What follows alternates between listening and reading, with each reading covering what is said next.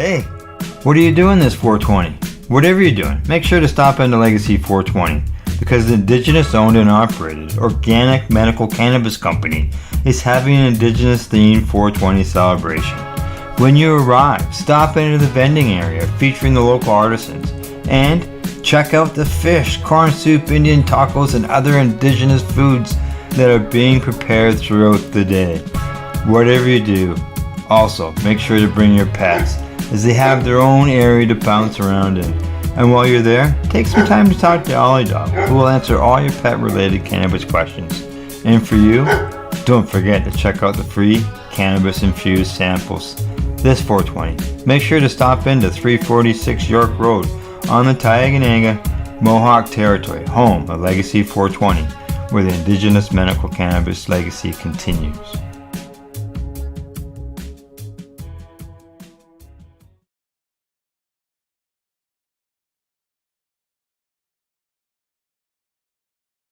You're listening to the Pace Radio Network here at paceradio.net. The views expressed by the individuals during this broadcast are their own opinions, and they may not be the same as those of their group or other organizations they may be involved with. All medical advice during our broadcast is not a medical opinion and should be checked with your medical physician. Oh yeah, baby, that's lovely.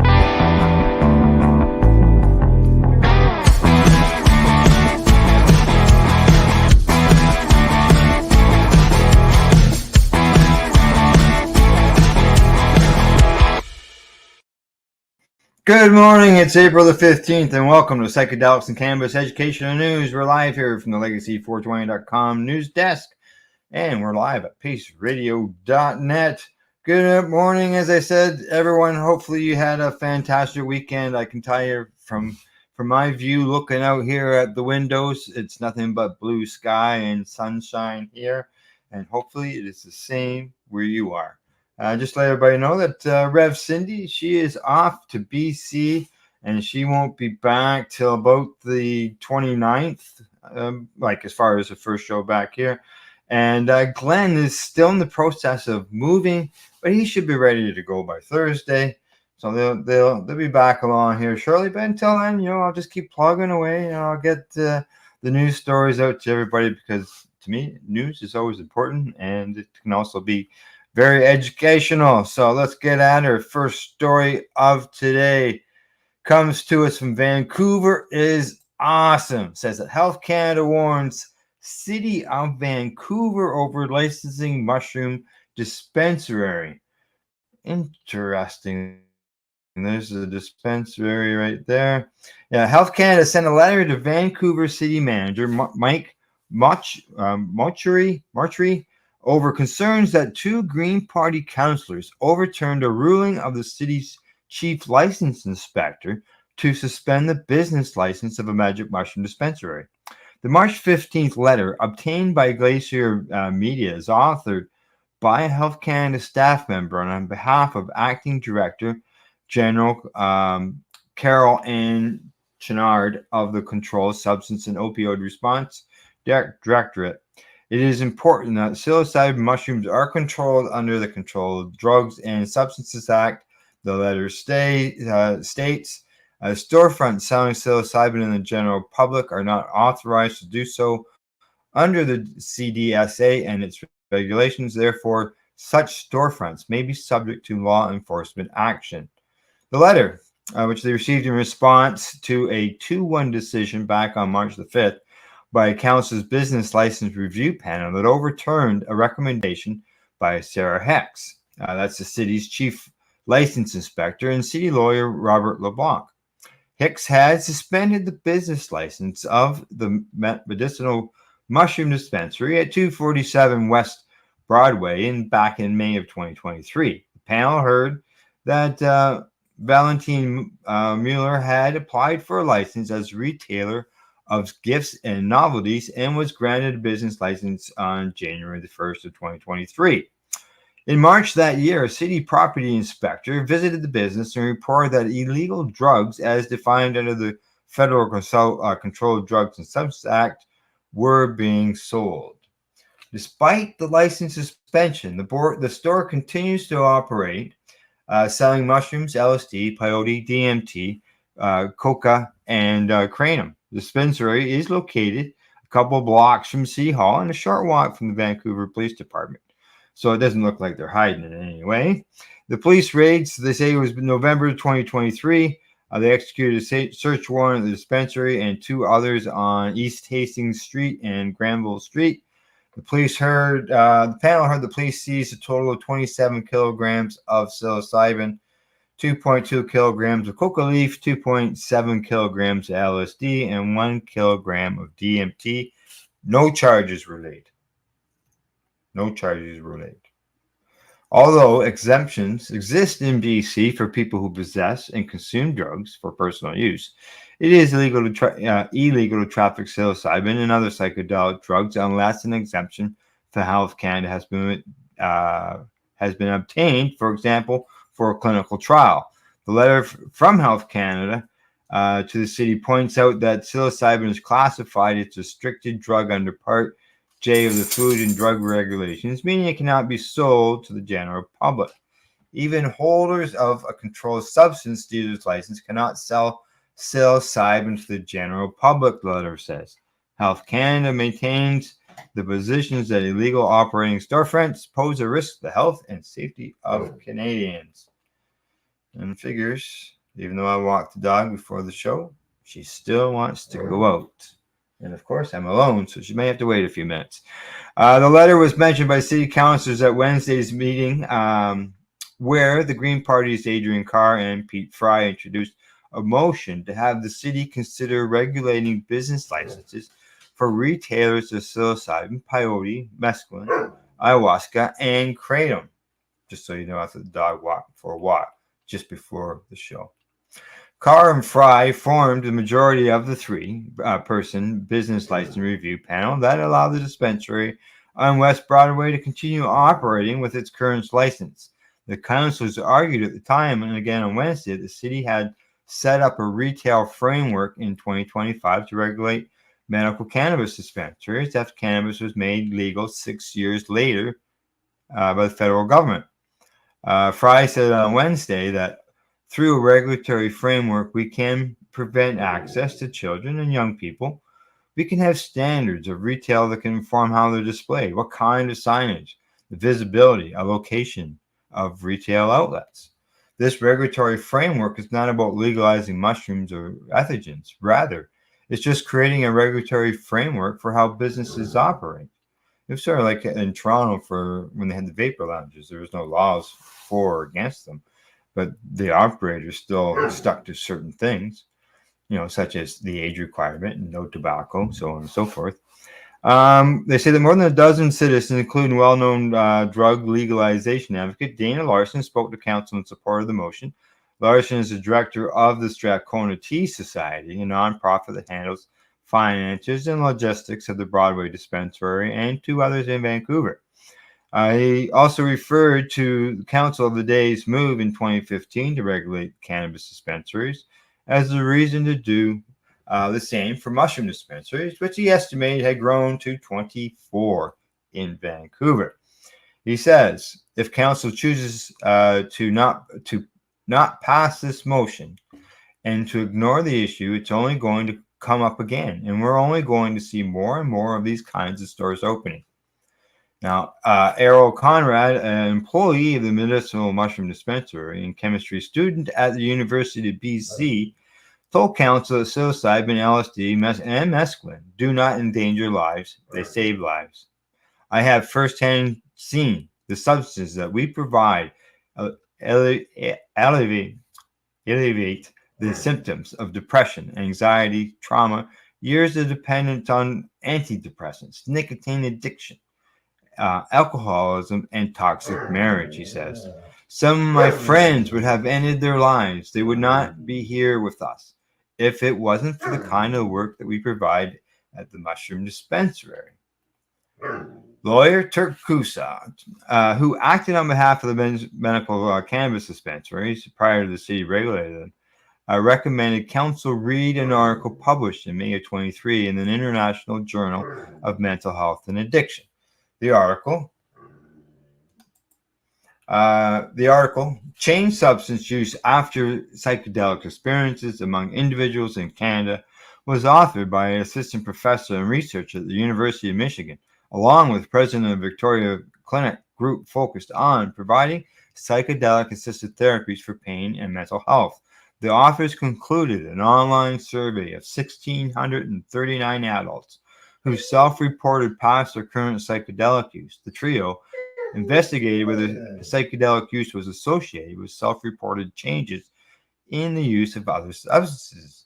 The results found that 44% decreased or ceased alcohol use, 43% ceased or decreased antidepressants use, and 42% decreased or ceased cocaine use, according to the article. Now, M.J. Malloy, an assistant professor of medicine at UBC and research scientist at the British Columbia Centre for Substance Use, cautioned counsel about drawing parallels between cannabis and ethogens as alternatives to toxic drugs. He says he studied overdoses in the downside east side for 15 years, and in 2017 focused his research on the potential of cannabis to serve as a beneficial intervention in the overdose crisis. The motion makes sort of an explicit parallel between cannabis and ethogens with the respect to the overdose crisis. Unfortunately, scientifically, the evidence is not there yet to support the use of ethogens in this way, contrary to the findings we have seen so far with the cannabis. And, that would be all showing anecdotal evidence, the same as what cannabis patients have been showing for years. And yet, Health Canada still doesn't recognize the medicinal benefits of cannabis, even though we've had a program for over 20 years. He goes on to say at the same time that it's not, continues that it's not to say that the ideas are not plausible. Indeed, the recent clinical trials with ethogens have, in fact, demonstrated quite thrilling results with respect to using these substances as treatments for depression, anxiety, addiction, pain, and trauma, and other things, which underlay the overdose crisis. However, importantly, these molecules have not been demonstrated to be safe among people who use drugs at higher risk of overdose, and indeed, there may be interactions between these different substances. And there could be. There are unfortunately, a lot of anecdotal evidence, not the standard evidence of going through all these different trials, but obviously a lot of patients are finding benefit to it, and some people need to take some action on it. The ABC Vancouver majority defeated the Greens motion 5-2, with Councillor Brian Montague arguing the motion was an extension of the business license review panel's decision to allow the West Broad dispensary to continue operating. He's a retired police officer and accused Carr and Fry of exploiting their position as councillors and engaging in activism. This motion was absolutely no business being considered by municipal government, he says. I'm not here to debate the merits of the harms of potential product. I'm here to say that this is not our lane. This is not our jurisdiction. We shouldn't be touching with this with a 10-foot pole. So there you go. That's what's happened there. On Health Canada has gotten involved in that. So they had the meeting, and to decide on what to do. As I mentioned, there's something about a vote of 5-2. So let's take a little bit deeper look into that, how that meeting went, with our next article. And this one comes to us from the Prince George Post, and the headline says that Vancouver Council rejects motion to permit the sale of magic mushrooms. There you go, some magic mushrooms.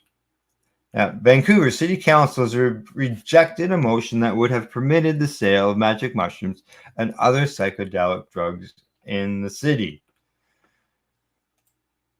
Scroll on past the ads here. On Wednesday, Vancouver Mayor Kim said the sale of those drugs was illegal, and that creating a regulatory framework for retail sales of psilocybin and entheogens in the city was not the role of the federal role of the federal government.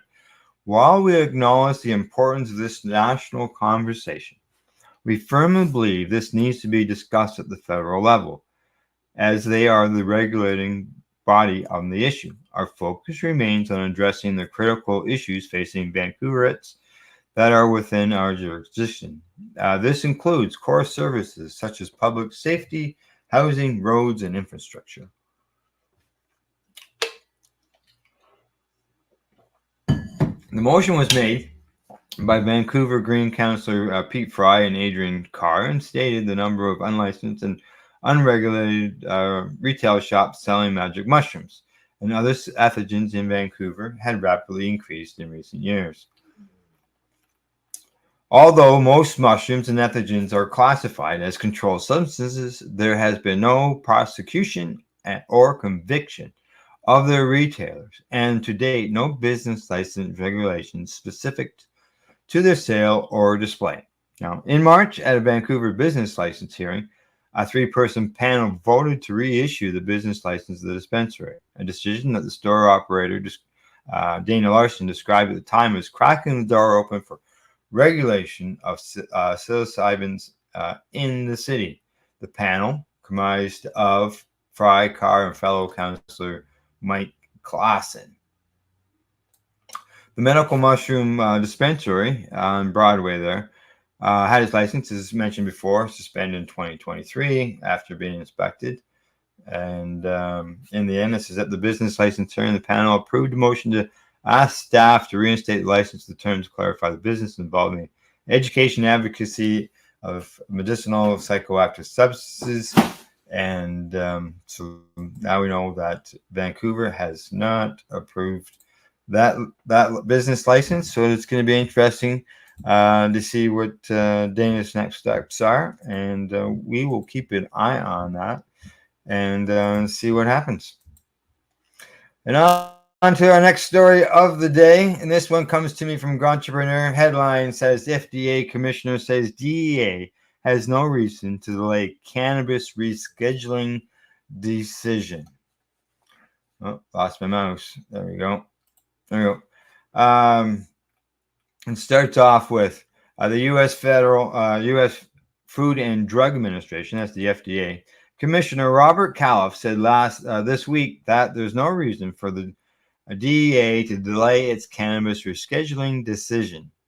Califf made this statement during testimony on Thursday before the House Oversight and Accountability Committee, suggesting he does not believe the DEA is purposely dragging its feet on last year's rescheduling recommendations from the U.S. Department of Health and Human Services. Notably, it was reported in February that some DEA officials are skeptical about the recommendation to move cannabis from Schedule 1 to 3 under the Controlled Substances Act.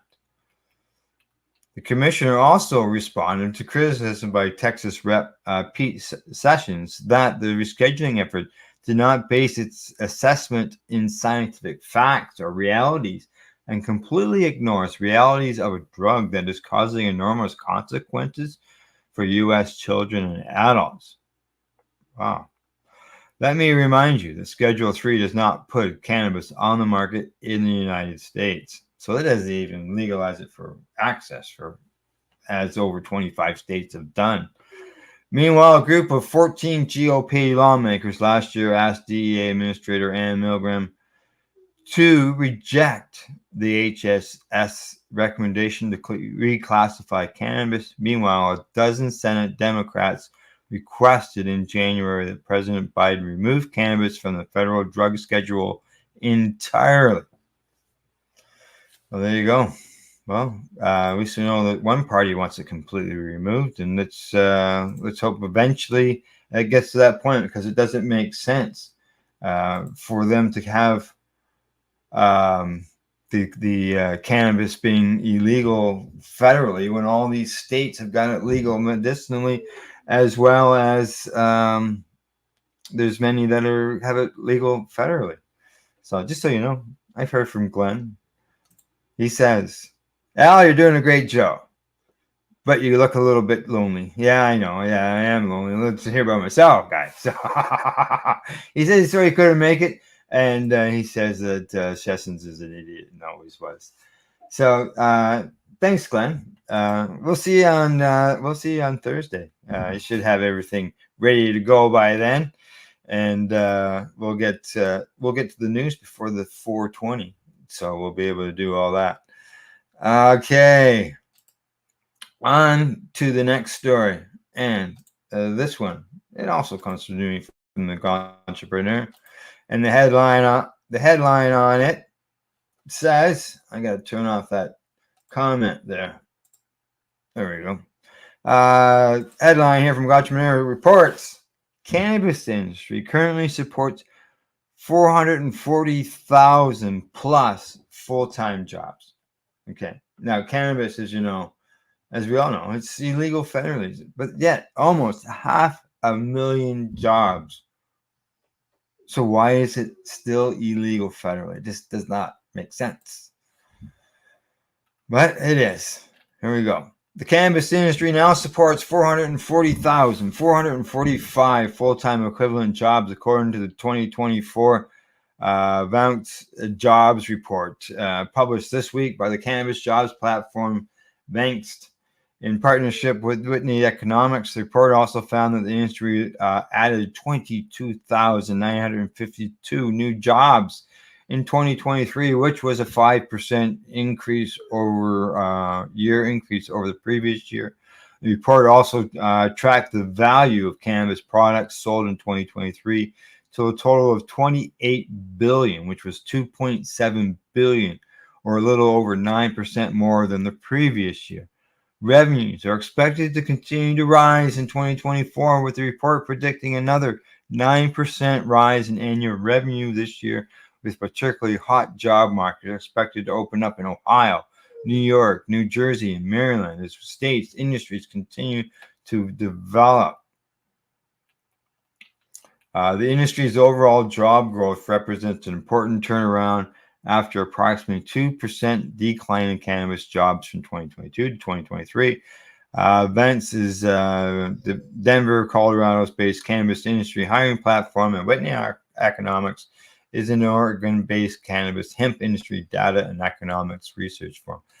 So, yet again, why is cannabis illegal federally with billions of dollars and all these jobs for an industry that apparently is so bad that they have to keep these laws on the books? Like, it just doesn't make sense.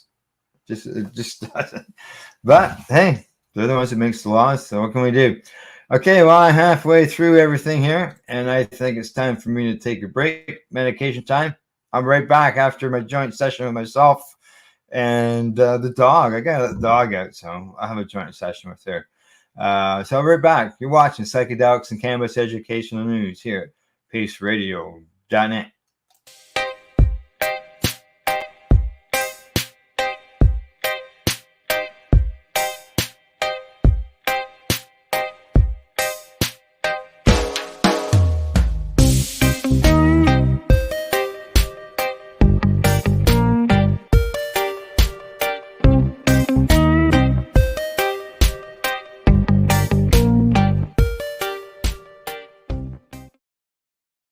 We are people advocating cannabis education here at paceradio.net. Limestone City Hydroponics is Kingston, Ontario's hydroponics shop. Take your growing to the next level and create the optimal environment with a tent kit, or maximize your yield with an ebb and flow flood table kit. Either way, Limestone City Hydroponics has more sizes and options to fit your needs. Are you looking for the power of the sun that adapts to your budget? Then look no further, as they have professional grow lighting. They have indoor grow systems that are easy and cost effective, with many options to fit your living space and lifestyle. Cultivate your growing potential. We have everything you need to succeed. And if you can't make it to the store, they offer local delivery to the greater Kingston area.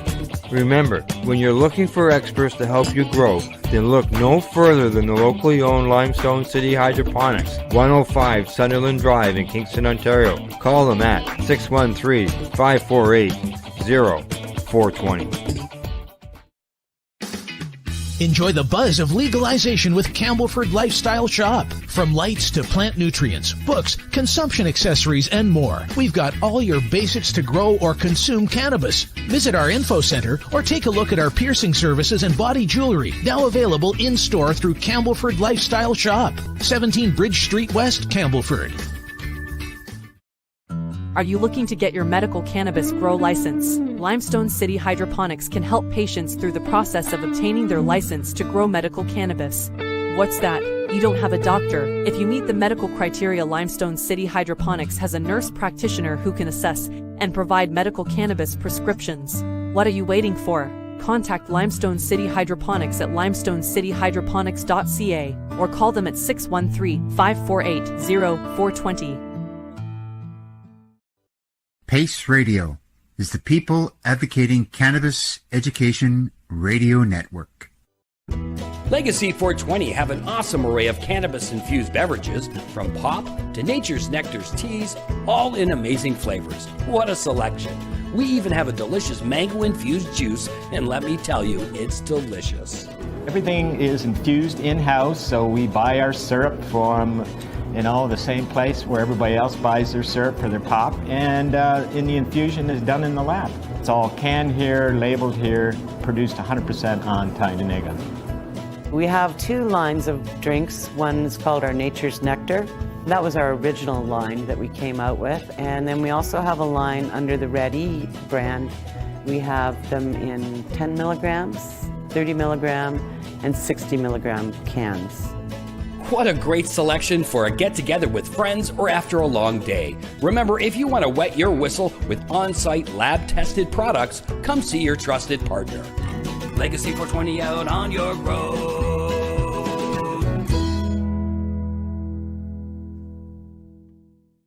You're listening to the Pace Radio Network here at paceradio.net. And you're live with Psychedelics, Cannabis, Education, and News here at paceradio.net. Glenn's off today. He's doing the move thing, and Cindy is out in British Columbia. I saw her post a picture that she was walking barefoot amongst sand and warm temperatures and stuff like that. She figured she was probably had gone ahead by 5 or 6 weeks because didn't expect that type of weather at home for at least that amount of time. But looks like she's having a good time, and we'll hear more from her when she gets back from her trip. But in the news, we got 1, 2, 3, 4 more stories to cover. And first up, this one comes to us from the Pew Research Center. They say 9 facts about Americans and cannabis. Let's see what it says. The 9 facts. I'll just quickly go through them. It says here the use and possession of cannabis is legal under U.S. federal law, but about 3/4 of states have legalized it for medical or recreational purposes. The changing legal landscape has coincided with the decades-long rise in public support for legalization the majority of Americans now favor. So here are 9 facts about Americans' views of and experience with cannabis based on the Pew Research surveys and other substances. They say around 9 in 10 Americans say cannabis should be legal for medical or research or recreational use. Well, what are you waiting for, Joe? 9 in 10? Yeah, it's a pretty high number. You can see there on the chart, it says that 57% say it should be legal for medical and recreational use. 32 said it should be legal for medical use only, and 11 said it should not be legal. Just 11% said it should not be legal for something. Number 2, views on the cannabis legalization differed widely by age and political party, race and ethnicity. They say older adults, 31% of adults age 75 and older support cannabis legalization for medical and recreational purposes. Republican and GOP-leaning independents, they say 42% of Republicans favor legalizing cannabis for both, while 72% of Democrats support it. They say Hispanic and Asian Americans, 45% in each group support legalization it for either. And larger shares of Black and white adults hold this view. Support for marijuana legalization, number 3, has increased dramatically over the last 2 decades. I imagine it has. You can see it right there. See where it's crossed the path, and up to 70% there. Number 4, half of the U.S. adults, 50.3%, say they have ever used cannabis. According to the 2022 poll, they said that is a smaller share than the 84% who said who have ever consumed alcohol, and 64% who have used tobacco. Say number 5, while many Americans say legalizing recreational cannabis has economic and criminal justice benefits, views of these and other impacts vary. Economic benefits, half of the Americans say that legalizing recreational cannabis is good for local economies.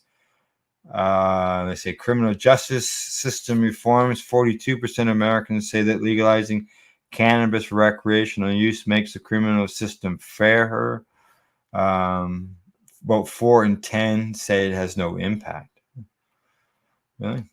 Use of other drugs. 27% say this policy decreases the use of other drugs like heroin, fentanyl, and cocaine, and 29% say it increases it. But the largest share, 42%, say it has no effect on other drug use. Community use. 21% say recreational legalization makes communities safer. 34% say it makes them less safe, and another 44% say it doesn't impact safety. It sure won't make it any worse. Most Americans, at number 6, support easing penalties for people with cannabis convictions. 2/3 of the adults say that they favor releasing people from prison who are being held on cannabis-related offenses only, including 41% who strongly favor this, and 61% support removing or expunging cannabis offenses from people's criminal records. Yes, and I see a lot of that goes on down in the U.S., and it's really disappointing what's happened here in Canada. They say younger adults, Democrats, and Black Americans are especially likely to support these changes. For instance, 74% of Black adults favor releasing people from prison who are being held for cannabis-related offenses, and just as many favor removing or expunging cannabis-related offenses for criminal records. Number 7, 24 states and the District of Columbia have legalized small amounts of cannabis for both medical and recreational use as of March 2024. There we go. Basically halfway there. This doesn't make sense. It's still illegal federally. Now, according to the National Organization, which is NORML, an advocacy group, which we know all about them, other remaining 12 states all allow limited access to products such as CBD. Let's see here. It says another 14 states have legalized cannabis for medical use only. Okay. So 24, and then there's the 14. So there's your 38. And the remaining 12 states that allow limited access to products such as CBD oil that contain little or no THC. And 26 states overall have it at least partially decriminalized recreational use, as of the District of Columbia. Well, there you can see the chart there. In addition, 24 states and DC, see the U.S. Virgin Islands, Guam, the Northern Mariana Islands have legalized cannabis for medical and recreational use. Number 8, more than half of Americans live in a state where both recreational and medical cannabis are legal. 74% live in a state where it's legal either for both purposes or medical use only. 9, about 8 in 10 Americans, 79%, live in a country with at least one cannabis county with at least one cannabis dispensary. And you know what? All this, and the sky hasn't fallen. Like, these are numbers that should be giving an administration the thing to go ahead and do it finally, instead of holding back. It just doesn't make sense. And I'll be feeling that way until they to get around to it, and then it won't be perfect, and just no different than here in Canada.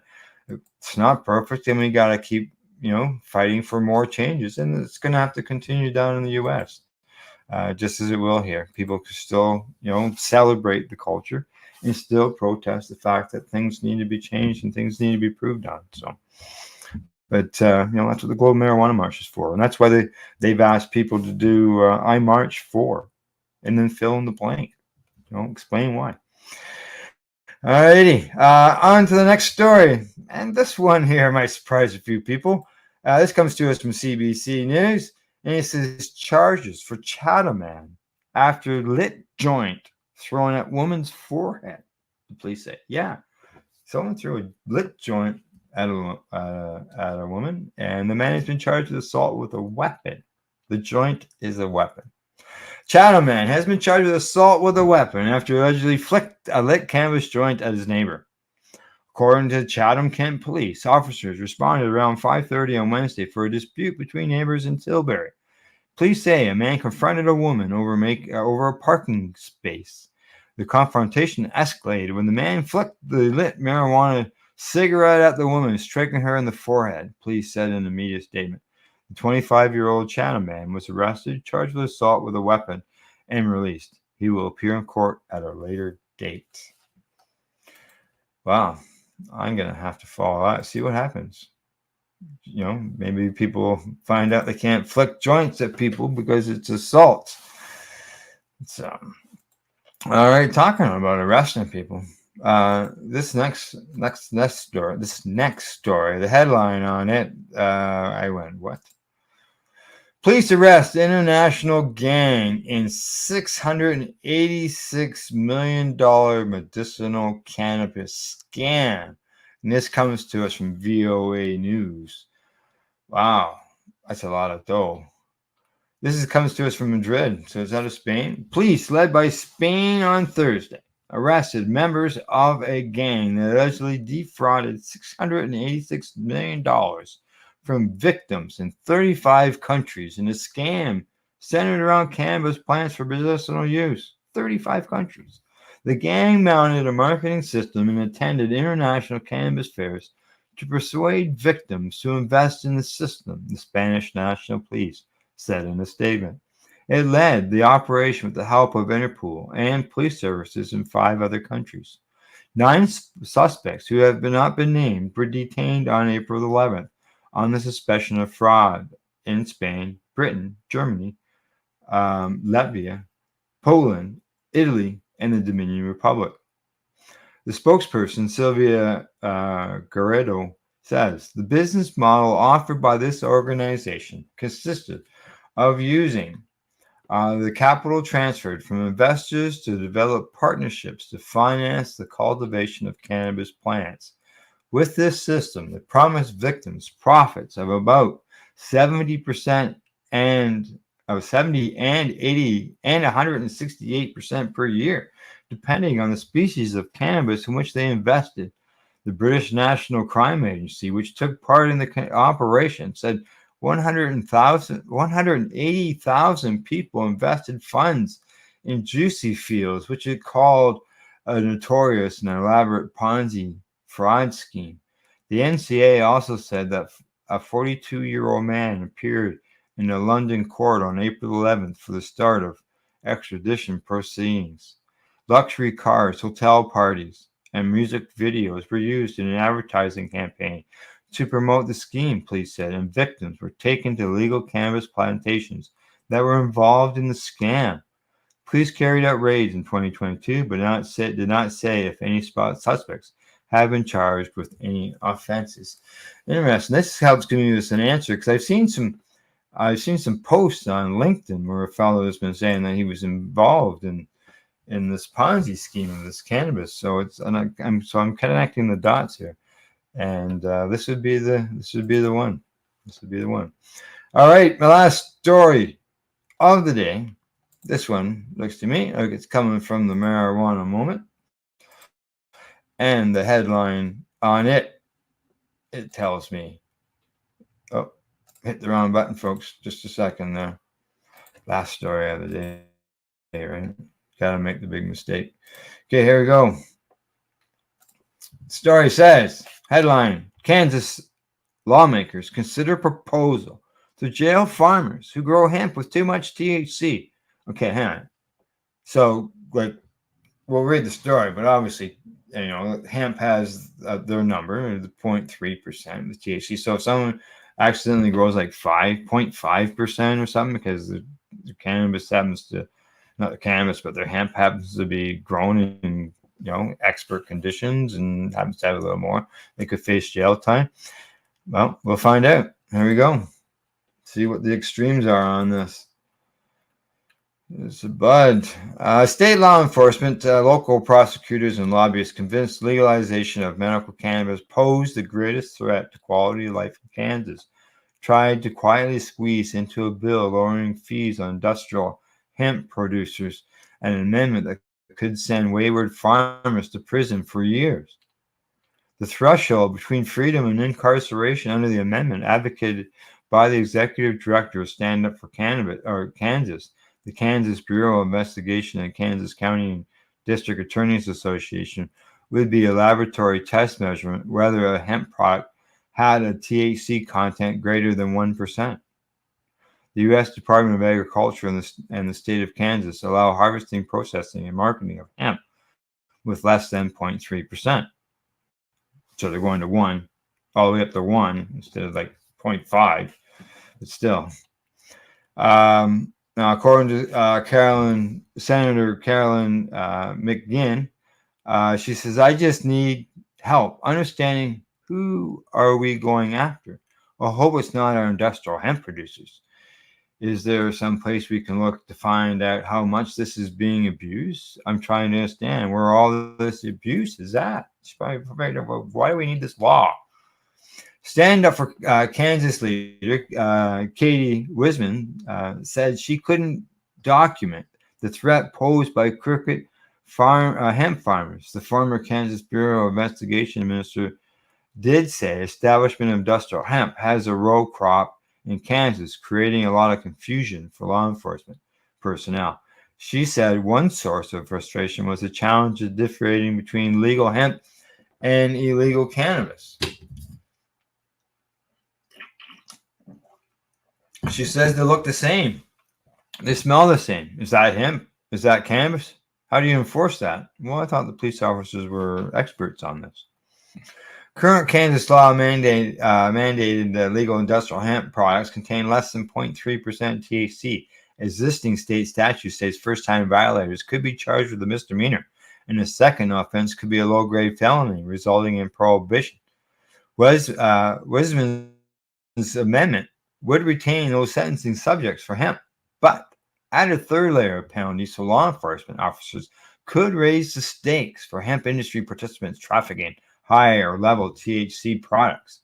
Depending on the quality of the hemp tested higher than 1% THC, the proposed revision of state law could lead to sentences as long as 154 months. What's that? 12 times 12 is 144, so 13 years, basically.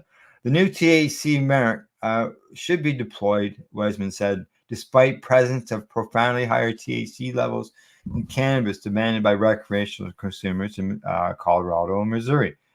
Greenlight Marijuana Dispensary, which is 750 feet from the Kansas border in Kansas City, Missouri, offered cannabis ranging from 16% to 30% THC. There were dozens of choices, but middle-of-the-road options, including Banja Frog, registered at 23.6%, and some other strains there as high as 26%. They say at least 16 states have authorized medical cannabis programs, only with 24 states with the legal recreational.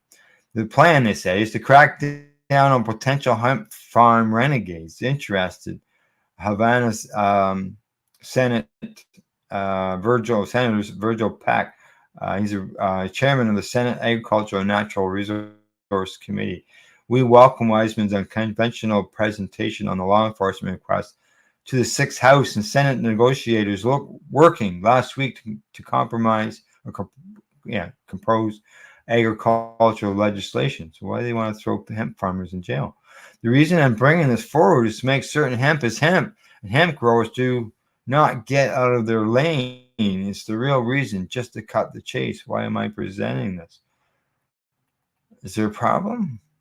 The proposed appeared to catch several negotiators off guard, and the House Agriculture Committee Chairman, Agro GOP Rep Ken Rajas, said he wouldn't agree to add the proposal to a bill. I understand the heartburn, Peck said before rescinding his commitment to endorsing conservation district and poultry bills sought by the House, but hardball politics left the agricultural bill with prohibitions on spying at confined animal operations and tweaks to state law on registering horse and cattle brands. Boy, this is going all over the place. Negotiators could resume talks on hemp law when the legislature returns to Topeka at the end of the month. The hemp crime amendment was eventually placed in a conference committee bill. The maneuver would serve as a textbook distortion of the legislative process. Typically, advocates of reform begin with an introduction of a bill in the House or Senate that could lead to a public hearing and committee votes. Advocates of a bill must labor to win majority support in the 125-member House and 40-member Senate. If graced by good fortune on both sides of the Capitol, the proponents could seek support from the governor with veto power. So there you go. It's a long story, and it's going to go on for quite a while. But you want to put hemp farmers in jail. 13 years for growing hemp that has a little bit too high THC. Just doesn't make sense. Doesn't make sense. That's going backwards as far as I'm concerned. Hopefully they can get rid of that. It's silliness. So, all righty. Well, that's it, everybody. Don't forget, this Saturday is 420. That's right, April 20th. It's my 39th wedding anniversary, so I will be celebrating that Friday and Saturday. And other than that, I will see you on Thursday. From the Legacy420.com news desk, that's our news for today. And thanks to our buds at the Camelford Lifestyle Shop, Limestone City Hydroponics.ca and Legacy420.com. And in closing, thanks for watching. Thanks for tuning in. And don't forget to educate, medicate, and do not incarcerate. You're listening to the Pace Radio Network here at paceradio.net. The opinions of the individuals during this broadcast are their own, and may not be the opinions of their group or other organizations they may be involved with. All medical advice during our broadcast is not a medical opinion and should be checked with your medical physician. When you have a pain that's reached its peak, Legacy for 20, it's so unique. If organic cannabis is what you seek, here's your trusted partner 7 days a week. Suppository salves, vapes and drops, topicals, edibles, infused pop. Just when life seems like it ain't easy, at Legacy 420, enjoy a pop freezy. Lab tested products, make them the GOAT. Legacy 420 out on your road. Legacy 420 in Tyendinaga Mohawk territory. Indigenous organic cannabis at its finest. Enjoy the buzz of legalization with Campbellford Lifestyle Shop. From lights to plant nutrients, books, consumption accessories, and more, we've got all your basics to grow or consume cannabis. Visit our info center or take a look at our piercing services and body jewelry, now available in-store through Campbellford Lifestyle Shop, 17 Bridge Street West, Campbellford. Limestone City Hydroponics is Kingston, Ontario's hydroponics shop. Take your growing to the next level and create the optimal environment with a tent kit, or maximize your yield with an ebb and flow flood table kit. Either way, Limestone City Hydroponics has more sizes and options to fit your needs. Are you looking for the power of the sun that adapts to your budget? Then look no further, as they have professional grow lighting. They have indoor grow systems that are easy and cost effective, with many options to fit your living space and lifestyle. Cultivate your growing potential. We have everything you need to succeed. And if you can't make it to the store, they offer local delivery to the greater Kingston area. Remember, when you're looking for experts to help you grow, then look no further than the locally owned Limestone City Hydroponics, 105 Sunderland Drive in Kingston, Ontario. Call them at 613-548-0420. We are people advocating cannabis education here at paceradio.net. You're listening to the Pace Radio Network here at paceradio.net. The opinions of the individuals during this broadcast are their own, and may not be the opinions of their group or other organizations they may be involved with. All medical advice during our broadcast is not a medical opinion and should be checked with your medical physician.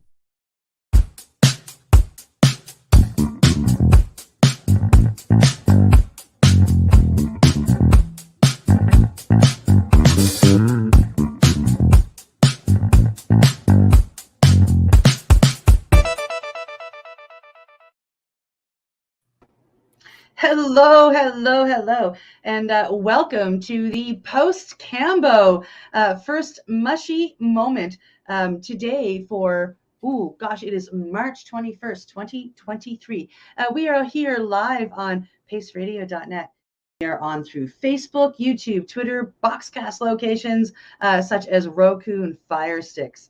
Hey, Steve, how you doing? I'm doing awesome, my friend. How are you? I'm pretty fantastic. This You're is our sporting first. that post-Cambo glow. Yeah, this is our first show since our adventures in Ontario, which were absolutely life-changing. Yeah, that's a really great way of putting it. I was going to say absolutely fantastic and horrifying all at the same time. But yeah, I mean, I didn't find it horrifying. Oh, yeah, no, thanks. The Sananga you found bad, so yeah, okay. It was some horrifying. I did get more horrifying than you, and that is true.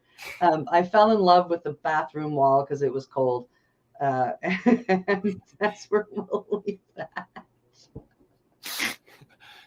But that's okay, because we've got it all. And we will be putting it into a documentary so that people can learn what a Cambo experience is like, can be like, what it can do, where it can go, and how it might possibly change your life for the better, like I know it did mine. Yeah, and we are next week. You will get a little sneak peek of the afterglow because we are going to concentrate on talking about the ceremony. But that is next week. So that is the sneak peek you get for this week. Ta-da! This week, we have a lady I met here a couple months ago when I went for a hike in the woods. I saw this ad on Facebook for come join us for a chaga hike, 3-hour chaga hike. We were going to go for a walk in the woods and check out some chaga on the trees and learn some stuff and have a forest bath. And so off I went, and two lovely, lovely ladies were guiding it. The owner of the land and a friend of hers who is just incredibly smart when it comes to a lot of these natural nutritional and healing paths. So as we're walking through the woods, she's pointing out a lot of stuff to us, and she's pointing out this mushroom, and she's telling us what it's good for. And I'm sitting there going, "You got to meet my friend Steve."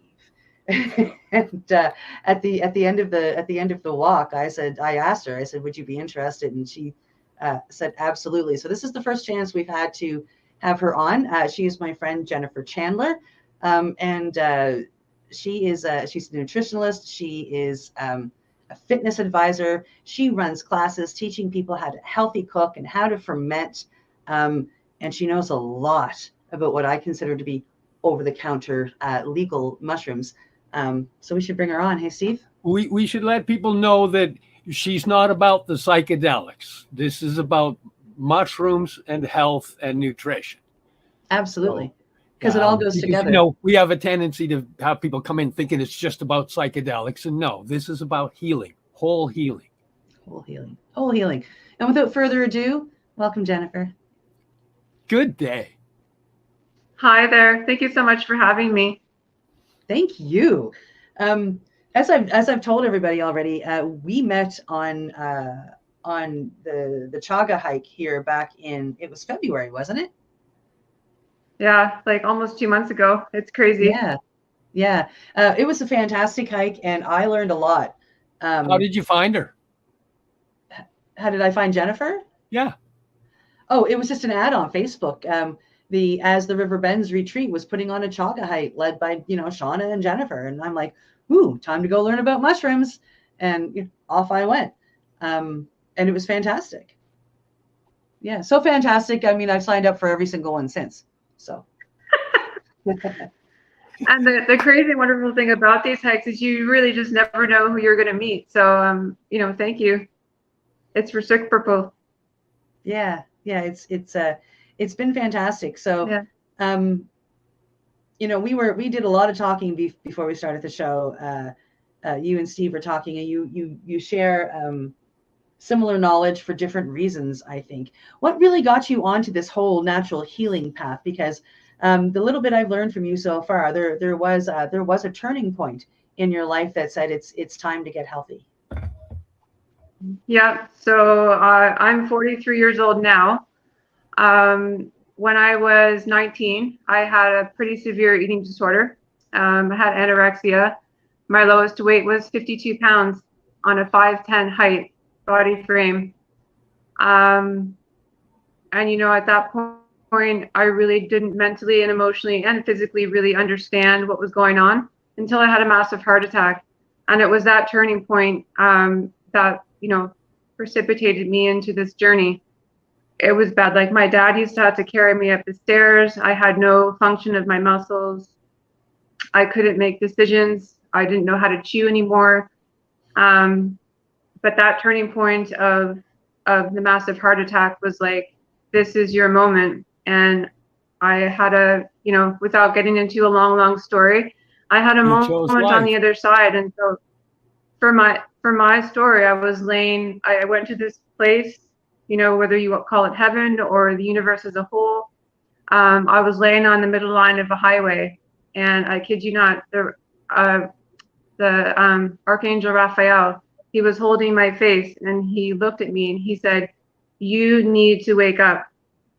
Your goal and your destiny in life is to be a role model, to be an educator, to be a healer for other people, not just women, but for children, for men, for society as a whole, in terms of teaching them how to heal with using what you fear, and use that as, that the energy and the strength to be who you need to be in life without having to, I guess, compare yourself to other people."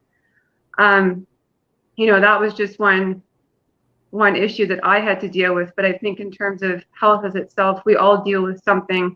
And it's these big life moments that kind of shake us to the core. And maybe mine is a little bit more out there than, some other people. But that moment was a turning point for me.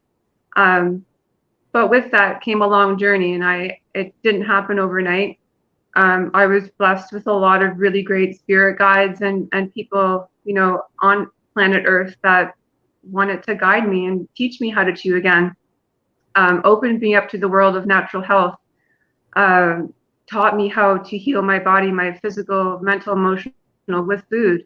And I fell in love with it. I was like, this, it feels real. It feels true to me. It was something that I could resonate with and something that I could see myself doing, for many years. And here we are 24 years later, and I'm alive, and it's such a blessing.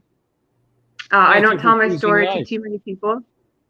I am, and it's just so, I'm blessed that I've been able to help hundreds and hundreds of people find their destiny and their path through food, but not only with food, with just being able to connect with them, because having that experience on the other side, it made me an empath. It made me connected to other life forces. Being able to think and know what people away the are thinking feeling of before they lonely. speak. It eliminates the feeling Absolutely. of loneliness. And You it know made me you're do- not alone. Absolutely. Wow, what an And I awesome think too, story. just it made me calmer and gentler, and it gave me the ability to really learn and know that holding space for people and listening without judgment is such a crucial point of connection with people. And I don't feel like I would have truly healed to where I am now if I hadn't have had that skill. So yeah. Okay, I so just I'm going I'm on lucky. another hike with Jennifer on Saturday, and if I come running up and just give you a big hug when I first see you, it's going to be because you gave me chills when you told me that story. Like, I mean, as hard of a time as that was to go through, that is like a wow, wow, what a Yeah. beautiful story. It took me Wow. about 2 years to get to 100 pounds. But once I got to that place, then I signed up for my holistic nutrition cert. That was like 2003. It really wasn't that long ago. And I just loved it. And I had so many people help me, and it's perpetuated me into all these different certifications. And now I'm a culinary nutrition expert and instructor, teaching people how to use food to heal themselves. And really, it wasn't until the last maybe 3 or 4 years that I got into this complete fascination with medicinal mushrooms and how amazing they are, like especially for cancer, for gut health, for migraines. Like, it's just unreal the amount of benefits that they have. So yeah. Yeah. In the research I'm doing, they're one of the highest forms of beta glucans and polysaccharides you can find, which are the things that seem to be documented as modulating our immune system to ultimate health. Yeah. And this is a whole other topic, but I feel like the last 2 years in particular with the COVID pandemic, people are so wanting to have a different route to heal themselves. They don't want all these vaccines, and they don't want all these injections and over the counter, things. They want to heal naturally, and mushrooms can do that. Like, it's immune boosting. It's they've changed my life. They've it's changed my changing life, lives. and it's why I promote them. Absolutely. Yeah. Yeah. Wow. Yeah, mushrooms are going to save the world, and it's not just to talk about somebody else for 5 seconds. It's not just in the nutrition. I mean, Paul Stamets has shown us that he is finding easy, non-harmful to anything else, but like the insects that they're going after, ways to get rid of parasites. He has discovered a certain fungi, and he has manufactured it. It will only attach itself to termite DNA. And then it turns them into fungi and disintegrates. So it'll stop the termites in their tracks. He's working on bed bugs now. And, like, I kind of hope he gets into, looking at ticks and whatnot. I don't know how it's done. Even in Chernobyl, they found it's eating up the radiation. Fungi came in and it's eating up the radiation. They found one now that it eats plastic. Yeah. Yeah. Well, and I just posted that thing on my Facebook about how mushrooms make it rain. Like, I didn't even know that. That was so fascinating to me. Did you read that? Oh yeah, with the spores all out. Oh yeah. I think I might have shared that in our Mushroom Moment group too. Yeah, you probably. Yeah. Yeah. No, so like they do a lot, and I found I've only recently in the last couple of years gotten into the heavier psychedelic world and learning more about mushrooms. So I'm still the newbie in most of the groups that I'm in, and that's okay because I'm the newbie and I get to learn from everybody, and it's pretty cool. But I found when I went on the walk, I mean, you were just full of incredible information, and thank you. I found that unbelievably fascinating. It was really great, and you knew about all of the mushrooms, and not even just the mushrooms, but everything as we're going along. You could walk through the forest and say, what was going to do what to us, or what could be used for what. I found that extremely fascinating, and of course, what caught my ear is when I believe we found turkey tail, and you started to teach us a little bit about the turkey tail, and that was when I knew that you had to meet this guy, because I mean, you telling me everything that Steve has already taught me, and it was just like, wow, that's just really pretty amazing. And I mean, learning about mushrooms, you went and took all of these other courses. Was this something that was self-taught? Was this something that you learned in a course? No, it's just been self-taught. So something else is that my mother had stage 4 brain melanoma 2 years ago. And when I found out that she was terminal, of course, being her daughter, I wanted to find out every possible way that I could save her life, even though, the prognosis was inevitable. And it really was that perpetuated me to learn all about these mushrooms. I was already pretty well versed in chaga for many, many years, but turkey tail, reishi, lion's mane, like all of those, my mind was like, oh my God, I have all this information. How can I put this all into one bottle or a tea so I can give it to her, not just in terms of end of life, but like to decrease the size of tumors. Like it's been proven that these mushrooms help reduce the size of tumors. They multiple published they improve studies. blood cell count.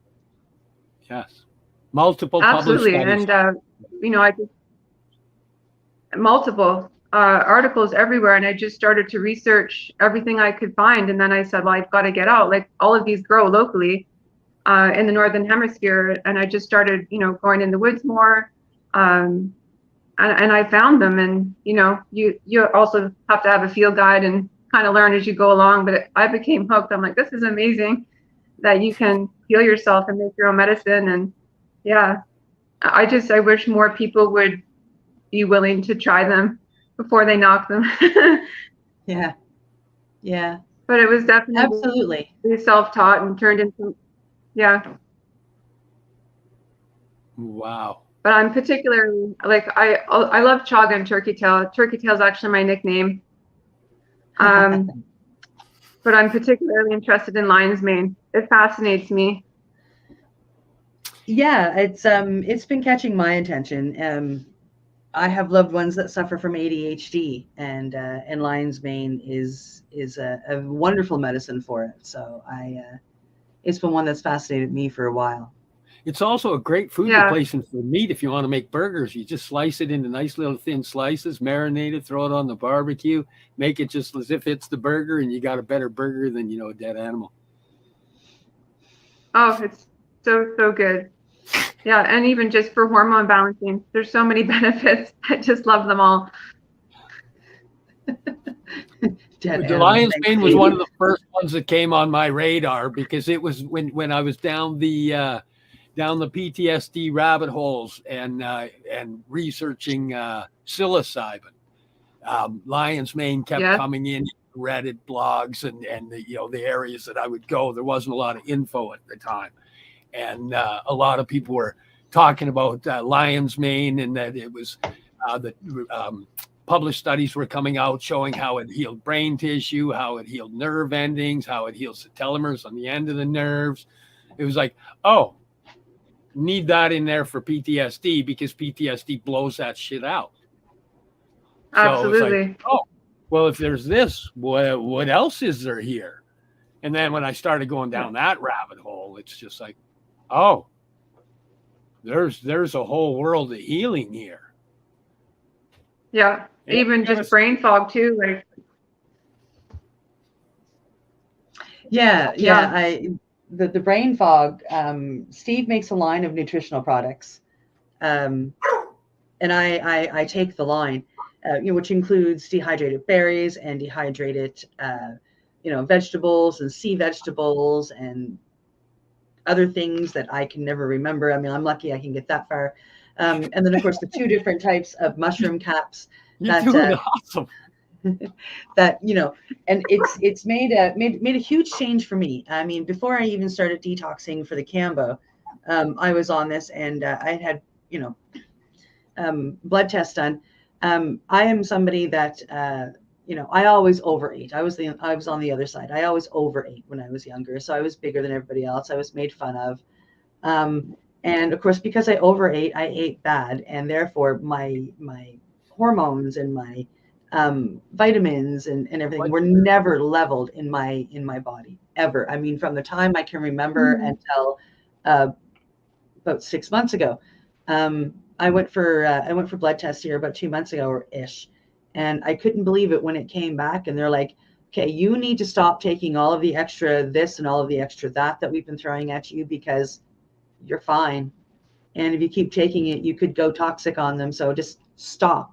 I mean, I got the phone call to stop, because, and they couldn't believe it. Like, what are you doing that is made everything go from that to that? Because it did that inside 6 months. What were you Yeah, taking? so I mean, I like had multivitamins. No, they're yeah, they're everything that we'll have to tell you about it. Myself and a couple of my friends in our healing have put together lines of whole plant natural product healing, and it utilizes things like gluten, thunder god, vine, things you wouldn't really, but most people wouldn't look for, but they all have published studies regarding what they do for the healing. A lot of it was for cancer. Some of it was designed because people we know got vaccine injured. They ended up with myocarditis, spike protein issues, immune deficiency issues. So, through our research, we found, if you combine these products here, this will reduce the spike protein down, all in a natural whole plant type form. And I've got a buddy that's he's got an incredible brain, and he's a nutritional guru that for every published study I can read and understand, he'll read 100 and then explain to me exactly what every one means. And we kind of work together on, I'm having issues helping people here. What do you think we could do here? And then he's put together a bunch of different products that they've been modified over time as we've worked with people. I'm going to close the door so my dog is out of the room. Okay. Yeah, so it's I've it's gotten me into nutrition, taking these things that Steve has, because it's proven to me that if you can balance your nutrition, even if it's by dehydrated fruits and vegetables and mushrooms, and that's what taking the dehydrated version did for me, balanced me out inside 6 months. The real version, like the hydrated version, I should have been doing this my whole life. So I'm fascinated at the fact that, in all essence, eating right fixed my vitamins in my body inside 6 months. 6 months. Let medicine be thy food and food be thy medicine. Socrates. Yeah. Hippocrates always said it well. He said it right. And somewhere along the line, the industry of medicine forgot those words, because Jello isn't something you give somebody to heal from a frickin' heart attack. Sorry. Oh, sorry. I know. I tell this to my clients all the time. Like, these multi-million-dollar pharmaceutical companies, big pharma, like there's 10 huge companies that drive the food industry. And they're all taking things from Whole Foods, tearing them apart, and then adding vitamins back into it. And people buy into this stuff, things geared towards kids, and then we wonder why they have ADHD and autism and depression, anxiety. All those things they all come back to our food source. And I think if just more people would listen to their own body's wisdom, and cook from scratch, like, you can heal yourself. You're living proof that you can do that. Yes. Yeah. Yes. And nutrition, people don't realize that nutrition is key. The one thing in the last few years of my healing journey that has really come clear to me is that all healing starts in the gut. The things that I was researching that I needed to fix my brain had to go to my gut. But those same things can get rid of cancer. So how does that happen? And I had to research and understand that our gut has all the locks, and the food is the keys. The nutrition is the keys for all of the healing processes. And if you put in all the right pieces to unlock the locks, the body knows how to heal. It does it. That's what it does. Our medical industry is designed around medicate and operate, but healing is done by the individual person. Only you heal yourself. and like you did. Well, And you know, that's what I had to take on. I need to heal myself. Yeah. I'm tired of medicating. And I think an important part that, pardon? I love your story. Your story, I was on the verge of tears. I could see they were welling up. I almost went like this so other people wouldn't be able to, but no, yours is a beautiful story. In the walk that I'm doing, I'm finding that the most amazing healers I meet are hurt people healing. You know, and then you tell we your all story. want to be seen no matter what we go through. Wow. Yeah. We all want to be seen and yep. Yeah, Sorry, we I all want to be complicated the seen. And so I think it just comes out. Go ahead, Jennifer. It's okay. It comes out differently for everybody. You know, and not everyone that goes through these traumatic life experiences comes out maybe like we do. But you really like, and I think too, a really integral part of healing is wanting to heal. Like if you don't want to heal, your body's not going to connect those pieces, even if you eat all the healthy food. So, you know, it truly is mental, physical, emotional. You have to have those three together. Yeah. And mushrooms. Yes. Mushrooms are amazing. They it was what I first started with when I started on Steve's product. That's what he started me with first, was the Immuno Blend, he called it. Steve and John's product. Steve and John's product, yes. I knew Steve before I knew John, so you know, it's a habit I'm trying to break. But yes, the At Ease product, the first one I tried was the Immuno Blend, the 7 blend of mushrooms. And even just taking that, it made a huge difference. Just adding the mushrooms into it, it gave me energy that I never had before, and I was absolutely shocked. And that 7 mushroom blend, just so you know, Jen, it has rhodiola in it as well. Just because I found that usually if people were taking it, they needed a little extra calm anyway, and it has its own health benefits that blend nice. We all need an adaptogen, that's for sure. Yeah. Yeah, I love adaptogens. So does he. Yes. Nutritional wise, to healing, taking both the amount of nutrition to the amount of healing ability within the mushroom, which would you say is the most potent? You mean the most potent, like vitamin, or sorry, I misunderstood you. In a combination of both. Nutritional, because some will have higher nutritional values in areas, but it might not have as much healing ability in areas. So of all the mushrooms, which would you say has got the highest of both, the healing and nutrition? Oh gosh, that's hard. I think I'd have to say reishi. I really love reishi. You know, it's immune modulating. It's for brain fog. You can heal your gut with it. You can improve digestion. You can, you know, not only as prevention, but you can cure cancer. You can improve your skin health. Oh gosh, yeah, like there's so many. And it's so high in B vitamins, which are great for mood, for depression, for PTSD, for anxiety. Yeah. I mean, I love them all, but reishi's kind of the king. Nice. Would you agree with that, Steve? Yes, actually. That's why, well, on my original packaging, reishi was the first one. That was actually the first one I went to. And then lion's mane came in there, and then chaga came in there. Yeah. And then I went down the rabbit holes and everything came together. Yeah. I know. Well, because they're all so powerful in their own specific ways, it's really hard to choose. But from a nutritional standpoint, I'd have to say reishi is my number one, and then lion's mane. I mean, lion's mane looks like a little brain. Like, it's just so amazing. I think it does.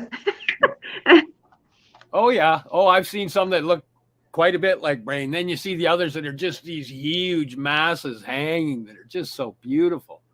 Yeah. Yeah, I know. we are at a moment that we might as well take a break. We're there. When we come back, I want to talk about a picture I saw on Jen's profile. She is growing her own mushrooms now. So when we come back, we'll make that the first topic of discussion. So it's break time, and that means it's time to hear from our sponsors, pay some bills. You are watching Mushy Moment here on Facebook, Twitter, YouTube, Boxcat, and Pace Radio Network. We'll be back in 3. You're listening to the Pace Radio Network here at paceradio.net. In February of 2022, the Victoria Cannabis Buyers Club and Ted Smith were fined $6.5 million. This for helping 8,500 patients with access to medical cannabis. In our interview with Ted, he spoke to us about how people can donate to help in an upcoming court challenge. And here is part of that interview. From what I've seen lately, I believe that you've got something that you're trying to do as far as fundraising to deal with this next court challenge. For now, people can write checks directly to Jack Lloyd Law Corporation or send e-transfers to save the VCBC at gmail.com. I guess those are the 2 easiest ways for people to help right now. What do you find at paceradio.net? People advocating cannabis education. Enjoy the buzz of legalization with Campbellford Lifestyle Shop. From lights to plant nutrients, books, consumption accessories, and more, we've got all your basics to grow or consume cannabis. Visit our info center or take a look at our piercing services and body jewelry, now available in-store through Campbellford Lifestyle Shop, 17 Bridge Street West, Campbellford.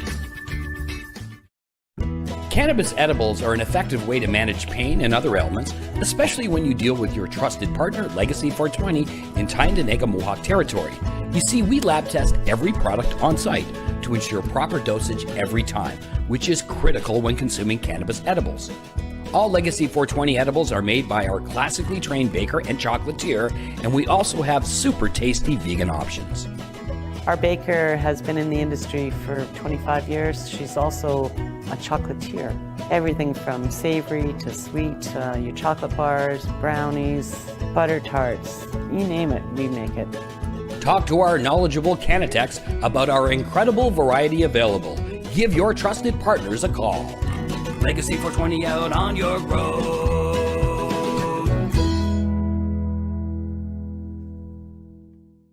You're listening to the Pace Radio Network here at paceradio.net. Legacy 420 out on Ford Road. Yes, not Ford Ford. Road, it's not Ford Road.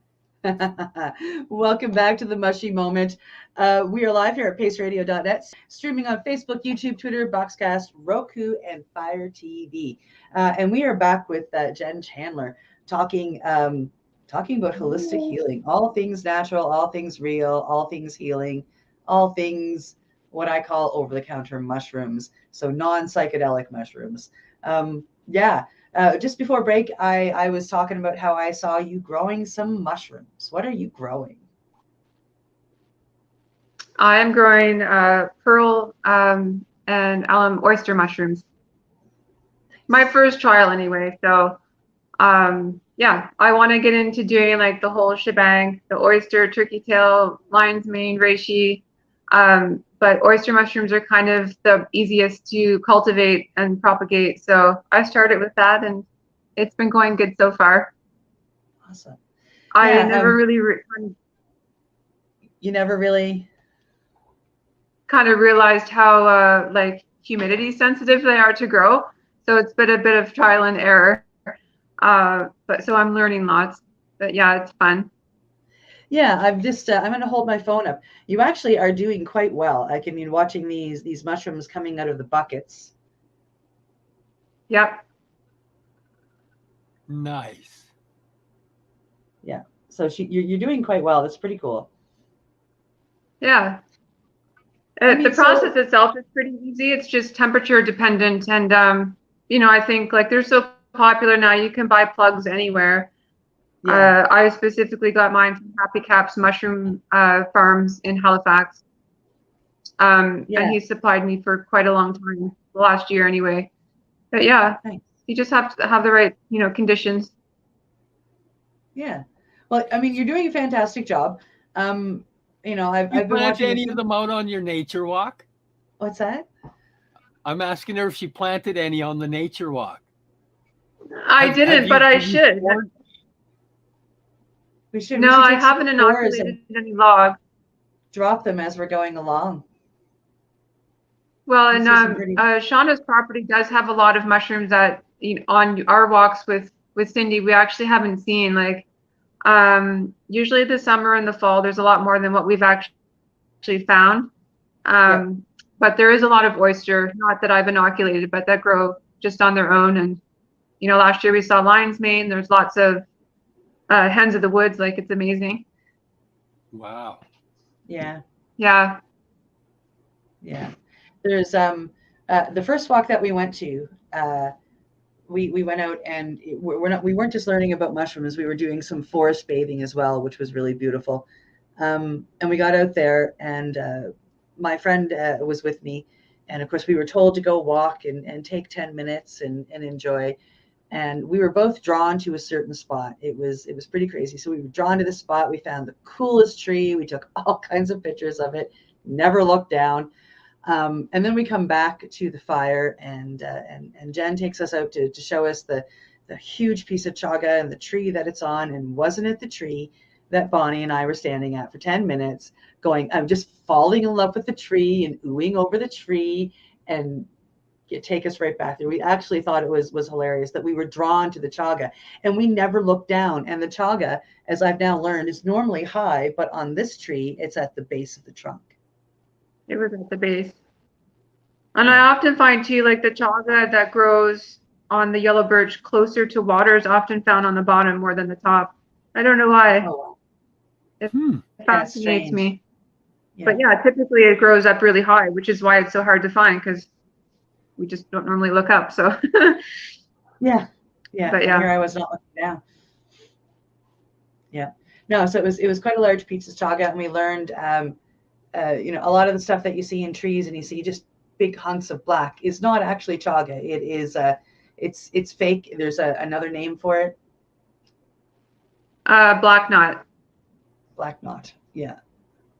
Yeah, and it just crumbles apart. It looks similar on the outside, completely different on the inside. So see, That's I pay right. attention to you on these hikes, Lo. You were listening. Yeah, so chaga is often mistaken with black root or black knot because they look similar on the outside. If you've ever looked for Steve for chaga yourself, but yeah, it's kind of this huge kind of wart eruption on the outside of the tree, and but the difference is the chaga has to be charcoal black with that really dark orange interior. So that's kind of the giveaway. And the piece that's on that property is quite big. Wow. Yeah. Okay, so let's just go to, if you were going to give the medicinal and nutritional benefits of chaga. Oh, medicinal, it's antifungal, anti-tumor, anti-parasitic. It's an antibiotic. It improves gut health, can reduce the size of tumors. It takes away headaches. It's good for PTSD, anxiety, mood disorders. So much stuff. Okay. Now, nutritional. Nutritionally, it's a good source of fiber, although you wouldn't really want to chew it. It would be kind of hard to digest. It's really high in B vitamins, which is, of course, good for your mood and gut. It's actually high in certain oils that help improve immune function. Oh gosh, what else? Actually, really high in vitamin C, which is good for the immunity. Yeah, gosh, there's so many. Nice. But I would say medicinal properties outweigh nutritional. That's why. So for me personally, that's why if I'm going to make a tea blend, I'll always pair it with like a citrus, like organic lemon or orange, where it helps draw out the properties of the medicine. Ah, see there now. I just learned something. Yeah, so pair it with the citrus. The tea that you made on the chaga walk that I was on was citrus and cinnamon and chaga, was it not? Yes, that was organic lemon, a cinnamon stick, and chaga. But literally, there's not hundreds, but dozens of different formulations you could do. The second walk, the heart-centered workshop that you came to, that was hawthorn berries, rose hips with the chaga and orange. And they're just so beautiful. Like, they taste so good. But yes, the citrus really helps draw out the medicine from the chaga. So it gives you that extra boost. And I just think it tastes delicious. Yeah. Yeah. Yeah. We'll have to find some Rose chaga hips are and really make high some in vitamin chaga C. tea, Steve. I have some. Oh, good. We'll have to make some chaga tea with some cinnamon and some orange. It'll be delicious. Ah, nice. But I think too, like, most people feel like. What's that? I don't know about you, but you can cook with it too. Like, so with all your walks that you've been on, we've done the baked goods where I put the ground chaga in it. Which just adds that extra little benefit of getting that medicine in there without actually having to drink it or do a tincture, although that's quite potent and highly recommended. And of but course, yeah. like, I mean, all of the treats were phenomenal. The treats that Jen is talking about, the first walk I went on, there was an energy ball and a little loaf, and they were just like little loaves. And you can tell us better to what they were, but they were absolutely delicious. I found out later that this absolutely delicious chocolate caramelly ball with melted chocolate on it was flipping dates. It was dates. It was ground up dates in this delicious thing. Dates. Some people think dates are delicious. Well, like, what's the point in making a chaga treat if you're going to add like all this refined sugar and just erase all of its benefits? So date paste is such an easy way to make things sweet. Yeah, and then you did another chaga walk, like a chaga walk 2.0 a week or two later, and I really wish I'd gone to that one too. But you made brownies, and when I had to start this healing I had to start the detox for this whole Cambo, I really needed like a little sweet treat. So my friend made those with a little bit of chaga in it with the avocado, and again they're good. Phenomenal. I took what was left to Ontario with me. Got to try them. Try these. Mm-hmm. Yeah. So I got that recipe from Jen. Yeah. So the keiko is. Pardon? Sorry, what was the loaf? That was a pumpkin apple spice chaga loaf. Yeah, they were yummy. Yeah. Are these all from your recipes? Yeah, I just make them up out of my head. But so when I went to culinary nutrition school. Is there somewhere people can go to find these recipes at all? Yes. Just a second. I'm in the process of finishing my cookbook, but they are on my Facebook page. This one right here. Oh, shit. We both went. You're well prepared today. So if you go to this particular Facebook page here that is scrolling across the bottom, this is Jen, and you can find some of these recipes and these hints and different classes that she does put on here in Windsor, Nova Scotia. It's really cool to have a guest from here, just saying. Yeah. So you can go there and you can check out some of these recipes and take a look. They are absolutely delicious. Just let it ticker across the bottom. Oh, sure. Just let it go. And then people can have time to write it down and whatnot. Because that's pretty important, finding decent recipes for things that, that are healthy healing snacks that still remind you of junk food. Oh. Yeah, and which these brownies and everything else that you've made does. Yeah, my passion is showing people how to use, locally wild forage foods and mushrooms into the food they eat without necessarily having to taste them, but still have the benefits. So, I just love showing people how to do that. In particular, what foods to pair that are wild to get the maximum benefit. So, for instance, the energy balls, we had the keiko with the coconut oil and the chaga, which acts as a shuttle to, get to the brain waves. And all those, receptors and neurons to help them fire better. And most people don't know that. They don't know, what foods to pair to have maximum benefit. So it's fun. Wow. Oh, I'm about to learn a whole lot more healthy eating. This is awesome. Anytime. Absolutely. Absolutely. I think I was contemplating doing a YouTube channel, but I have to work up my confidence. Well, I can tell you right now that you have Cindy behind you, so you better be careful what you say you're thinking of doing, because next week you'll be in the middle of doing it. I'm totally on board with that. Well, you tell me. Steve has fallen prey to that. Oh, I'd like to do Cambo, he said. And of course, now we've just come back from doing Cambo. And then we made a comment about how we should do this other healing journey. So now that is becoming very solid, faster than I think he ever thought it would. And then he said, I want to go do Iboga, which I'm working my butt off to get ready. So yeah, it'll all happen. At one point, she was talking about a podcast, and I said, "Oh, which one are we going to do?" And 2 weeks later, we were doing one. Amazing. Well, and this is information that needs to be shared, and it's not talked about enough. So, you know, all the more we need more people like us to come together.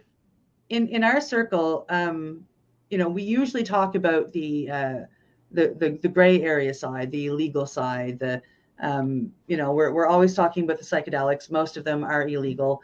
We're always talking about, you know, changing policies with the government and all of the rah-rah, you know, activist stuff. And when I listened to you, I thought that, no, we're all about healing, and so is everything you're doing. And I thought, well, we don't need to always talk about tripping to be healthy and to heal. And, you know, it's really beautiful to hear your story that, you know, I mean, as a lot of us know that are in our circle that, you know, anorexia and or PTSD or, you know, cancer. I mean, these things can be fought, these things can be healed.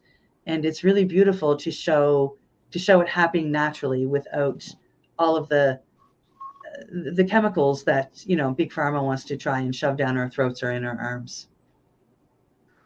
Yeah, absolutely.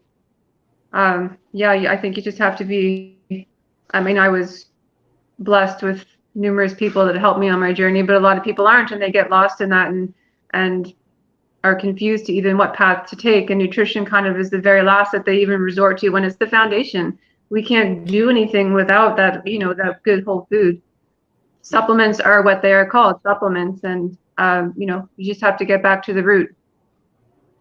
Literally. But the root. But that was awesome.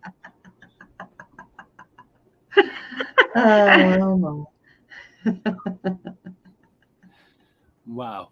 Okay, Yeah. so let's go to more of the mushroom stuff. If I was to come out on a walk, what would be the first one that, as we walk down the pathway, that you would be pointing out? Oh gosh, every trail is different, but the first one that always pops up is turkey tail. It's everywhere. It's so prevalent, you know, in all the trees, but a lot of like fallen stumps. It's just everywhere. And then further down, like on our last walk, we found the reishi. It was a young, immature one, but we still found it. And then further down, once we get to the stream, is the chaga. We do have one little section of witch's butter, if you're familiar with that one. That's kind of like the bright orange gelatinous, kind of looks like jello, but it is edible. Kind of the same properties of the chaga, like it's immune modulating. You know, it has to be cooked, those types of things. And then you've got, oh gosh, what else? That's pretty much all she has there. But in the spring and into the summer, we'll get into the late summer, we'll get into like the black trumpets, hens of the woods, those kinds of things, oyster mushrooms. Yeah, wow. And everything else that goes wild. So like there's dandelion, there's mullein, there's yarrow, like wild raspberry, rose hips. There's so much that grows wild that you can treat basic conditions with. When I was telling, I think it was our Cambo provider about the hikes and whatnot, and I was telling her about the heart healthy one that we had and the tea with the rose hips. She was telling me that it's one of the berries that she actually loves to pick and eat as she's walking along when she finds them. She says they're delicious. Yes. They're so good. They're a super high potent source of vitamin C, vitamin A. They're Lecithin. yeah, they're a great lecithin. Absolutely, they're great for women's reproductive health, for keeping the heart chakra open, which is why we chose it that day. Yeah, it's one of my favorites too. Now, if I was to ask you, because this was one of the first things I learned about that, and it's funny because I'm going back to my hometown and a long time ago, but I'd heard about it for people that have varicose veins, and that rose hips have the ability to clear up a lot of the varicose vein aspect. That's right. So they help to detoxify the blood. So it helps with like vasodilation and constriction. So how that blood flows through the veins and arteries, it helps to do that, more efficiently.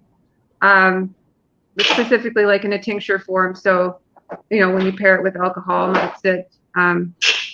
But yeah, so it's a good vasoconstrictor and dilator. Okay. So, and you get that benefit for the varicose veins by drinking it or eating it, like ingesting it in some way? I always say, like, if you have a chronic condition where you need that benefit, ASAP, always do a tincture. Your body's going to absorb it a lot faster, where you get those benefits a lot quicker. But a tea is always just so, it's comforting and nice, and you can get the same benefits, just not in the same, potency. Yeah. Yeah. Interesting. You can make a really nice jelly out of it too. Interesting. I was gifted some smokable flowers or herbs when I was in Ontario. Now after this conversation, I'm wondering if you know any of these. So they can be used for tea or for smoke. Wild daga. I've not heard of that one before. Wild mullein. Oh, mullein, yeah, that's for lung health, like for opening up your lungs and inflammation clearing out toxicity. Blue water lily. It's for I have a lucid feeling dreaming. I'd not. Yeah, I was gonna say like brain health. Yeah, and then I haven't tried this one yet. Damiana, Damiana, for headaches and bladder health. Oh, Damiana. Yeah, that's an adaptogen, isn't it? Yep. Yeah. Yeah. So that was that's like for. Yeah, it says that it's for headaches, bladder, depression, nervous system, like neuropathy type idea. And all of these say that I can either smoke them or have them in a tea. They've been very good. Yeah. I love mullein. It grows a lot around here locally. But it became really popular when COVID hit because everyone wanted to protect their lungs. But yeah, it's one of my favorites too. And yeah, you can smoke it for sure. Yeah. Smoking it won't be protecting the lungs though. Well, I know, which I was thinking after I said it, and I was like, oh my God. I don't smoke, so like everything that I do for medicine is either in a tincture or like a salve or a tea. So I really like tinctures. Nice, yeah. So yeah, why I started growing these mushrooms was so I could start my own medicinal mushroom line. So I want to have a gut blend and a brain focus blend. So that's my goal. That's awesome. Wow. Yeah. Because much gut healing is needed. A lot of people don't realize that leaky gut syndrome is running rampant. That's why there's sepsis running rampant through our hospital systems. Diverticulitis happening. It's all about gut health, truly. 85% of the serotonin is made in the gut. So, if we work on healing the gut, we can work on healing so many other things, especially the brain. Brain-gut connection is so strong. It all comes back to how we metabolize. And I always say, like, we aren't what we eat. We are what we absorb. And if your gut's not absorbing, you're not going to feel good. mentally, emotionally, or physically. Oh, Yeah, yes. pretty And the true. more you starve the brain, the more the brain acts like a starving brain. Yeah, kind of crazy.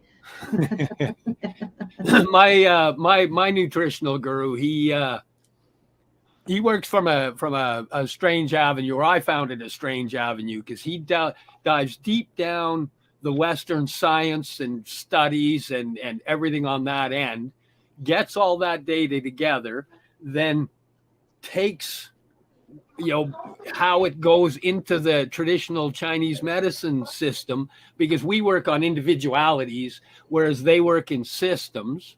So he takes it down that avenue to figure out, what adaptogens, what plants, what blends need to be put in for this particular function to be through the system. And then he goes over to Ayurvedic and travels down that route to see if he's missed anything. And all of the products that he's pulled together, he's basically done that way. And I was one of the testers on the products, and I can say that they've been massive in my healing journey. Learning more about nutrition, learning about how the different the different adaptogens or plants or herbs just unlock different locks in the immune healing area. And like you'd said, if you blend the chaga with some citrus, it enhances more. And that's that's an area where I think it takes a special brain to really dance in that route of going, if I, this gives it the next level aspect. And I'm noticing you and him are similar in that route of, I can see if we just do this, it's a bigger enhancement or healing process. Yeah, absolutely. I mean, you want more bang for your buck, especially if you're trying to heal a chronic condition. Most of us don't have hours to spend in the kitchen. So how can we make this the most healing, dish in one meal? So yeah, it fascinates me. And that's why I did my master's in macrobiotic cooking, which is the Japanese style, because they're all based on the yin and yang, and salty, sour, sweet, and bitter. They do a lot of mushrooms too, and it fascinates me, and I love showing people how to do it. It's easy. Yeah, I now need to break in and say what I predicted I was going to say. We are now at the end of our time. It's not been enough time. I haven't asked her when her cooking show starts. I know, but we can get that information for you. Don't worry. Jennifer, where can people reach you? They can find me on Facebook at Jennifer Chandler Holistic Health. They can also find me on my webpage, www.jenniferchandlerholistichealth.com. Awesome. So yeah, if you're curious, if you would like to hire her for some lessons, I assume that you will teach over the internet for those people that are across Canada. I do. I offer, online and Zoom cooking classes, consultations, the whole shebang. I'll meet you in your kitchen and I'll come from mine. Wicked. Yeah. So sadly, that is it, folks. We are now at the end of our show. Thank you so much, Jen, for joining us. It's been absolutely spectacular to talk to you on this realm. Yes, it's been awesome. Thank you. Yeah, it has. We'll have to have you back and talk more things nutrition, because you guys were just about to get into a serious conversation there, and I didn't want to interrupt. So thanks for joining us here on the Mushy Moment, folks. Yeah, for today, March 21st, 2023.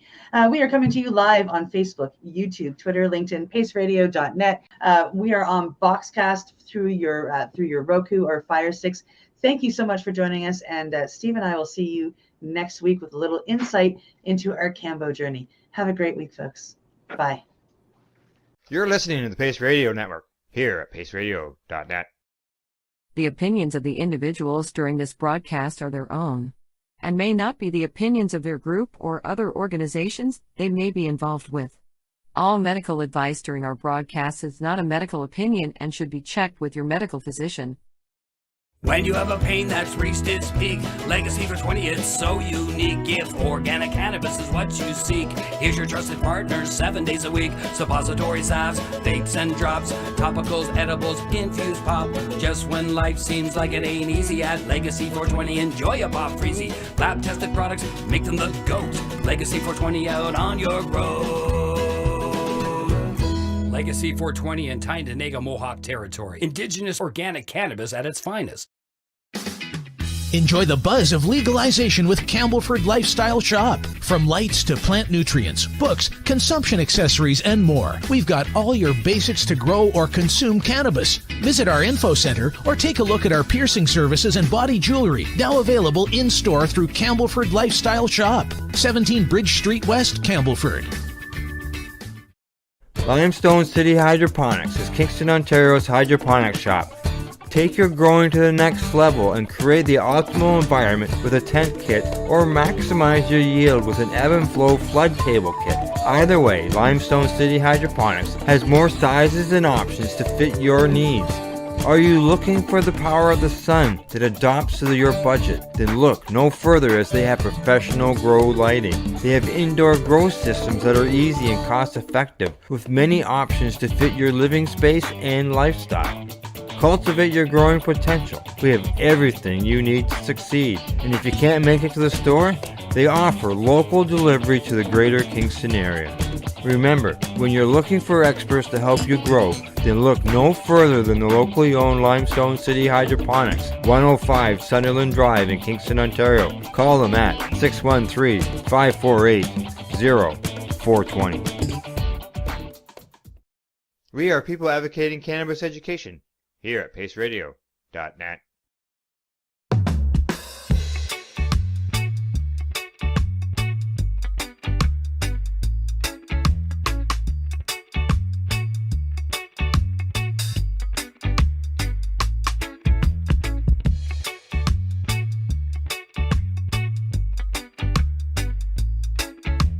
You're a former organizer of a march and attended some over the years.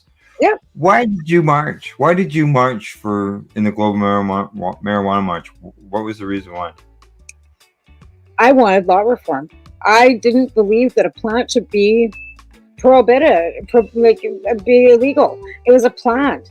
People were going to jail for small amounts of cannabis, and patients, people that were using it for medical purposes, were going to jail for the use. Grant Krieger was thrown in jail in Calgary for the use of his cannabis.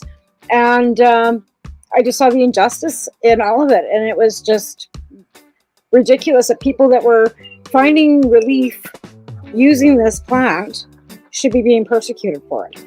So I organized, because it was worldwide, and I saw an article where Dana Beale, I was reading High Times, and Dana Beale there was an article about Dana Beale in the High Times, and it said, if you want to join in, contact this. And I sent him an email. Next thing you know, I got this big package in the mail with all these Global Marijuana March posters, and I just started posting them all over the place. And me and Alvin showed up on the front steps of City Hall with a table and a bunch of posters and waited for people to come. There you go. Perfect. So if I said to you, or said to you, to fill in the blank, I march for, that answer that you just gave would be massive, and every reason was perfect. Yeah. Right? Yeah. Like there's so many reasons, and so many people can't march that you have to go march for. Yeah, exactly. There's people that worked back then that were closet users, right? That couldn't stand up, couldn't speak out because they lose their job. So that was another reason too. I had friends that were in, healthcare and stuff, and they all smoked because they had arthritis and they'd been, working on their feet didn't drink, and they would have lost their jobs. I would have lost my job. In fact, I did. I quit my job at H&R Transport because I was drug tested and got caught smoking. Well, I thank you for your answer on that, and I am sending out a request to our viewers tonight, and anybody who watches this as a podcast afterwards, to create themselves a little video saying, I march for, and explain what you march for when it comes to the global cannabis end of things. and post it. Maybe tag the Toronto Global Marijuana March, or post it on their wall, or post it on any other Global Marijuana March location, and share with your friends so that you get people interested back into the marches in order to create change. And the same reason why you started. Right. And somewhere was it Germany, I believe? Germany. This too, but not in the same, but again, everybody's moving in that direction. But then you have the Philippines, and then you have Thailand, and you have all these other countries Iraq and that. Yeah. Okay. Well, we better get back onto the review thing here, because there's lots of reasons why to march. So absolutely. All right.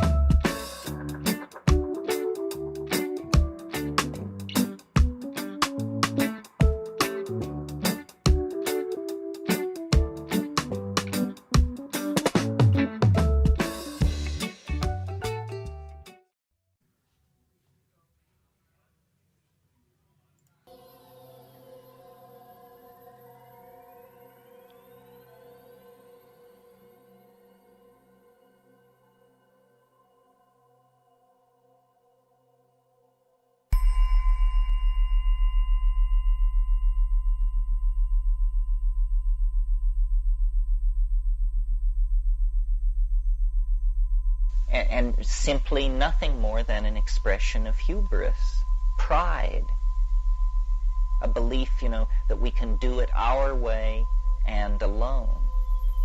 So all of this is very, the shelf life is short on all of these issues, because the planet is in a state of terminal crisis. Does that have anything to do with the psychedelic experience, or are these separate issues? How can they be separate issues if the psychedelic experience is a mirror of the state of the individual and collective psyche?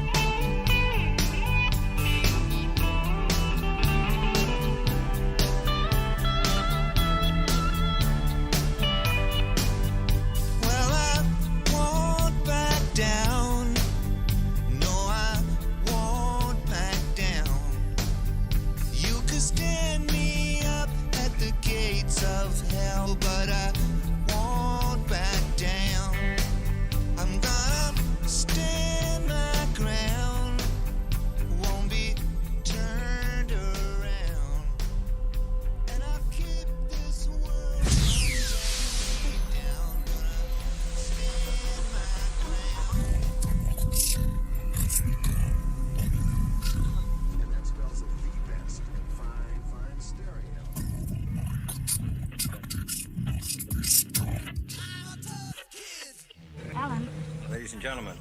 You having a nightmare? What if it's true? Ladies and gentlemen. Alan, it's a possibility, isn't it? The very word secrecy is repugnant. Secrets. In a free and open society.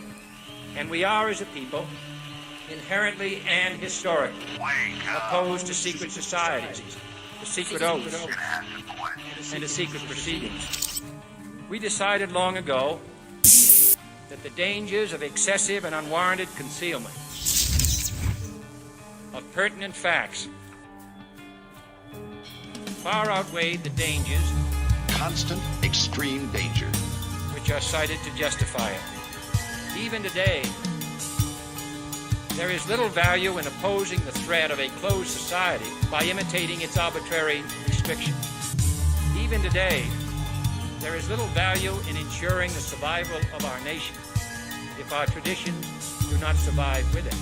And there is very grave danger, extreme danger, that an announced need for increased security. What the hell is going on? This is Conspiracy Queries with Alan Hart. Will be seized upon by those anxious to expand its meaning to the very limits of official censorship and concealment. That I do not intend to permit, the extent that it's in my control. You're crazy. And no officious, high or low, civilian or military, should interpret my words here tonight as an excuse to censor the news, to stifle dissent, to cover up our mistakes. Isn't the Pentagon suspicious that all the buildings would blow up? Or to withhold from the press and the public I think you're just looking at things for the first time. the facts they deserve to know. You've had your whole f***ing life to think things over. What good's a few minutes more gonna do you now? The facts they deserve to know. They deserve to know.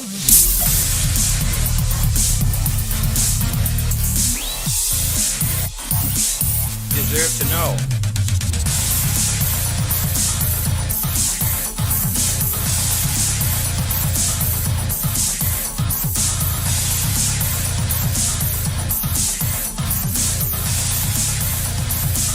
Deserve to know.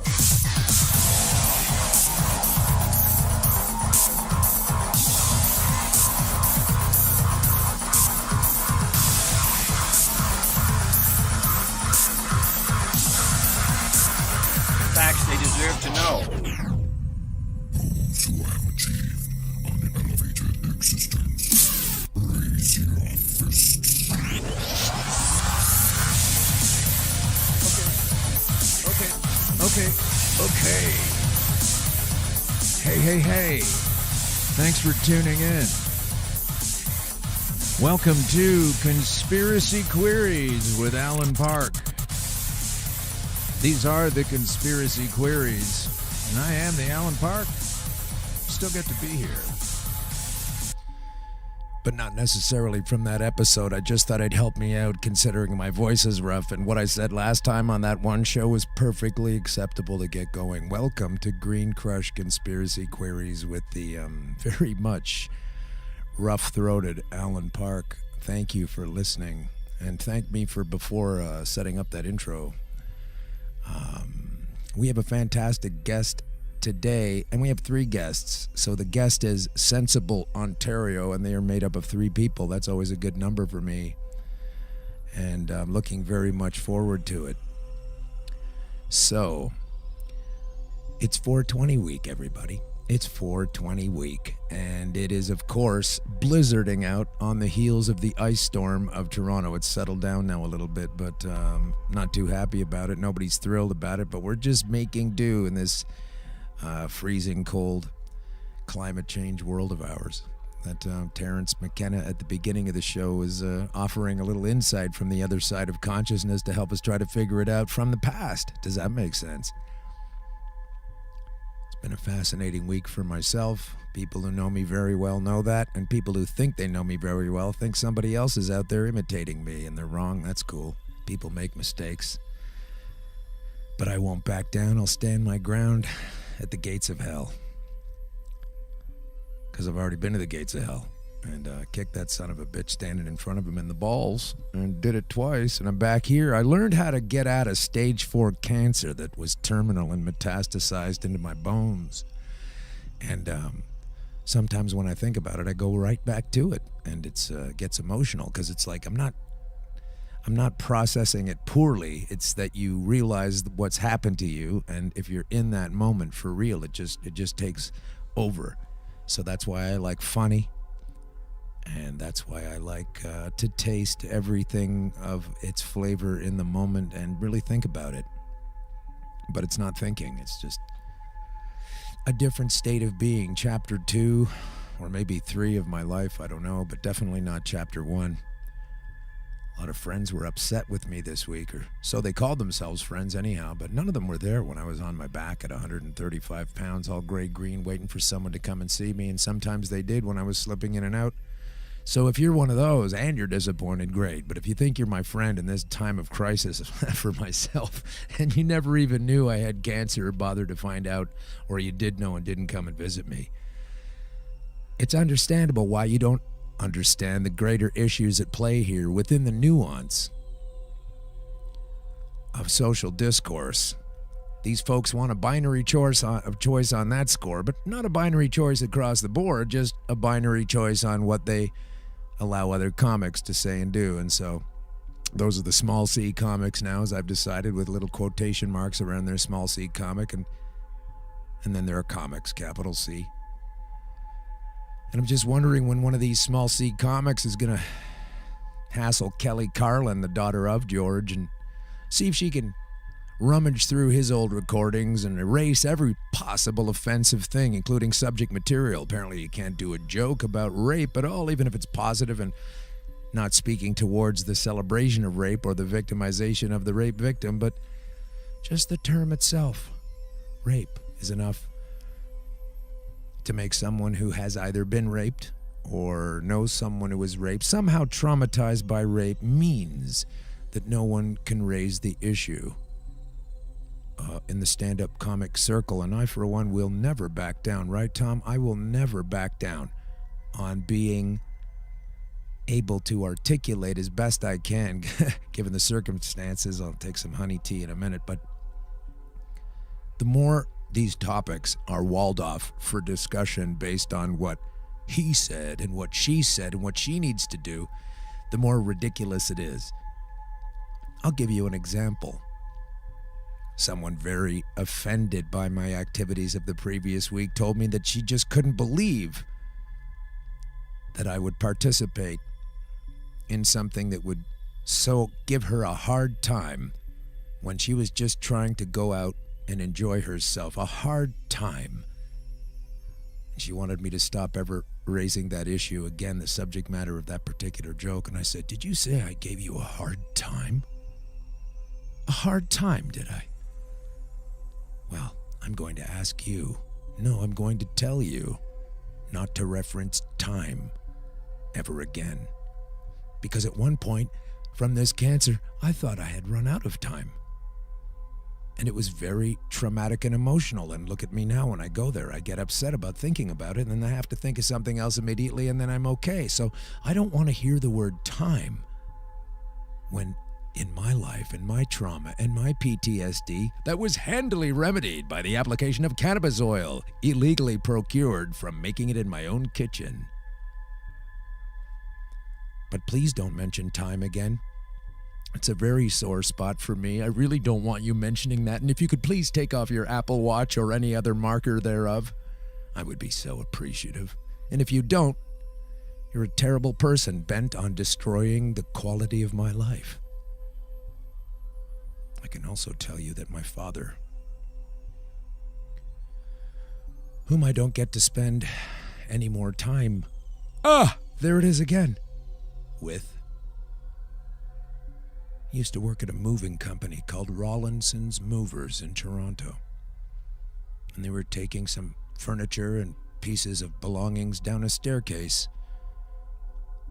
the 4th floor of a warehouse just off of Yonge Street in the center of Toronto.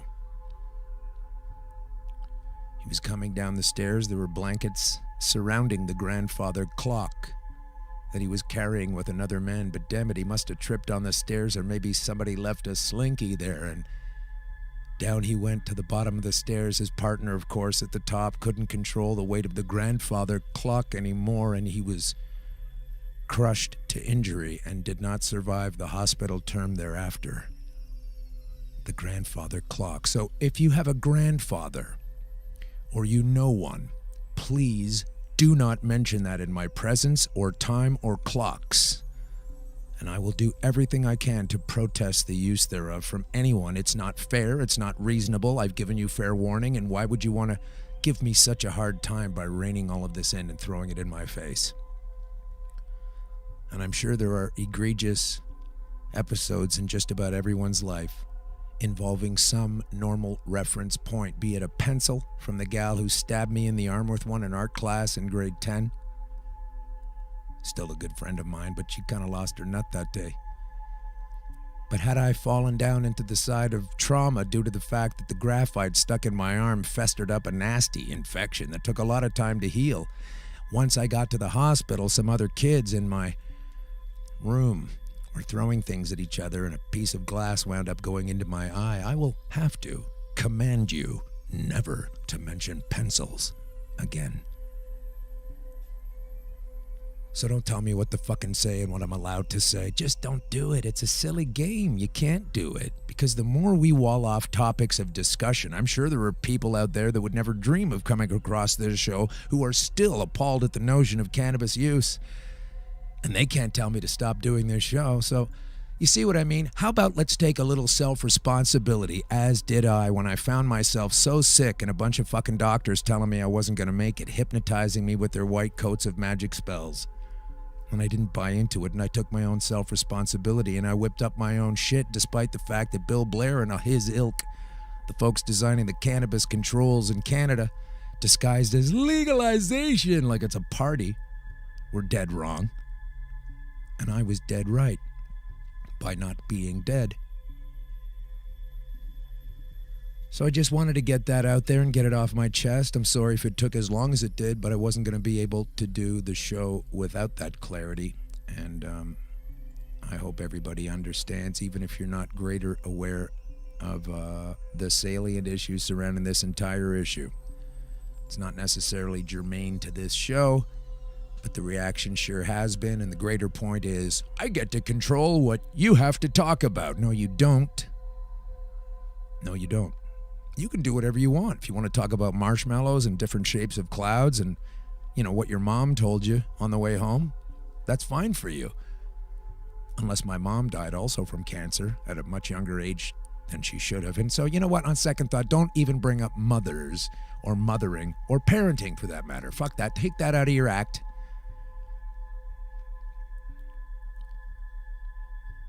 And I think I've made my point, and I'm sure it will be thoroughly agreed with, because if I've learned one thing this week, it's that logic and reason and understanding are on the same slab I was, and I sure hope they can get up like I did. Take the self-responsibility to understand that if you take yourself out into society at the risk of hearing anybody else say something you don't want, maybe you need to learn to not go to that area. I don't particularly have anything to do with video games. I don't have anything against them. I just never got into that thing. Once Ms. Pac-Man took too many of my quarters when I was rehearsing in a rock band in the 80s and just lost interest. I know people play all kinds of fantastic games, and Grand Theft Auto is out there with all the crime scenes in there. They're not telling that to shut down, are they? Or if they are, they're not getting away with it. So I don't go to video game parlors or Sega empires or anything else or ridicule those who do. In the news, hey, let's go to this. The Hill says that down in the States, there's a picture of a snapping turtle who looks like he can't get a hard-on. Oh, sorry, hang on. It says Mitch McConnell. Yeah, sorry. Legislation that would legalize hemp as an agricultural product is getting fast-tracked through the Senate. It's kind of funny. I'm glad they're doing it. I am so grateful that these people are finally getting their shit together. But I wouldn't call it fast-tracked, since it never should have been off the agricultural production realm since they put it off the thing in 1937. This drastic corporate, criminal, governmental retraction of one of our essential nutrients over the last 80 years plus has caused a lot of people a lot of problems. Lowered immune systems, of course, which have allowed us to weaken ourselves by ingesting the toxic spew in the air, in the water, and in the mouths coming out of these idiots that bounce around like this. But this is a good one for us, so I get it. I'm just aware of the overarching situation that makes fast-tracking something that was evidently perfect in the first place kind of a patting yourself on the back gesture. And I didn't want to leave that unchecked. So good for Mitch McConnell, telling us all about it from Flapping Wattles.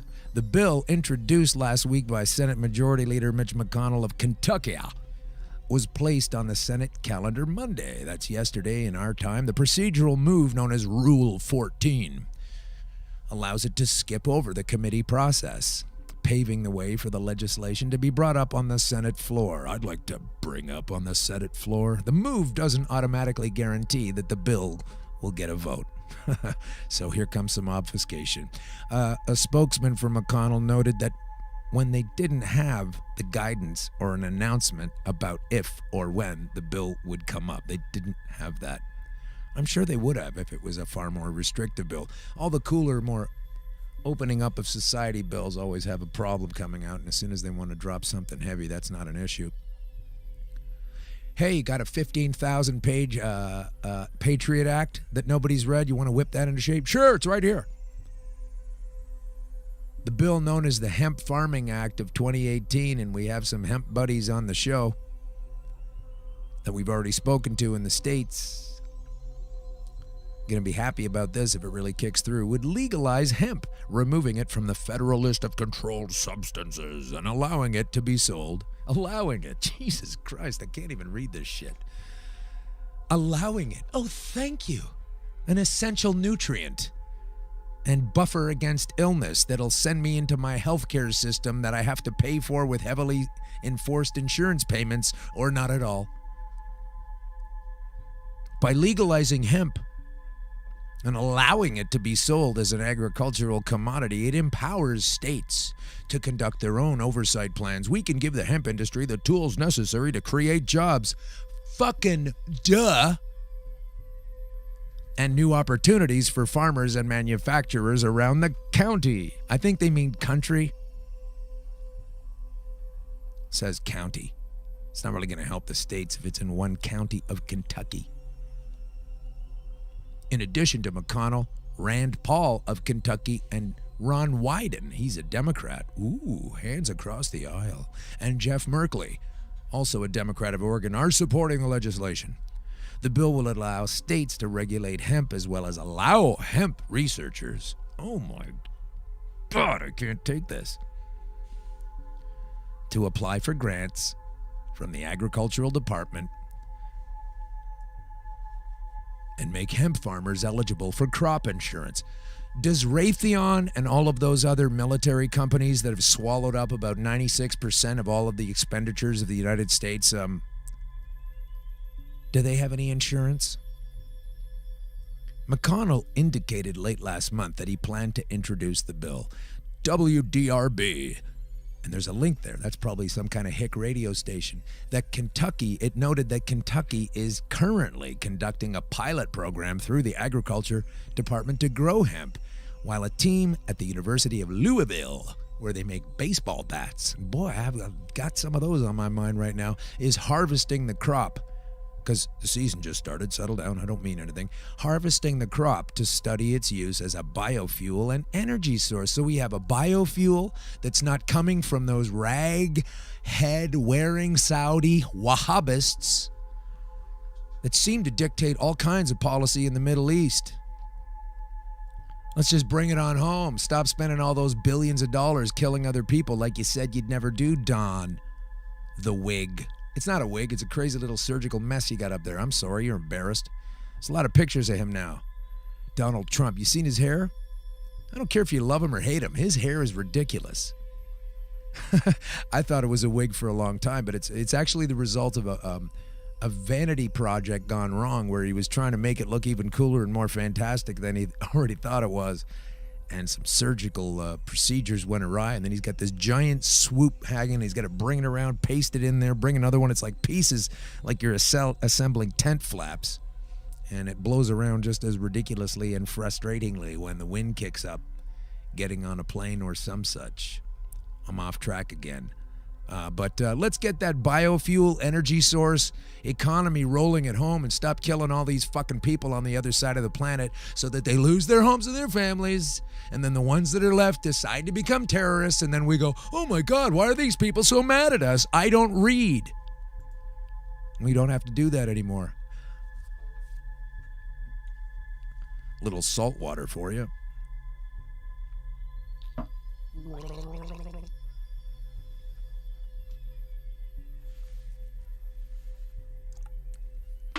I hope you're looking at this outside of Canada. There's a giant Moosehead lager truck out of my window, and you can't get any more Canadian beer than that. So Jeff Sessions, he's doing something in the States that nobody can wrap their head around at this very moment, I'm sure.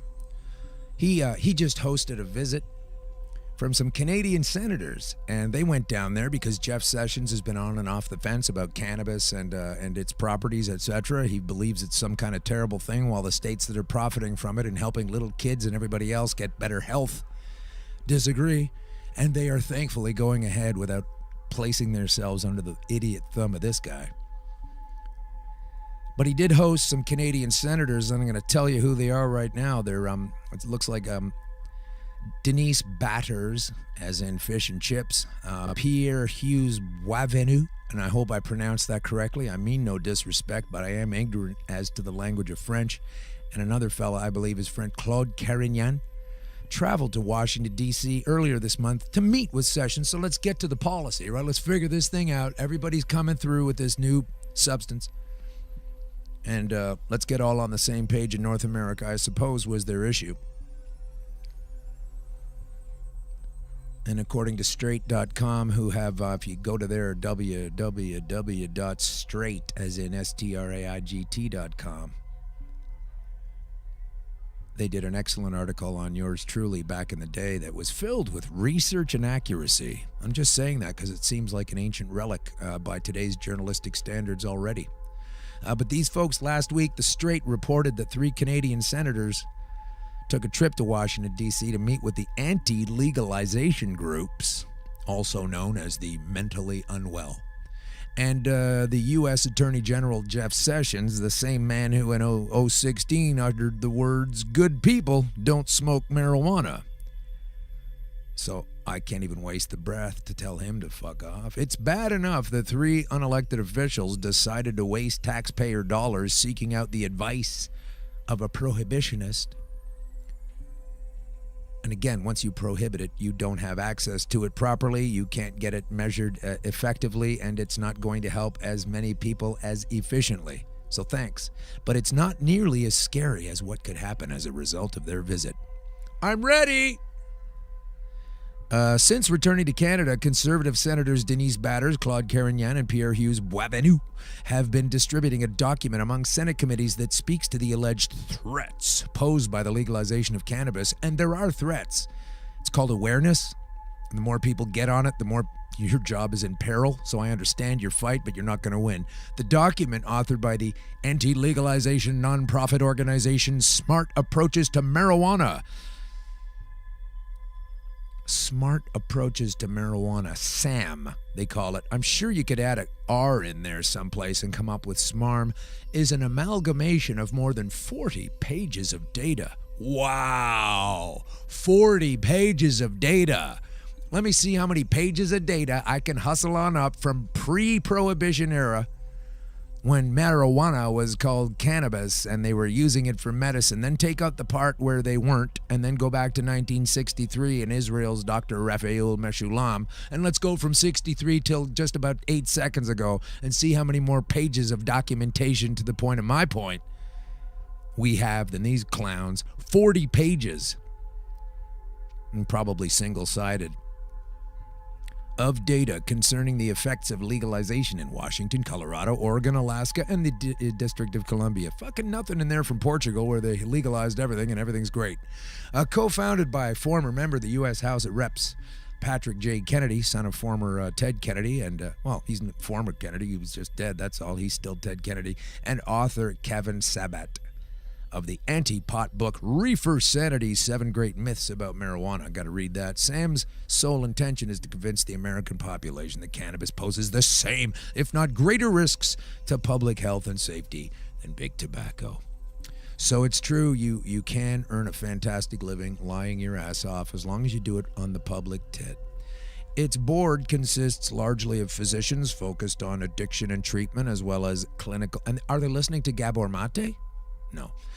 As well as clinical psychologists and pediatric specialists. But Sam has also recruited people like David Frum, who is the guy who was Canadian, son of a former CBC anchor who was George Bush's speechwriter, who came up with the phrase axis of evil, aka banks that don't have, countries that don't have Rothschild banks in them.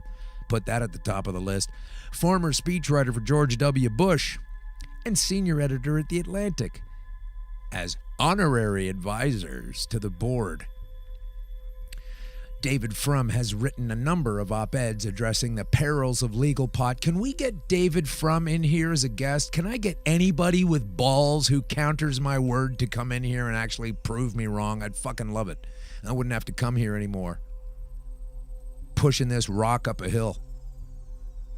See if you can get David Frum in here. I'm not kidding. You know who I'm talking to out there. Kennedy, who has admitted publicly to struggling with addiction and mental health issues. Okay, great. Well, I'm not good at playing baseball. We're supposed to ban that? Told Yahoo News in 2017 that medical cannabis is simply a Trojan horse designed to addict people.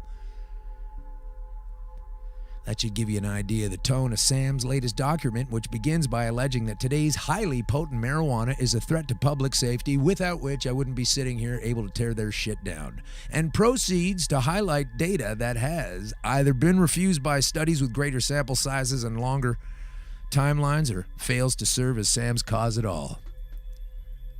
Take, for example, this little nugget. Young adult use from 18 to 25 in legalized states is increasing. So you're telling us that a product legalized by the state is being consumed at a greater rate by a demographic that is, for the most part, legally allowed to use it? It's not exactly earth-shattering data. States with a legal cannabis permit possession and use for individual use of age 21 and over. Good stuff, Dan. And while the document relies on information from the National Survey on Drug Use and Health, the NSUDH, fantastic, it's got the word duh in there if you scramble those letters, to point out that Alaska and Oregon are leading the nation in past year cannabis use among youth aged 12 to 17. It fails to include data from the same organization that found the majority of states with legal cannabis are actually experiencing a downward trend among youth. The senators are lying. The senators are full of shit. Let's get our guests in here before I toss my cookies.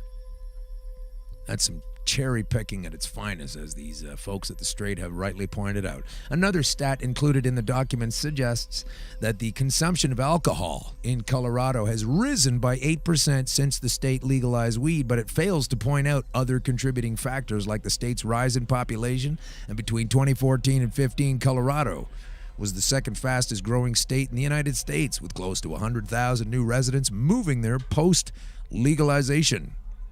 SAM does itself a disservice by reporting on stats from Washington, D.C., where lawmakers, we have our guests coming in, have only legalized limited personal possession and cultivation of the plant without creating legislation around sale or distribution. That's called not getting your shit together. Remember, these are the people that constantly preach that the cannabis is going to scramble your brains, and every time they try to get their heads around it, you don't even know if it's upside down or in the ground. So it's not exactly an endorsement for clear thinking when these freaks and our senators don't seem to understand that the laws they put together are so fucking stupid a kid with a Lego set could do better. To be clear, residents of D.C. can possess and grow the plant, but they're not allowed to buy it, sell it, or use it in a public area. Oh, it's legal, but don't use it. And with federal land obviously excluded from legalization, there are few places for residents to consume, like in Ontario, where we care about the kids, and the only place you can legally use it is at home, where the kids are, and you can't go to a lounge because it's illegal. Oh my God, I'm going to have a heart attack today. So when Sam says public consumption and distribution arrests in the area nearly tripled between 2015 and 16, one must consider the limited parameters of legalization, which is exactly the perfect button to get out of this story. The limited parameters of the senators of Canada latching onto nonsense and trying to shove it down our throats. You are so very fucking wrong. Let's not all panic about chainsaws being dangerous. Let's just learn how they work. What about the children? Teach them. Teach them. I don't know what the hell they're teaching in grade 3, 5, 6, 9, but Vancouver's shitting its pants right now. I don't know if you heard this, but on 420, who is upset the most right now are officials and government people. They're going, oh no, 420? And the kids aren't going to be in school? What about the children? Teach them. Just teach them how it works. You know, you managed to do that with sex ed and everything else. It's not a lot more difficult than that. and you don't require anywhere near as much lube. I'd like to welcome to my studio some folks that are here from Sensible, Ontario, and I'm going to welcome you here. Thanks for coming in. This is the biggest packed situation at the table. I have to swivel around and look at everybody. It's great to have you here. My name is Alan Park, and we have, I don't know who is which yet, but we do have Lisa and Tyler and Zoe. So who's who? You're Tyler. I got that part, man. Okay. Hang on. We don't have the mics. That's my fault. I'm so sorry. Here we go. Here's everybody on. I'm Lisa. You're Lisa. Hi, Lisa. And I'm Zoe. Zoe, cool. Okay, great. We're all on there now. And this thing is down. So Zoe of Sensible Ontario. And these are folks that we're going to hear all about what they are, all about what they do. And just in the few seconds they've been sitting here and acknowledging what their names are, have already offered far more sense than an entire piece I just read on Canadian senators. So we're really getting somewhere already. Thanks for coming. Zoe is involved, has been involved. Oh my goodness, we're having a problem in the studio. Technical difficulties. Another person. We will need another chair at this point. Did not know this was happening. We can't do it? We're good. Oh, okay. All right, we're good. It was an earthquake, and now we're good. That's nice. Zoe has been involved before with previous companies, including the Alaire vaporizer, which I understand is a good one, have not tried, and she still endorses, though not working there. So that's nice. She was still working. Oh, you're still working there. Oh, okay. Well, then it was a commercial. Zoe is involved in branding and packaging of many items regarding cannabis, and that might sound boring as hell to a lot of people if they don't know what's going on, but you do have to brand it to sell it. Some companies are different than others, as we've been told, and the packaging is essentially how we sell anything. And unfortunately, there are another series of what I understand to be restrictive rules around packaging. And then Tyler is here, and Lisa is here, and Sensible Ontario is what? Sensible Ontario is a grassroots organization to help promote the inclusion of dispensaries and lounges in the upcoming legal landscape. Okay. Yeah, we're really pushing for a mixed model in the province. Just because we realize that with how things have progressed, at least under the current liberal leadership, that it would be hard to kind of discount the strides that they've made in kind of setting up the public sector regime as it is. Okay, so I'm maxed out, so you got to talk a little closer to the mic and the better? people. I can totally hear you. That's Perfect. Awesome. Just get right on it. They're designed to take your voice, and we want to hear everything you have to say, so that's cool. And yourself over there, what have you got to say? Just put the mic right there. Yeah, Okay. well, we've been There we go. running Sensible Ontario since last spring. It's a coalition, so we've brought together all different drug policy organizations that are passionate about progressive cannabis policy, and we're focusing on Ontario and retail. Okay, real quick, I just want to ask if Sensible Ontario has anything to do with the BC Sensible Party. We had Sensible BC. Sensible BC, yeah. Yeah, we're inspired by Sensible BC, so we're basically using their playbook for nice. Political strategy. That's how it works. Yeah, so we just finished our first poll on cannabis retail, and we found that Ontarians want cannabis to be regulated like alcohol, ironically. So that means not just having government stores, but also having, venues like bars, like where we are right now, where, Right. they can consume and also dispense cannabis. Right. Okay, and you're working towards that. So that's it. You were satisfied with you came across the BC playbook and said, this is cool, we got to bring it over home here? Yeah, well, luckily for us, Dana Larson, who runs Sensible BC, was super supportive. So we've been working with them using Nation Builder to reach out to over 11,000 Ontarians to take action in Ontario. Dana Larson, of course, is the activist who, among many other things, has great products that'll help you ease your pain using cannabis, and got in a lot of trouble giving away free seeds to people. Apparently that's a crime. We do have an interview of him coming along at some point when I need it. I thought it was going to be this week when I couldn't talk for the whole week. But we'll get to that soon as a special edition, maybe something on 420, an additional program. So let's go back to branding and packaging for a second. Where were you at in your head and in your plans before the most recent far more restrictive regulations were announced? Well, I think even despite the most recent announcements, I'm still up in the clouds. Like I see a bright future for cannabis packaging. I think it's a really exciting avenue, and I'm trying not to let the rules kind of get me down because it's an avenue in which some of the players in this industry have really gone above and beyond, and where some players have really not put in much thought. So for me as a designer, I'm inspired. I'm inspired by cannabis. I'm inspired by what exists and what is possible. Those restrictions are put in place for good reasons and maybe not so good reasons, but one of the main reasons is to keep cannabis away from kids, which I totally support. I think that you absolutely nailed it. Education is the key, and I think that can start with packaging. I think that we can educate our consumers on not going for certain products because they have a maybe a flashy logo or like a caricature, but like really reading what you're buying into. Something I think that Big Pharma missed out on in a huge way with their packaging, that I think cannabis can maybe change the state of play a little bit. So you didn't get a little slapped in the face when you thought, oh, what? And then you saw some of these little packages, like the name of the company real tiny and it's what it is, and it's really boring. Sure, my heart sank a little bit for sure. But I mean, you put those regulations in place, and for an artist or a designer, it's really just, all right, that's the next challenge. How can I use this and still get walk my right message up to the across? line? Exactly, yeah. Well, what we did and will continue to do is, I understand you can't have famous people advertising anything cannabis related. Yeah. And when I had Paul Hartman in here, and he is such a great guy, and he's basically going to teach me a lot of things I don't know and need to know, I decided that what we should do is just have us imitate famous movie posters. So there he is as Sean Connery with my Harrison Ford and the Raiders of the Lost Ark font as the Raiders of the Green Crusade or whatever. And it's like, oh, you're going to charge me for imitating a famous person. We'll just keep hitting it. So that's how we got around it. Good. And it looks more interesting than just a blank screen that says Green Crush. Exactly. Yeah. So this is like an artistic approach to the workaround. So it's not fighting it. It's okay, fine.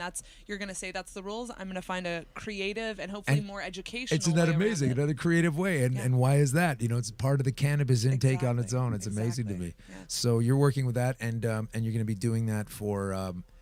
I can't wait to get some ideas and tell us what you thought you were going to be getting towards, and then you had to change gears when the plan came out. Totally, and I mean it reaches across all channels. I think with like the branding of Sensible Ontario, it's been a really interesting experiment. We have been playing around with what our community wants to see in terms of activism, but as well how to reach a broader audience. Really, Sensible Ontario is about more inclusion. So communities that traditionally haven't gone out for 420 events or cannabis events.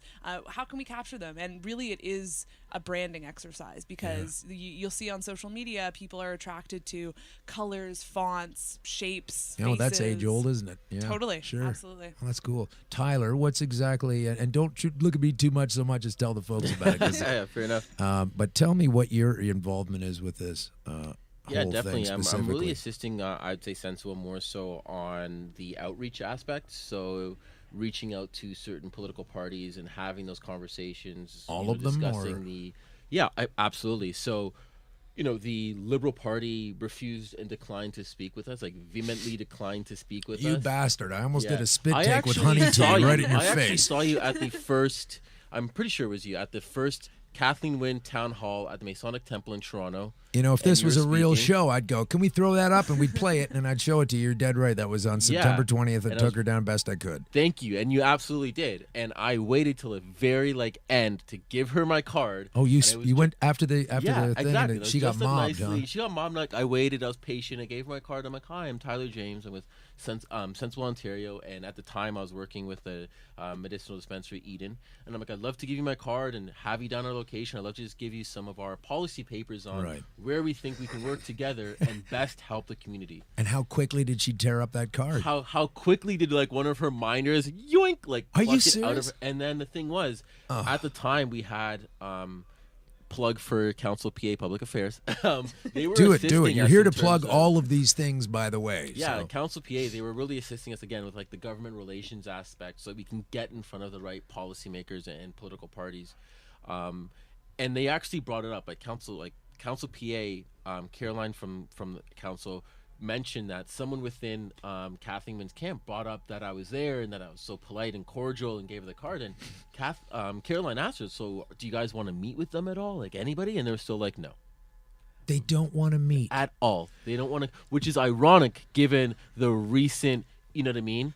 Well, she issue that they closed her had. little thing with me with, I just hit her for 3.5 minutes with a fire hose. I knew they were going to say, what's your question? But I just thought I'd keep going until. Absolutely. And I hit her with the question. She gave me a typical politician non-answer. Said, close that out with, but this is a conversation we're going to continue having. Can I get somebody to talk about something else, please? Yeah. And I have been tweeting her and closing mine with, just continuing the conversation, Kathleen. Of course, she can't do it. Well, she's pitching it to the feds. She's saying that this is a federal government issue, and that's really part of the problem is that it's not. That's This shirking is a the provincial issue. conversation. I don't live in the federal government. Exactly. I live in her, so to speak, jurisdiction. Right. And if you notice, different provinces in the country, and how could you not when there are 10 of them, all have a different way of going about things. So how are they locked into the federal overarching system? And she has to be, they're not, and she is. Well, that doesn't make any sense. She's not all there. She tweets about rights all the time, and she says, it's so great. I met a bunch of moms today, and we're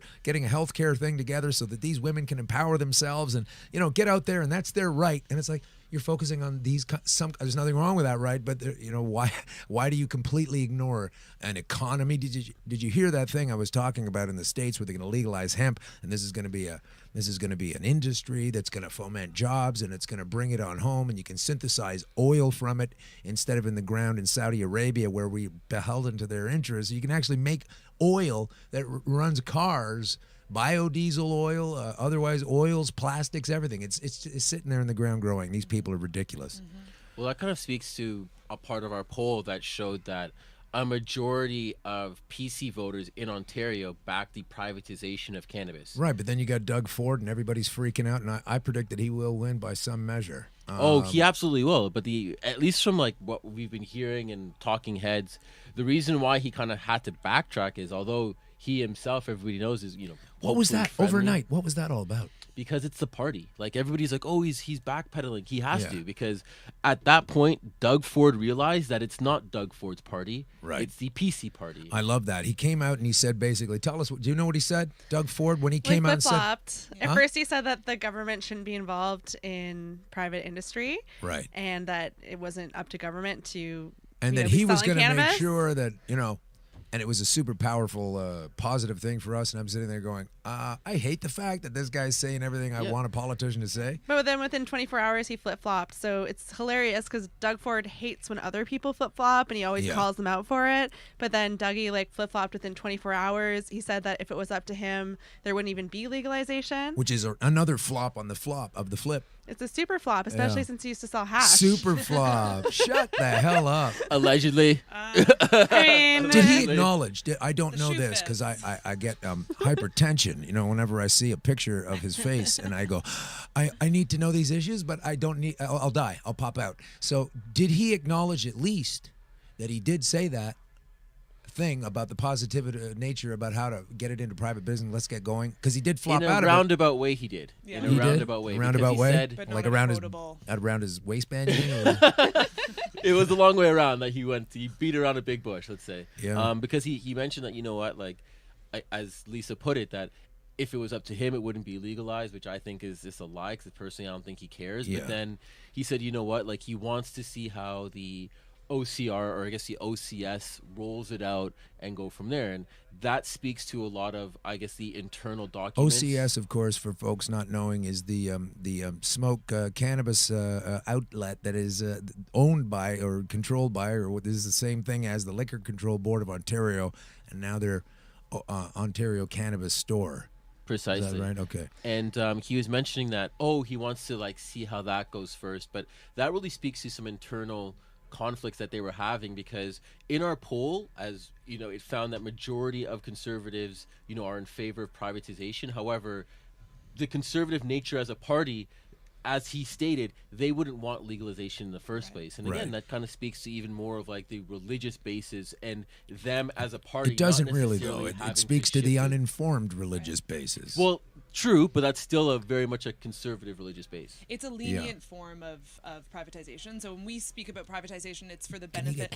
It's for the benefit of small business groups to develop cannabis, the industry in Ontario. But in terms of the conservatives is it's more along the lines of keeping it out of the hands of children. And like, yes, that's a part of the conversation, but it shouldn't really be at the forefront. No. Every step of the way. But there's a lot of things we need to keep out of the hands of children. If you just Absolutely. walk up and down the aisles of Home Depot.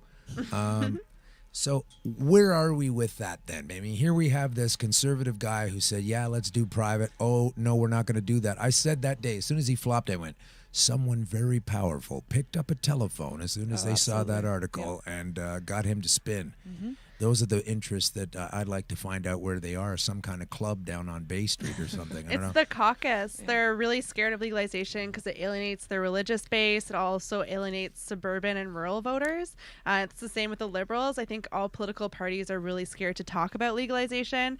The one thing that our poll found is that it affects the way that people vote, which could affect it in a positive way or a negative way. So no one wants to lose votes by supporting legalization, but it's part of conservative values to have private industry and not have government monopolies. So, Dougie said that he's against monopolies. When it comes to the LCBO, they want to privatize the LCBO. If the LCBO runs OCS, then that means they want to privatize it all, essentially. It's just going to take a long time for them to come out of the closet and for it to be socially acceptable in that way. I would love it if Doug Ford came out of the closet. I swear to God. As a hash dealer?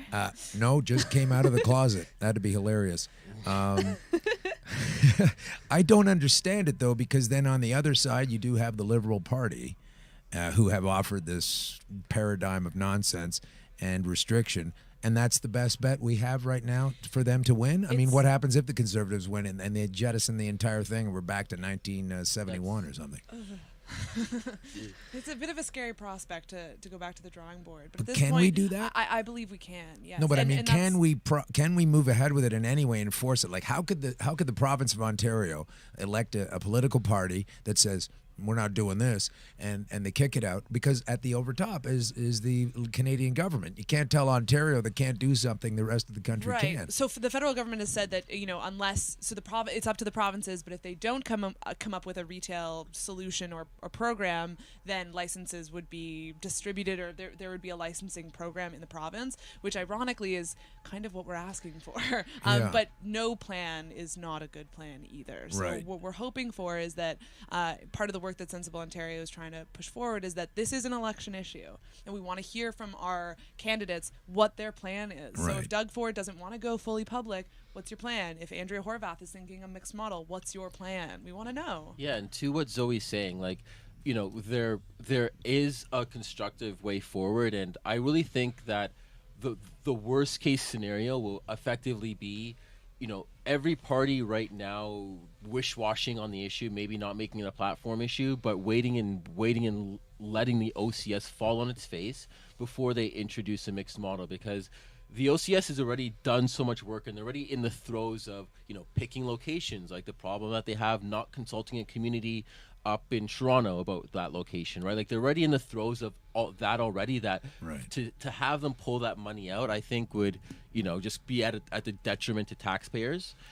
So that's why I think the best way forward is a mixed model. It allows them to, at least from now, at least have 40 stores somewhat established to somewhat meet demand day one, but then allow for, all things being equal, knock on wood, a new party coming in, to use that time between June to September, October, when, you'll actually be able to walk in those stores to work with maybe the private sector to have that mixed model. And it wouldn't take long. If you look at Alberta, prime example, they did consultations, bam, spoke to the community. They went to the private sector, model in bam. Alberta. No, they're doing privatization, but how they're rolling it out in terms of consulting with the community, consulting with the private sector, just having their ducks in a row when it comes to a licensing regime and making sure that they have the timelines, while every other province is kicking and screaming. Alberta's getting the job done, and they're showing that it doesn't take you to reinvent the wheel to get the job done. So she is Rachel Notley. She is of the NDP. I was just about to want to bring them into the conversation more fully. So that's what the NDP are doing, huh? It's actually a mixed model in that they have government online retail. So there's, a Crown corporation that's selling cannabis along with private retail. And it's the same with BC. It's a mixed model. They have brick and mortar government stores and then also private stores. And they're integrating existing dispensaries in British Columbia. So they have more of a social justice mandate to include the existing industry. This is fascinating because I've heard a lot of, I'll just come out and say it, sexist and I don't know what the other word I'm looking for is, but hatred towards Rachel Notley, who, if she's screwing everything up in Alberta, how would they know after 612 years of conservative rule? So it seems to me you got to give her a pass somewhat for get a little time and build her own piece of cheese. But I'm kind of impressed that you guys are telling me that that she's doing this, because it sounds very ahead of the game compared to a lot of other distribution systems. Yeah, relatively speaking, it is a progressive move. And Oh, God, what happened to you? If you look Oh, to... there you are. Am I there? You got to get right on it. Like, Okay. don't worry about it, okay? We're just I'm gonna doing eat a the radio mic. show. That's all it is. We'll give you a neck massage later. Cypher right now. Get in it. Right? I think it's important that we look to, municipalities in British Columbia and recognize that they saw what the communities needed and they responded to it and they listened to their citizens. And you know Wait what? a minute, hang I on. know What it's kind of bullshit are you crazy. throwing on me it's here? wild, isn't it? I mean, that it's nutty that they Yeah. actually listened to their communities, and in a place where the opioid crisis is so detrimental to their society, this is really important stuff. And Toronto, yes, we've had whisperings of this, Moss Park, like, yes, people are using Right. drugs. This is a really real reality. Like that's ever not been the Yeah, case. exactly. That people are dying from these things. And if we don't step up and listen to our communities and what they need on a municipal level, Okay, hang then on we're to going to that miss point. out. Hang on to that point for a second. I just want to say that don't they have a lot of religious communities in Alberta that, as you said, the other folks that are religious don't get that, and they do have that in Alberta. Why do they get away with this? Or how do they pull that, stick handle it? I think that companies like Aurora, which are working with government to build out massive grow operations, are kind of showing government and the mainstream population that this is an industry that's building jobs. In Alberta, which is a province that's losing jobs because Right. the oil industry is kind of tanking. It is. And it is tanking. And given the big time jobs in Alberta is basically you're in the oil game, which can be brutal. When I toured through comedy up there, I learned that what goes on at Fort McMurray. Guys lying on their back at 70 below, jerking around with these giant things for 2 weeks at way too much money. And then when they get their break in time, like 10 days on, 4 days off, or whatever the hell, come to the bars and get completely plastered, lose all that money, and go back and do it again. If I had to do that, or if I had to work in a slaughterhouse rendering plant up to my neck in dead animals all the time, I think I'd rather be wandering around a greenhouse, tending the little green plants and getting that together, and they have the square footage for it in Big Sky Country, so they should get on that. You had a point. Yeah, just to really mention that, to Zoe's point about the opiate crisis, is that, when I was working with Eden Medicinal Society, they had that great program where, they were working with the community to offer outreach to individuals who were at risk and who wanted to, shift their illicit cannabis focus, let's say, to something that was cannabis-based, natural, where they can kind of wean themselves off of that kind of opiate addiction. And this was something that, we went to great lengths to show the government, if you have safe injection sites, which I fully condone and support, but if safe injection sites can now in Toronto administer some narcotics, why is it that we cannot work with these safe injection sites or any clinic to administer cannabis in a similar without injecting it? And it's so much, it's cheaper Yeah. for the government, Yeah. it's more healthy for the individual, and it actually helps the individual rehabilitate their life. For And me, let's toss in it that just- most people want to do that, and now you're into democracy and majority rule and all that thing, and they don't want to honor that either. Well, yeah, hence why the Green Party candidate can't even speak at the next public debate, which I think Is that a fact? Yeah, You mean here it's in quite Ontario, shame. or Yeah, here in Ontario, they're having a debate between all the political parties, and oh, Kathleen Mike Wynne doesn't Schreiner want to won't hear be this able to guy. speak. What's his name? Mike Schreiner. Mike Schreiner. Can I get a spelling on that? SCHREINER. Yes. Okay, let's get him in. Yeah. Let's get him in. I'll let him speak. We can sit here for 2 hours. He's got some great insights into cannabis policy. I think just to Tyler's point about this kind of goes back around to education, right? So yes, the poll kind of showed us that people want to know more. They want a little bit more information on how a lounge works or how a dispensary works. So we don't necessarily have everybody kind of on our side yet, but the whole point of Sensible Ontario is to make sense of what's going on. So whether Doug Ford is saying X about lounges or Kathleen is imposing Y about dispensaries, it's the people's opinion should be forming what our governments offer us in terms of policy, not the other way around. Right. And cannabis users or consumers vote. Like, we're voters, and a lot of Right. us are in the closet, but I think it's 30% of Ontarians are consumers. So why are you going to exclude That's a 30% massive of the voting vote. base. Well, 30% is huge. Number one. Okay, fine. Let's just leave it at 30. Maybe it's 26. Maybe it's 34. Let's call it 30. Not only are they on board, and I'm one of them, and so would you all be. Also, you've also got the family and the relatives and the loved ones who don't participate in this, but don't necessarily want to see the folks in the family that do doing hard time. But I got a tidbit for you. This kind of even goes back to like what you're talking about in Aurora, the employment piece. A lot of times people don't realize the ancillary business that this will create. Oh, they have no idea. Like when we talk about having dispensaries, we're talking about when Eden was operating in Toronto, they had security guards for the morning shift and the evening shift. Yeah. Imagine if you had, and we all know that GTA can at least do with 100 dispensaries. At least. That would be 200, security working positions or I guess roles then available that could be filled. On top of that, for each of those, like let's say 100 stores, those 100 stores then need distribution. So you then have firms who are then distributing it from the OCS warehouse to the location. So those are courier companies that are doing it. You then have security firms, mechanical and electrical, HVAC contractors that then have to build out these dispensaries to meet compliance of the municipality or the province. The ancillary business that this creates is so resounding. And that's just bricks and mortar. I mean, Yeah, we haven't even touched So the tourism aspect, the branding, entertainment marketing aspect. Exactly. Like It's for a the whole- online realm, it's actually what people need to realize is that this is going to be a global first, and within this global first, Ontario is the biggest market. Yeah, effectively I'm sure. globally in this first license regime, and yet we are not taking accountability for it. We're over $300 billion in debt as a province, more than California. Well, there's a small hitch to it, right? So you're absolutely right, but the real issue is that Toronto, the special little gem that it is submerged in a province that doesn't always agree. So the politics in Ontario aren't always the politics in Toronto, and we're kind of cursed by this because yes, arguably the largest cannabis Toronto market could be its own province. Exactly. Okay, we have talked We're about an that. island. But I'd just like to take a couple of seconds. We do have to do a commercial right now, so here we go. If you could just let me get the floor together here. Oh, yeah. Hey, got some good news for you. I was just recently, last week, I was invited to speak at an organization called the PCMA. This is the Private Capital Markets Association.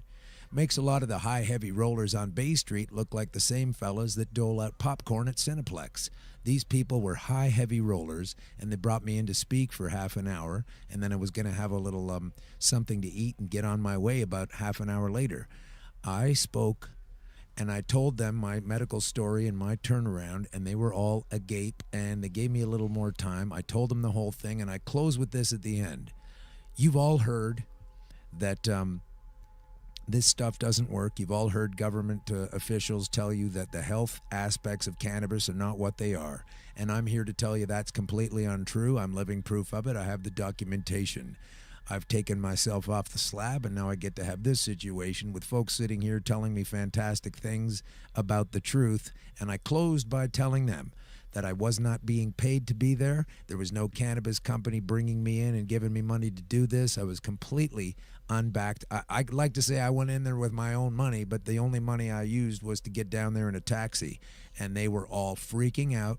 And I was meant to leave at about 3 o'clock, and I didn't get out till about 7:40 that evening. And that's kind of another reason why I was talking over a lot of music and cocktails and got all talked out. So I have done my best at this point to try to attract investment. And I say, if you guys get this thing moving, the government's going to have to catch up. These folks are not going to invest deeply and be told they can't get it going on. So that's all I wanted to tell you about the PCMA.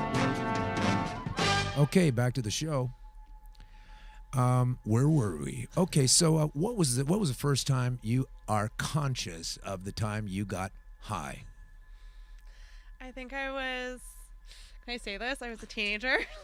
Well, you can tell the truth. Just tell the truth. I will have to cop to that same thing. So I remember it was on the Toronto Island. Oh, wow. And there was like a group of us. So you had a little baggie, went over on the ferry? Not even. My friends were smoking a joint, and I got to smoke the roach, and it was like the most exciting moment of my life. A dirty, stinky roach It at was that so point. gross. And you were spitting it out, but you got a little buzz on it? We definitely got a little buzz. I can remember learning like the difference between indica and sativa, and that being like You so knew that? fascinating. Oh wow, good for you. I think there's a lot of myths. I mean, indica sativa is arguably still a myth, but I Yeah. remember like learning about Oh. indica and being like, whoa. What do you mean they're a myth? The two. Well, there's so many hybrids these days that yeah. folks, you know, I traditionally think say. it's all in there, and it's going to lean more to the indica, or it's going to lean more, but they're both in there, and this is because of the breeding and changing things over time. So it's great to have both, but there's predominance in the strains. For right? sure, consumers still believe in the dichotomy between indica and sativa, but I it's more do. the terpenes, terpene profiles that affect the actual physical effects of the And plant. tell us what a terpene is. Oh, okay. I'm not a science major, That's okay. but Good. You know what it is. You said the word. Okay, You're I swinging did. it around I like a did. hammer. Damn Let's it. go. Okay, terpenes are found in naturally organic substances like trees and plants, and also cannabis. Like pine needles and Pine papayas. needles, and, limonene, Yeah. oranges, and they kind of they can be procured in like a liquidy, oily kind of substance that some vape pen manufacturers use to dilute their oils. So it's a safer alternative to thinning agents. This is a vape pen right here. I'll show you. Is it a folks, that I have. terpene I don't know reinfused? exactly what it is, but it is interesting. wonderful. Okay. This is a CBD situation. That's Beautiful. why I puffed it. I didn't rip through the other one that's got the green rubber band on it because I'm on camera and they know that I'm doing this. But this is the CBD little pen, and it's pretty cool. Nice. Zing, zing, and it works. Veridesco one, I think. Pardon me? Veridesco. I don't know what you're saying. Nice. Oh, the brand name? Yeah. Yeah, Oh, I think I don't know. It's it just says GV on it. Green. Oh, hang on. Green. I don't know what that says. Green apony or something. Is I don't it know. Green CO2 vapor. or? This is. I don't know all the things. Yeah. I'm not a scientist We're weed either. nerds. But I don't know. We're dorks. You know. But essentially, terpenes are a really useful component in telling you what you're going to get from your cannabis. So it's not only about the smell and the flavor, but like Lisa was saying, the physical effects. So certain terpene profiles can have a different kind of effect on your brain, on your body, on your muscles, on your endocannabinoid system, which, as we know, is located in every organ of our body. Yeah. And terpenes can tell you, like, a certain strain might help with, post chemotherapy, or might help with suppressing an appetite or inducing an appetite. And more people are saying that, as opposed to saying things like it's a sativa, it's a hybrid, it's an indica, you want to use more strain specific profile attributes like this. You will find pinene and limonene in this, and that will produce this. It's almost it's more of a safe bet, if that's a Well, fair did thing we to say. come across this because of cannabis? I mean, if we weren't smoking cannabis, we were still getting terpenes when we chewed on a pine needle or had a papaya. Absolutely. I would say that it's because it's found outside of cannabis that there's been research into it, that's kind of the foray into it in terms of biology and organic chemistry. What we need now is for pharmaceutical companies and for cannabis companies to do more terpene profile like annotation, so that we can more understand more intricately what these terpenes do. Right. But because they exist in other substances, like for example, cannabis is a cousin of hops, which you use in beer. Right. And you know how beer sometimes can make you sleepy? Yes. Myrcene is the fully aware of this reaction. Myrcene is the prominent terpene in hops. What's and the name of it? Myrcene. Can you spell that for us? Myrcene. Okay. So it's also So in there's cannabis. terpenes in beer and- So if something's yeah. really heavy in myrcene, you're going to get sedative effects. If it's heavy in, say, limonene, it's just like aromatherapy. If you sniff a lemon, you feel Right. awake Zips and you up. energized. Lemon in the water in the morning. Mhm. Right, Danny? And what's your experience with your initial turn at the old herb? Oh, that was I still remember it to this day. I was 15. It was after school, went to He gave her a hard time. and went to my buddy or my Says buddy's brother's. nothing, Tyler. Yeah, exactly. And literally grabbed a bag of shake from his brother. And what is shake again? I forget. I don't It get was it. like ever. just like the remnant bits. What's left over when you're making yeah, buds? from, like, It's just buds whatever and stuff like that. Yeah. And like he rolled like this massive like L paper, and this was the first time like me seeing A somebody massive roll it, paper? and I was like, This is your "Yo, first time? yeah, like it's amazing." So you had a tiny little stinking On a roach. tiny roach. Yeah, we had this massive thing of shake. Wow. And I remember just us smoking it at the park, and then I remember us getting so high that me and my buddy were sharing like headphones. Oh no. Like the earbuds, and we were listening to Eminem, Superman.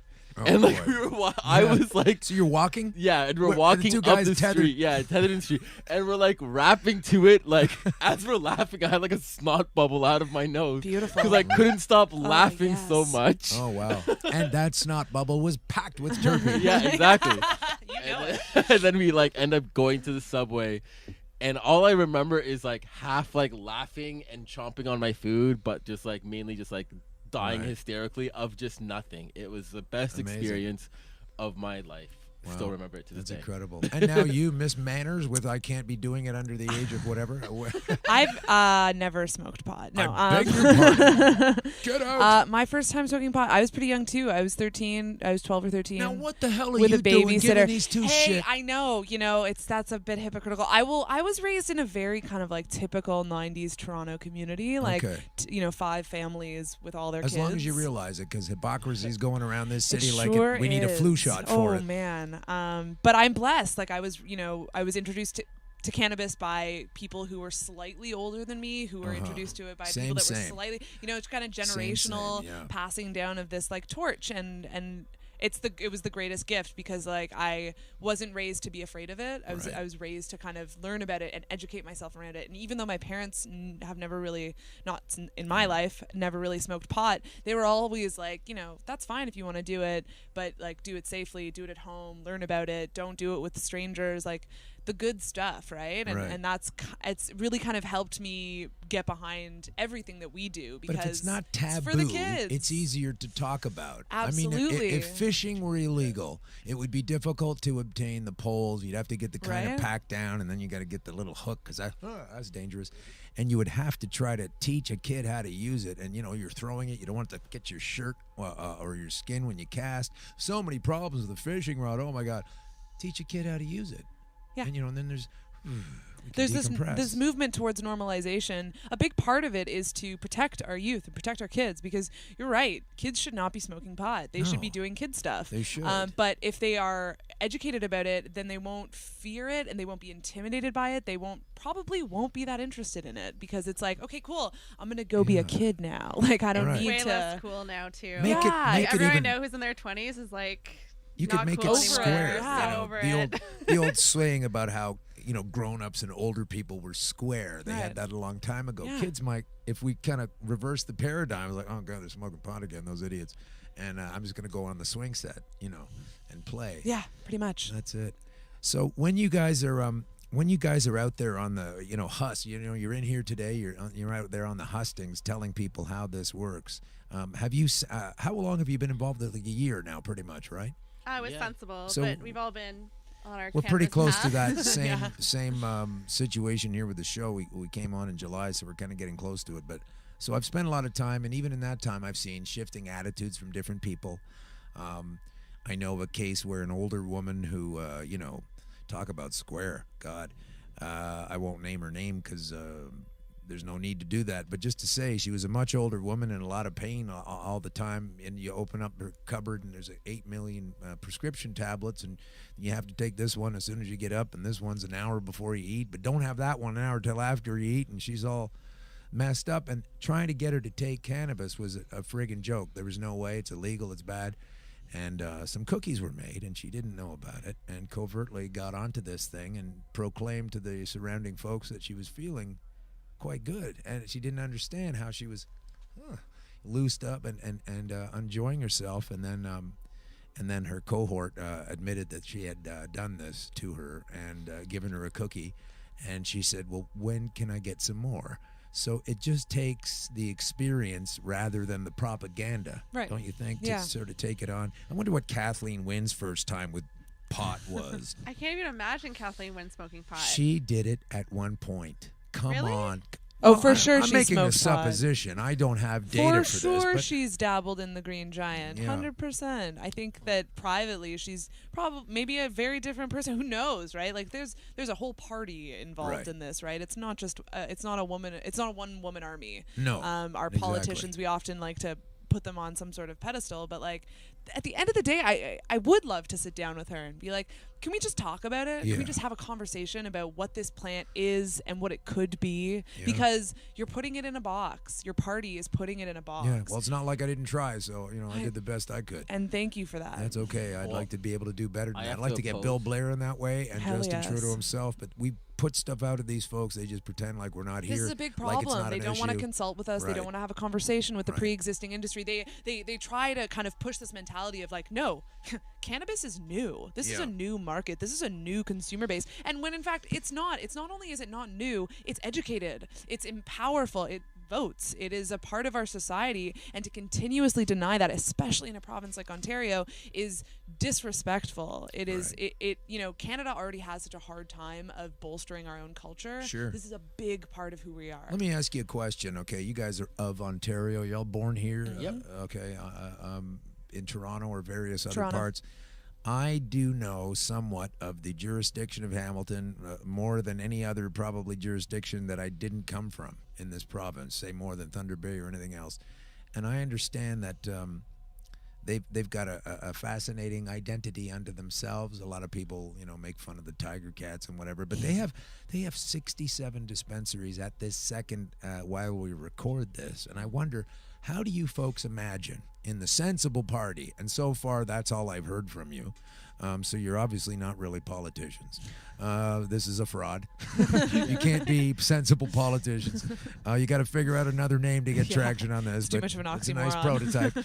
But they have 67 dispensaries. They might have had more at one time. I don't know. But 67 is 27 more in Hamilton, which is not exactly a burgeoning metropolis. And Hamilton is within Ontario, beside Toronto, which is a burgeoning metropolis. How are we going to manage with 40 official legal outlets of the OCS? Who knows why they're putting some in areas that don't want them and not putting them in other areas that are begging for besides them, schools? or wherever. Where like what is going on when we do this shift? And you're supposed to go, okay, Kathleen, here's everything I still have left over. Let me throw it in the garbage like it's an amnesty on a gun exchange thing. And the rest of us are going to all deal with 40 stores across this gigantic province. Let's look at it as Texas compared to the United States, biggest province kind of thing, or one of them. And you're going to put 67 dispensaries right now in Hamilton.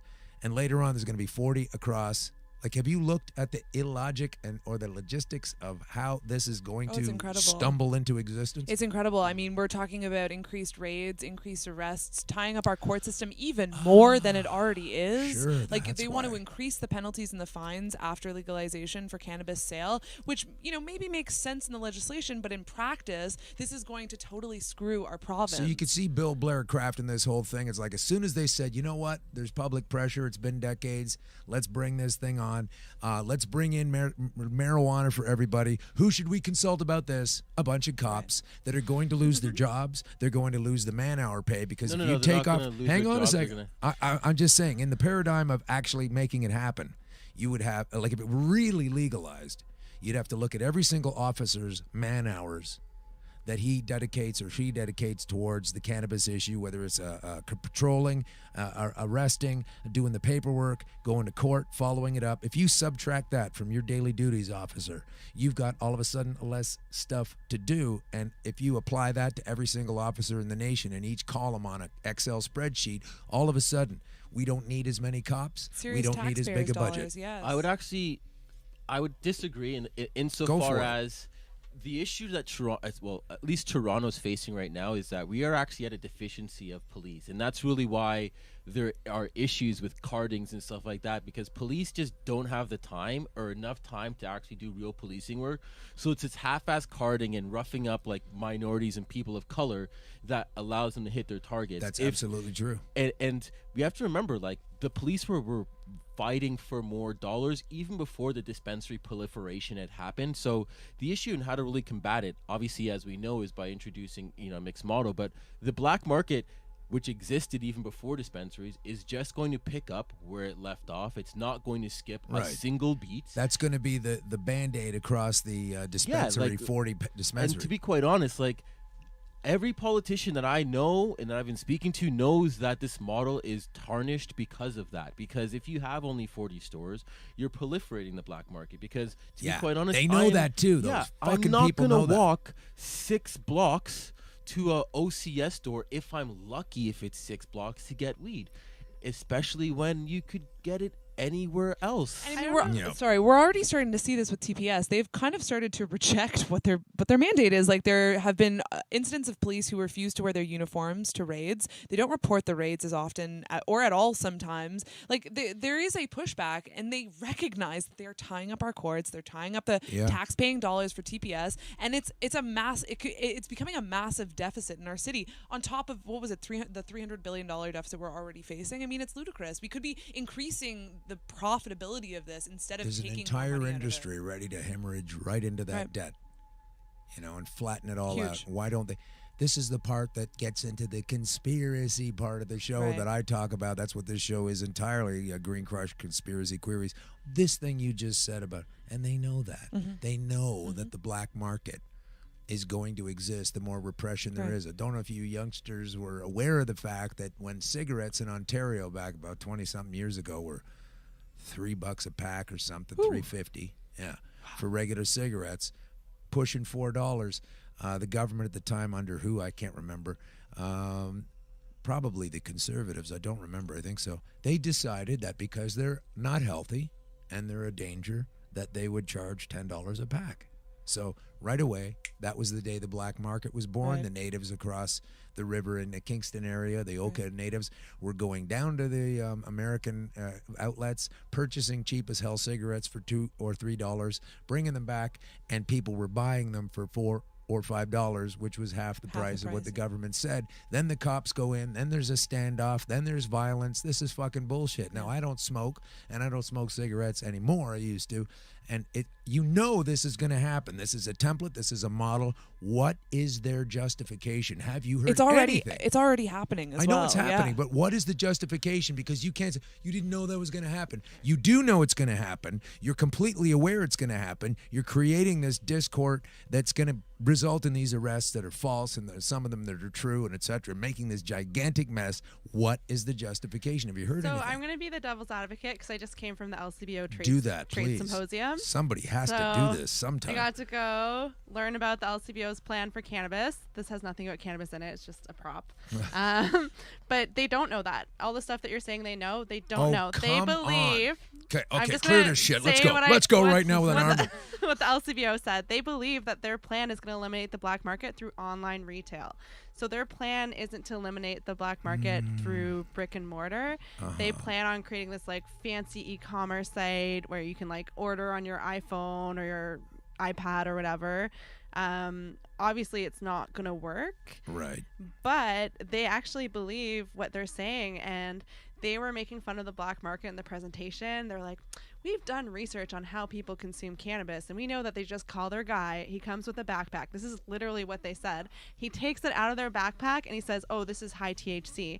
And they think that they're going to be competitive because they're going to talk about terpene profiles and not give, like, So they haven't seen any of the websites that exist? That's crazy. Come on. Exactly. They did go to Colorado and California on, like, a trade mission, which is super interesting. In the government?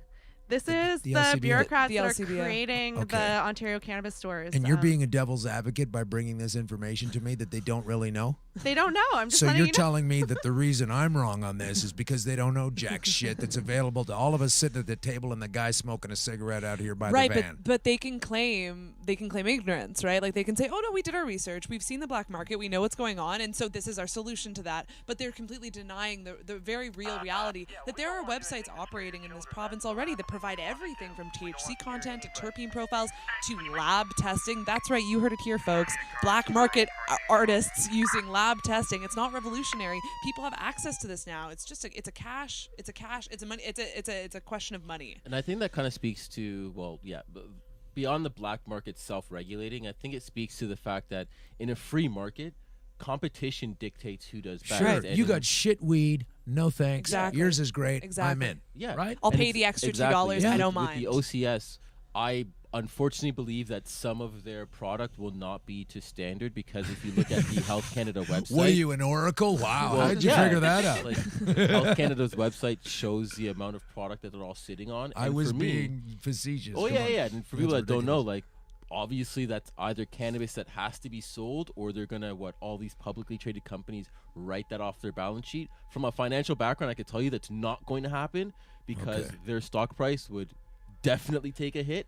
So when you look at it, from the perspective, again, from the gray or black market, however you want to call it, trying to transition, like, they will always do better, because they already are providing a standard, a level of professionalism and knowledge, and they already have an established infrastructure, that Right. could have easily have been transitioned and knowledge have been passed if they were more open to the idea. I do think some of those companies are transitioning, though. Like, I just got an email from medpotnow.com, which is Blatant now plug. Aurora. Blatant plug. Yeah, right? And that's MedSpot okay. now they're stopping selling cannabis. They're only selling CBD products, and they've told people to go to Aura dispensary in Vancouver, which is licensed, which is Aurora's sister company. Right. So I think the market is transitioning slowly, but unfortunately they're taking a really long time with the craft licenses. So the micro producers, the micro processors, edibles, none of those products are on the market.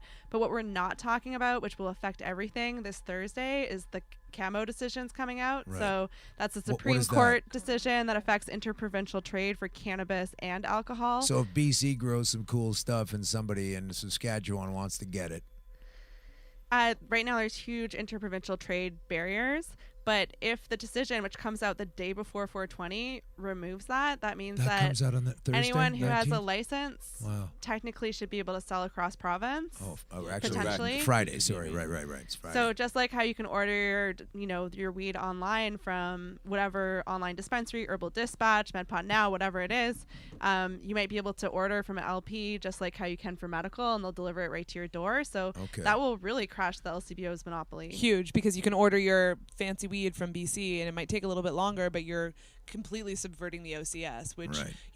Okay, well, you guys have been fantastic. We are getting a little short on time. Oh, I can't believe I said that. My dad was killed by a grandfather clock, and I'm traumatized. We only have a little bit of time left, and I do have a few more questions. That doesn't mean you're getting out. I'm just telling you we're bringing it into the funnel, okay? I want to ask about specifically now, we talked about Rachel Notley seeming to do a good job despite the death threats in Alberta. Some of the guys wearing cowboy hats don't like a woman, and they don't like the NDP going on at the same time. What is going on with the give me your take, because we've covered a lot of things on the NDP party of Ontario. How do they move in? How do they move in? Green What's Crush their- 2018, baby. Let's get it. Yeah, Orange Crush. To be honest, I was at the amazing provincial debate that was hosted by the Jamaican Canadian Association, in which Where was this? This was last week, in which Andrea Horvath actually stole the show. Is She was that right? amazing. Yeah. Was she debating? She was debating. Who did she debate? She debated Wynn, and she debated Schreiner. Oh, is Schreiner this was on great. video? Yeah. And she Good actually God. said Let's that get if that going. elected, she would overhaul the Liberals' plans. She would overhaul it. So she'd look at it and say, well, of course, you got to do this, you got to do that, but let's change this. She really wants to work with it as a skeleton. Precisely. And by overhauling it, I don't think she means let's pump out more public stores, because that's more money that the government doesn't have. Yeah. So I think that's the everywhere mixed else model. is suffering from brick and mortar because of the way things are now. All these bookstores are closing down and all kinds of things. How does the Ontario go, we need more brick and mortar? Like, it doesn't make sense. And the thing is, like, understandable if they took the private sector, because dispensaries per square foot are one of the best revenue generating kind of retail locations. However, to get to that point, you're talking about taxpayers' dollars to employ, which are now will be $15 an hour at the end of the year, and then it's hydro and all of that stuff. So the government should do like what BC did, or sorry, Alberta did, the NDP, which is you pay for the build out, and then you pay me so that you can have a store. Right, Yeah. You make okay. licensing Licensing fee, revenue, and you make revenue off the excise tax. You're all in No agreement overhead. with this, you three? I Pretty think much? it'd be For the great. most part. Okay. Well, you sound like you got a draft. No, I definitely agree with the politics. I think that Andrea Horvath sees clearly the need for municipal focus, so that Toronto, Windsor, and Hamilton are different from each other, and they're also different from Sure. the rest of rural Ontario, and that and that should dictate the policy around cannabis, not this sort of one size fits all model that we're just going to place on top of Ontario. You need to pay attention to what your communities are literally dying of. Like, what is affecting Toronto is not necessarily affecting Ottawa or Windsor or Hamilton. So it's a more sensitive issue, I think. All right. Well, we're going to close out on one more question, but don't run away because it's going to take a while to answer it. Okay. So this has to do with the future.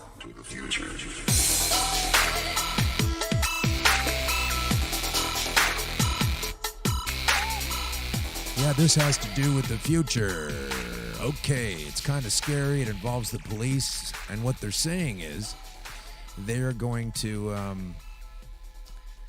I envision this. Okay, let me put it this way. I had a bunch of questions that I was going to ask you. But instead of doing that, I'm going to lay out a scenario. Okay, and I'm going to ask you to pay attention, and then I'm going to ask you to pick apart and chime in on it. And by the time the three of you folks do that, we're going to have to wrap it on up. So here's the deal. They don't really have the science together or the understanding, when I say they, just anybody who's running things, on who's intoxicated and should be considered inebriated at the wheel of a vehicle or at the wheel of a motorcycle or a bus or whatever the hell you want. And so what's going to happen is, and I can prove that really quickly, is that if I take a little bit of tiny cannabis oil to save my cancer, and I gradually, carefully, through various means, including the Rick Simpson method, which is what I use, gradually increase, there's a way to take in this cannabis to the point where you do not get high.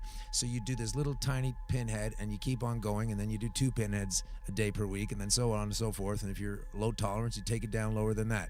By the time you come up on this arc, you're doing 1 gram a day and you are not impaired, but there is cannabis in your blood. Now, if I'm taking 1 gram a day and I can just walk around and talk like this, and you start a pinhead a day, a pinhead a day, a pinhead a day, and then all of a sudden you're not ready to go to the next part, and you break that smooth upward arc, boom, and go up here to like 6 pinheads a day. Whereas I'm taking this whole gram and you're taking 6 pinheads a day, but that's way more. You've got less cannabis in your system. You're on the friggin' moon and you're giggling and falling apart, and you shouldn't be in a car. And I've got a ton of cannabis in my system because I'm taking 1 gram a day, but I properly upticked until I was level. So they don't have any kind of way to really prove. They could have way less stuff in your system, and you're ripped and you ought to be ashamed of yourself driving that thing, and I could have way more and be completely fine. They can't figure this out. That's immaterial. They're just going to say, if it's in your blood, you're popped, and you're going to go to court, and there's going to be troubles, and I don't like it. And I don't like the fact that the machinery and the little liquid, the stamps, they're going to smooch across your forehead if you refuse to spit and everything else. I could see a little bit of sweat on yours now. I could easily wipe that off and sample this DNA. And I can understand you have cannabis in your system. That doesn't mean you're high.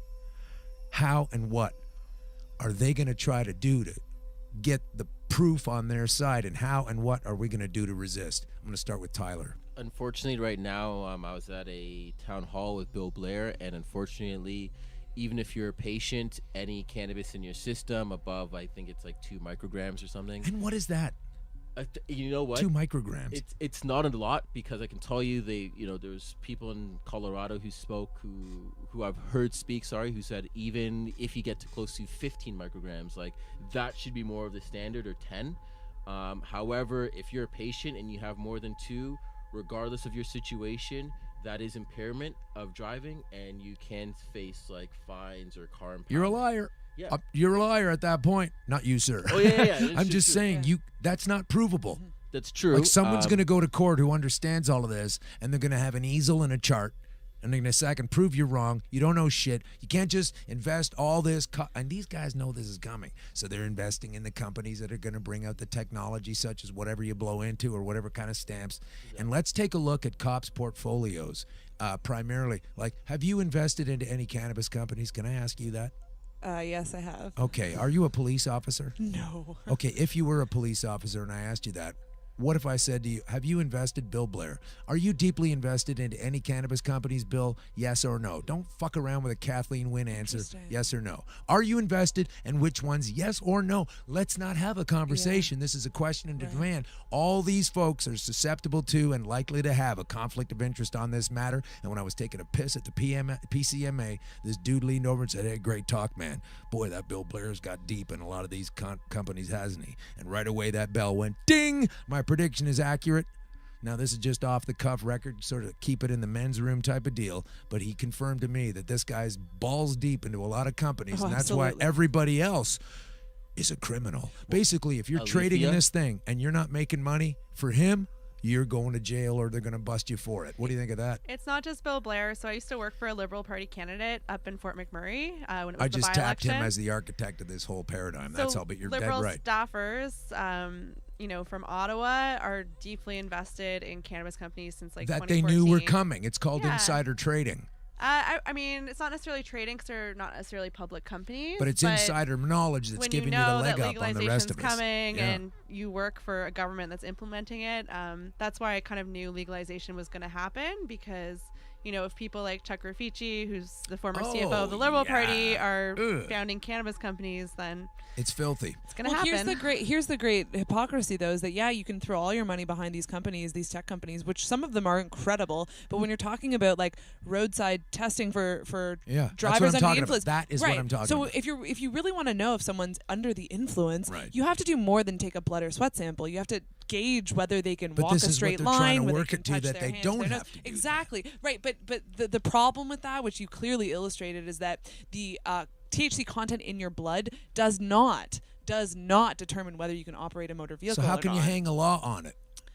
I don't know. Someone's gonna. I'll tell you what. Someone who knows all of this is going to have to get busted at a point. Sure. They're going to have to go and get and prove it in court, in right, remand, and to set a etc. precedent, yeah. And then they're going to have to get a lawyer, and then they're going to have to get a fucking chart out. Well, the and issue, it might be me. the very real issue though of THC mixed with alcohol in getting That's behind different the wheel, too. that's different, and that is a problem that Sure. should be stopped. But these are separate conversations that can't be lumped all into one, saying you can't smoke weed and you can't get behind it. That doesn't help anyone. Right? No, well, it helps a lot of pockets that Helps you a lot of don't have pockets. access to. Exactly. Unfortunately. I'm going to give you the last word, you folks, to tell me what your little sting is, and I don't mean to belittle it. I'm just saying we've only got a little bit of time. So, oh God, I've been my grandfather. So tell me what you think you'd like to say. Tell me any kind of hashtags or any kind of places where you folks can be reached and further this conversation. For sure. So Sensible Ontario, we're still running our campaign up until the election to make cannabis an election issue. So if June you 7th. want June 7th, yeah, June 7th. just around the Really? corner. That's so amazing. Ahead of July 1 and everything else, whatever. So if you want to participate in our campaign, we're looking for volunteers, we're looking for donations. You can go to sensibleontario.ca or sensibleon on all social media platforms to get involved.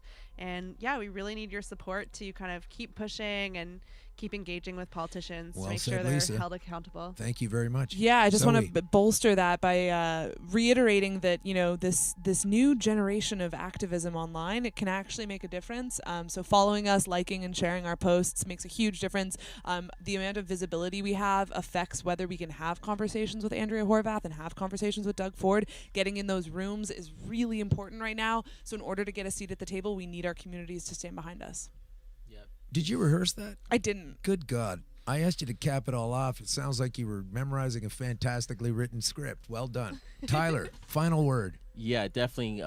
It's really simple to just get out there and just send a letter and voice your concerns to the political parties. People are wondering how to get involved and if their voices will be heard.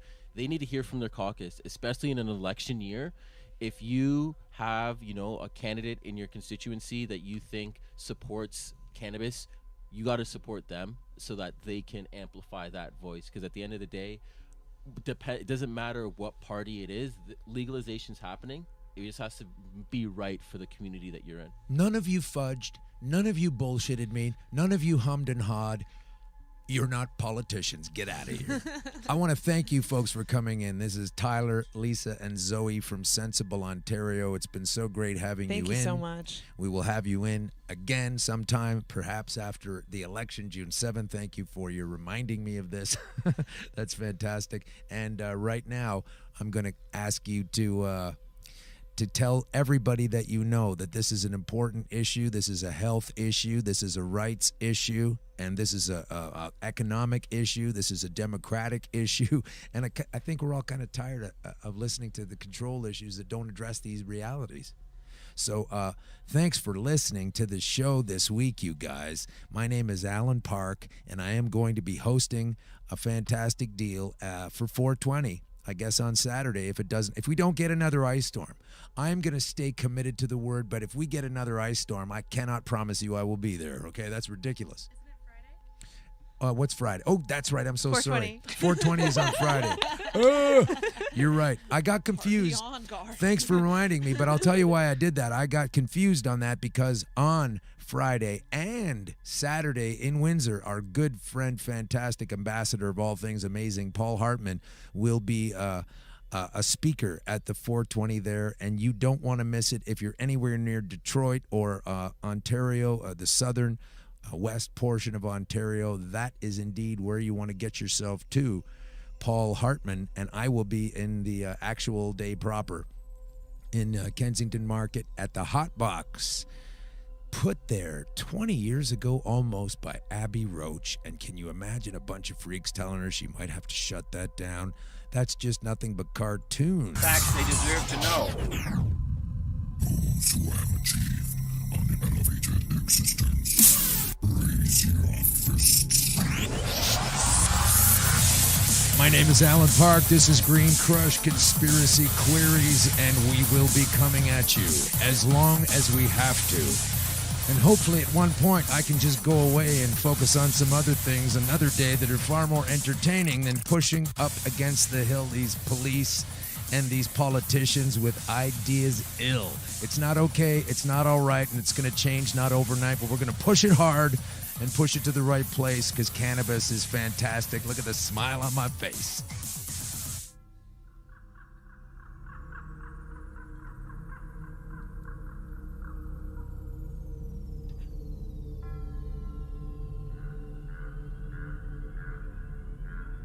Raise your fists.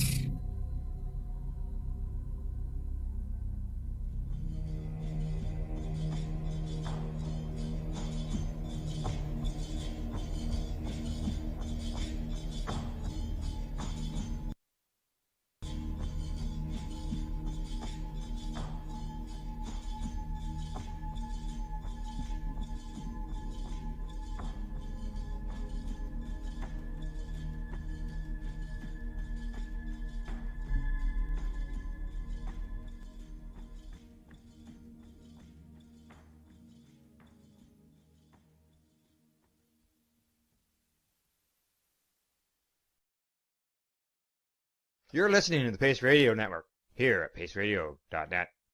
The views expressed by the individuals during this broadcast are their own opinions, and they may not be the same as those of their group or other organizations they may be involved with. All medical advice during our broadcast is not a medical opinion and should be checked with your medical physician.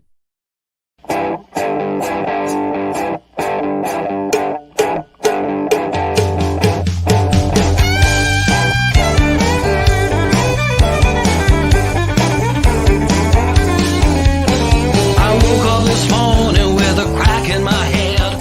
12 ramble others later still. Hello, everyone, and welcome to the Pace Radio Show. We're live here at paceradio.net. Hello, Tamara. How you doing? I'm rolling. You're Some- rolling?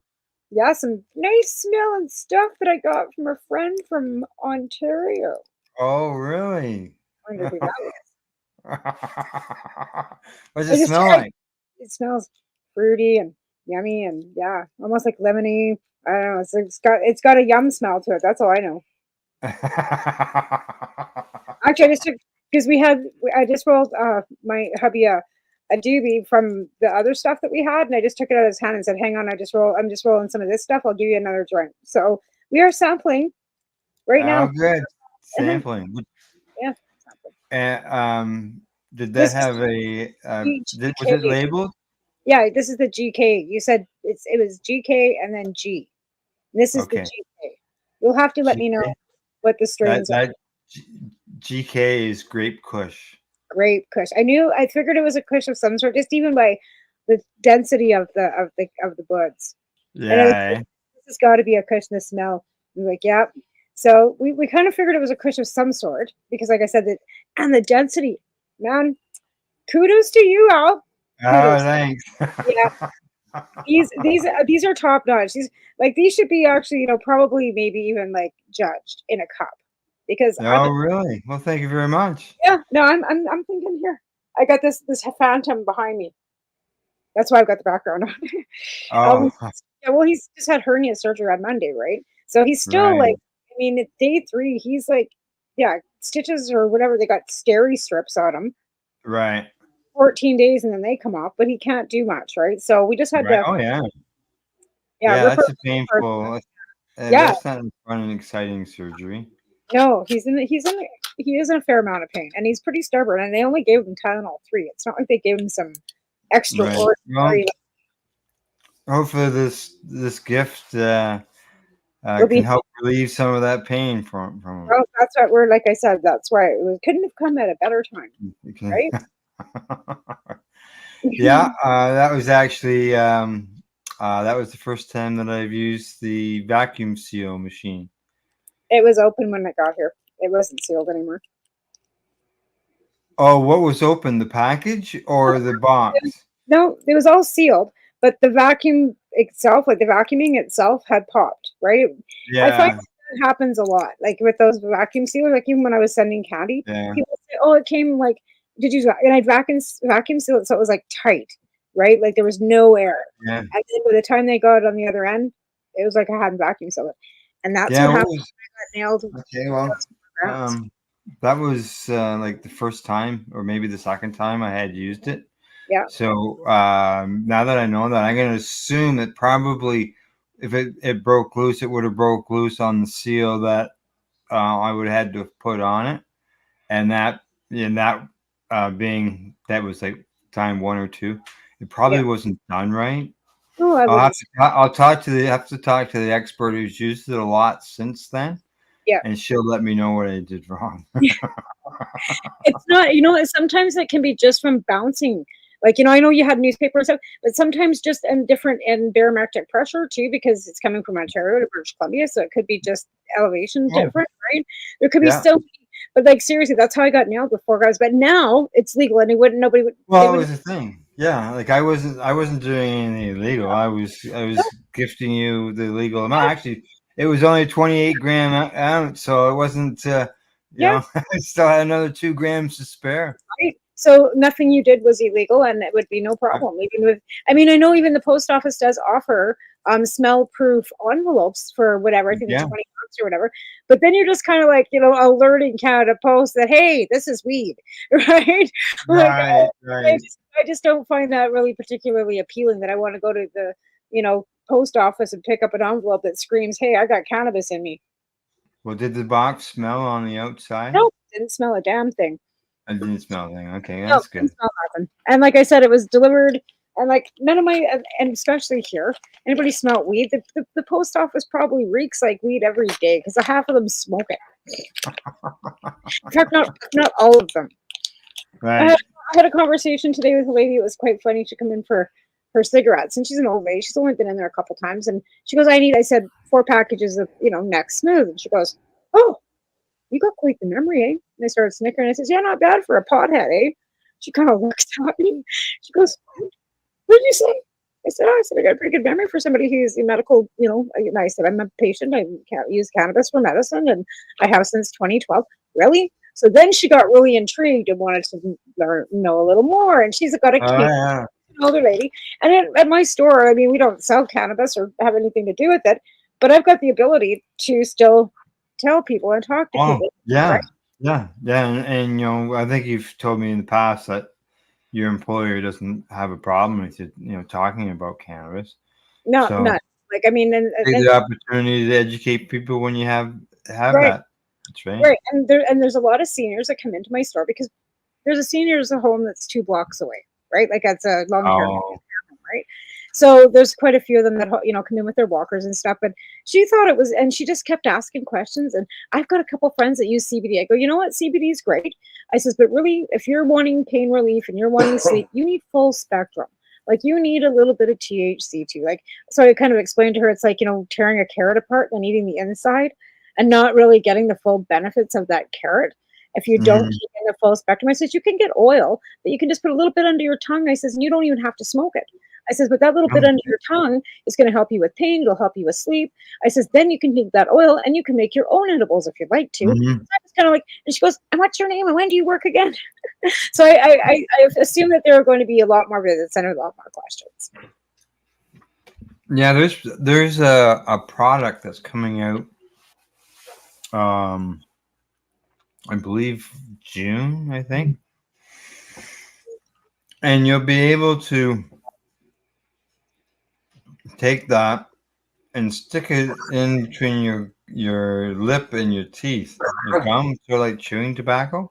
Oh, like a Zion or a Zonic or whatever they are, those little tobacco pouches. I don't. Yeah, it's just a little packet, Yep. and you'll be able to stick it in there, and then it'll dissolve, and you pull the packet out.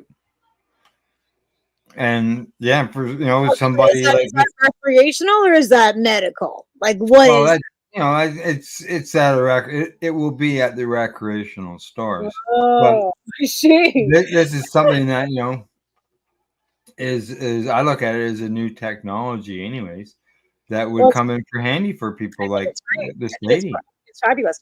Actually, it's funny too because I had the owners of Rocky Mountain Cannabis that come in my store all the time too, and she comes over and she says, "So you know any trimmers?"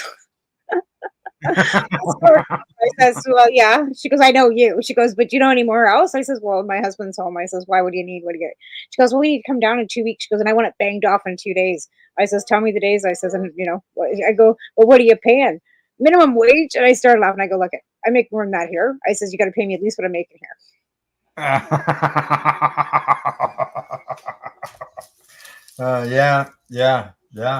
Yeah, really. But yeah, like they're looking for trimmers. Because they hand trim, right? They want people that are going to come in and Oh, hand trim and do it properly. They don't do, and it's a microcraft, right? And right. then they usually all day, which is the name of the branding that they go under, all day, which is a Yeah. BC distributor, is usually picks up their cannabis and sells it. And I've had some of it; it's pretty good. But yeah, but 420, I'm seeing it's getting closer and closer because I keep forgetting about 420 because I'm working and it's like 2 days or 3 days away, and I'm like, holy fucking Asia's doing all these things for 420, and we're supposed to be going, but apparently we're not because Alvin can't drive that far. Well, yeah. You got a husband there who just had surgery. He's not going to be healed by Saturday. No, he's like 4 weeks minimum, 6 weeks, Oh like yeah. 4 to 6 minimum, like kind of thing, right? Mhm. Like he can't even lift anything for like 4 weeks, over 10 Yeah. pounds, like nothing. So Mhm. it's supposed to be going like he's supposed to be keeping it pretty, yeah. But okay, this is Yeah. really JCL. Is Yep. it? Oh yeah. I'm glad you're enjoying it. I'm really enjoying this. Like I said, nothing better than the first one because this is my first duty of the day because I work Oh, today. is it? Oh, okay. Well, that's good then. It's So this is the first joint of the day, and then I got, like I said, I got home from work, and my bed has been an issue. Like the plyboard, I think whoever sold it to me, it got wet, right? So the other night we were in bed at 3 o'clock in the morning, and the fucking thing folded like a cracker. I saw that and I thought, fuck, that's a new We have bed. to work You just got that one. Well, they bought it last August from the brick, but then her son had it, right? And then they moved and it wouldn't fit in her house, whatever, but it was out on her deck. So I'm thinking that it might have got a little bit wet because there's no way plyboard, even when it's this thick, is going to fold like a cracker like that, no matter how much you weigh, right? Anyways, so then we're like, every time we get into it's creaking and I'm worried that, okay, we've moved the bed, we've moved the boards back and whatever, it's going to snap again, right? So we took it all apart when I got home from work and added some more screws and put some fucking underneath the board. I put some cores and some 2x4s and fucking so it's sitting on something solid. Yeah. But in the interim of putting it together, we realized that it's missing pieces. And that's probably why it wasn't. Yeah, it's missing several pieces to the bed. Mm-hmm. So no wonder. anyways, That's why it's we've falling screwed. apart. We've taken screws and screwed everything. Me and Taven, because Alvin can't really. Alvin did like what he could, but he can't be lifting stuff. So Taven and No, I know. Yeah, yeah. but we got her done. So I made it in time. His position now is to sit in the chair and put opinions out because he can't like you say, you can't lift him. No, and he's I think more comfortable laying in our bed kind of rather than even sitting up because I mean he's cut from like here to here, right? Like he's got he's got no belly button left. Like they've taken his button right out because that's where the hernia was. It was actually like protruding out of his belly button. So what they did is they've gone in and they did laparoscopic, right? Laparoscopic surgery, but they went in and they pushed everything back together and then covered it, like put a mesh around him, right? Like stuff on him and then closed him back up and basically just stitched him up with no belly button. So he's gonna have no belly button left. No belly button. Yeah, there's the mesh inside there. Right, and so that hold everything together. Right, it's like and he's the full time garter belt. Right, and it's gonna take some time for it to cohese to the inside and hopefully his body doesn't fucking reject it, right? Because right, because that's always it's not always a possibility, but some people's bodies just don't take well to foreign objects in it. Him on the other hand, he's got a plate in his head and he's got whatever in his hands, and I don't think we're gonna have an issue, but again, you never know, right? So yeah, but he's pretty much he's pretty sore. Like, and I can empathize. I had a C-section. I remember. It's not fun. No. Any surgery. No. Is always in dealing with healing afterwards. It's never right. And day 3 after surgery, we all know that day 3 is when all the pain and all the fucking really swelling and all the gross shit really happens. Right, day 3. Yeah. I got a couple things here to discuss tonight. We got a big thing going on this weekend. It's 420. Also, we got some new shows here on the network that we can talk about. That's awesome. And I seen this on Facebook, and I thought, what the fuck is this all about? So I went and did some investigating on it, and it just didn't make sense to me. But a lady by the name of Dee Reed, she's a bud tender. She was up for a bud tender award this spring. She posted something on Facebook about people saying, "Stop microwaving your weed." What? Oh yeah. Or are you microwaving your weed? The same thing. What? The only time we ever microwaved our weed was back in the 80s when we got cut the branch and throw it in a bag and either had to let it sit on a plate for fucking 2 days before it would dry, or you were really desperate and you put it in the fucking microwave. And then to dry it. But again, apparently this is done to increase its potency. What? You like decarbonization? You're just cooking the weed before all the THC off it, you dumbasses. That makes no sense. Oh, I know. I wasn't the only one that responded the same way. She was telling them she was telling them to stop microwaving it, and Jesus Christ. Apparently increase the potency, and I'm thinking, what the heck? No. How is that even possible? Yeah. Well, basically, what you're doing is the same thing as when you're smoking it. You put it in the oven. You're just decarboxylating with the microwave. Yeah, And I could. What else are you're decarboxylating? You're decarbing it, but what are you overcooking in the same process? All you're doing is cooking the THC, the CBDs. That's all you're doing. Yeah, you're smoking decarbox. You're smoking decarbox. Yeah. That would be the radiation you just infused into your fucking weed, you dumbass. I was gonna say it's already microwave because most of the, not all, but No, most of the cannabis is it's eradicated. Yeah. you're right. Now it's not. I don't think it's not the exact same process, but it is. Microwave to a point. Here's my question with that. If you're growing clean weed in a clean facility, why would you need to worry about any of that mold and bugs and shit that you would have to eradicate it for? Unless you're growing in a filthy facility that you just don't give a fuck. What I've heard over the years is that the numbers are pretty low, like pharmaceutical grade, as far as the numbers when it comes to the bacteria, so on and so forth. But that's what they are, and they are meaning it. But with that, most of them, anyways, are zapping it. So I'm thinking, well, these people are already buying zapped weed. Why would you want to zap it again? The thing is too, like if they're zapping it, Yeah. So I read a few.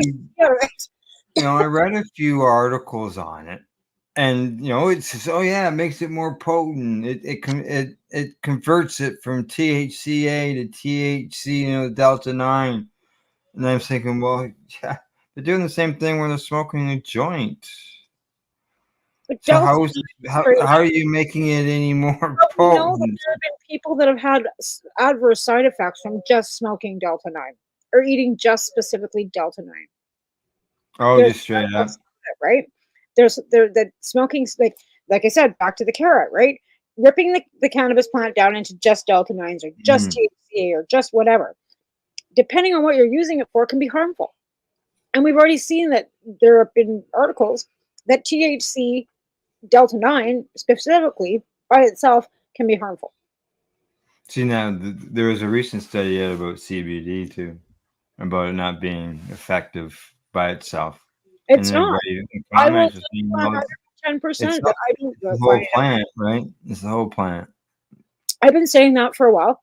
And like I said, we wanted the government to legalize cannabis, so we fed them a whole line of shit about CBD because it won't get you high.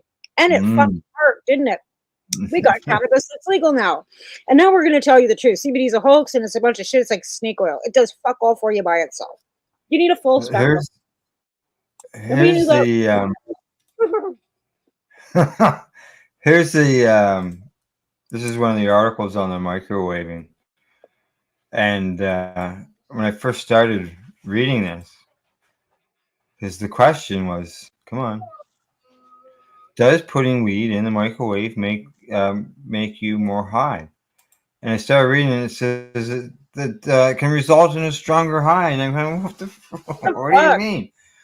And then it says that's because when you put it in the microwave, you can activate specific cannabinoids and the precursors of cannabinoids, such as THCA and CBDA. As a result, the process will convert inactive acidic cannabinoids into active ones like THC and CBD. Really? Oh shit. That's yeah. Kind of like add fire and puff. Like yeah, like it doesn't say anywhere. I didn't see anywhere in here at the beginning about the microwave's getting high, dumbass. Like yeah, they said that the big risk is that you can burn it. I don't know why anybody would do that. I just think it's Again, I think people that smoke cannabis with tobacco are ridiculous too. I think, why are you mixing your? And my son does it. He says they're called. But I don't give a fuck what they're called. It's ridiculous that you're mixing tobacco and ruining your good. Don't be mixing tobacco with it. But they do. It's something that's younger generation. My son, like I said, he's 27. They call him poppers. I'm like, yeah, poppers. I can't. No, you're not, dude. You're addicted to tobacco. Yeah, that's got tobacco. You're not addicted to the cannabis. Shut up. You're getting because you don't. If you don't smoke tobacco normally, somebody who smokes tobacco, will get a buzz off of the tobacco. Yeah. It's all those chemicals, the formaldehyde and rat poison. Then you're going to get addicted to the tobacco because you're mixing it with the cannabis. Yeah. And then if you don't have tobacco mixed with your cannabis, you're going to get that anxious, gross, withdrawal feeling because you don't have any nicotine. And then you're going to assume that you're withdrawing from cannabis because you don't have. It's not the cannabis; it's the nicotine from the. Yeah, it's nicotine. It's the tobacco. Oh yeah. No, what that's mixing death with something that's preserving life. I know. I agree. I think It it's just ridiculous. doesn't. But these kids Yeah, are doing yeah. that, and I think in Quebec it's quite prevalent that they'll mix it and put it in a bong, and again, I've heard this. Yeah. Yeah. Yeah, I knew some people who were doing it, and yeah, it Gross. gagged me. Gross. Yeah, and I smoke tobacco. Okay, like I am a smoker, but I'm still not going to Yeah, waste my weed mixing it with tobacco. It just seems pointless. You're not even going to get the flavor, the terpenes out of the cannabis. You're mixing with tobacco. Like it's not a yeah. thing. I don't get it. Yeah. I'm just reading continue reading this little bit of this article here. It says here, uh, they say that this conversion we're talking about THCA over to THC delta 9. It says this process occurs when cannabis is heated at high temperatures between 100 and 120 degrees Celsius. The heat helps by quickly facilitating the process. Without heat, this process can occur naturally, but it can take weeks to months depending on how long it's stored. Well, Who wrote this? I'm just not into this microwaving cannabis thing. And I mean, It's who total. wrote this article? What did they do their research? Like who? Well, Seriously, who wrote that article and who published it? 'Cause yeah. That's bad. That's bad journalism. It is. It's bad journalism. I'm sorry. That's just bad. It's it should be explained that just by heating it up, by smoking it, you're doing exactly the same process. And if you really want to do that, it's safer to probably do it in a toaster oven or your oven and decarb it because that's what Yeah, you're doing. I'd much rather do it in. I read Again, one like article that talked about doing it in hot water,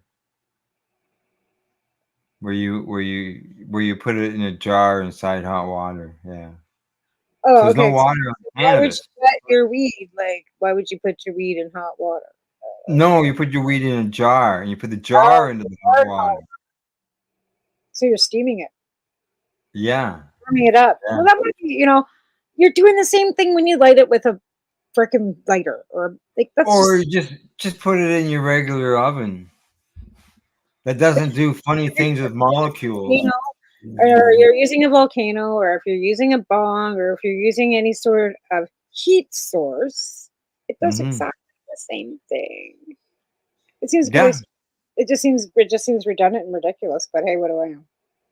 Yeah. The one article talked about how back in the day, people were using it to just basically to dry their cannabis, but it seemed like now it's from her posts and the comments afterwards, and See, I've heard lots of people that don't dry their cannabis. They cut it off the branch and they throw it into their deep freeze. And then when they want it, they pull it out and they dry it and then they cure it. And I'm thinking, what the fuck? yeah. There's people who do that. Yeah, they freeze it. And I'm like, but wouldn't you dry it before you froze it? No, live frozen. Okay, Yeah, so the live frozen rosin. I guess, right? Because then you can press it Yeah, with high heat. that's Yeah. how. I Yeah, just it's thought that was weird too. frozen. Thinking like, Yeah, right off the bat, right? but then again, when I make honey oil, I always freeze my ISO, right? Yeah. Always. Well, yeah. And then It I do a helps. quick rinse and it's golden and then it gets, heated up, right? But Yeah, because the cold helps remove the right, well, trichomes.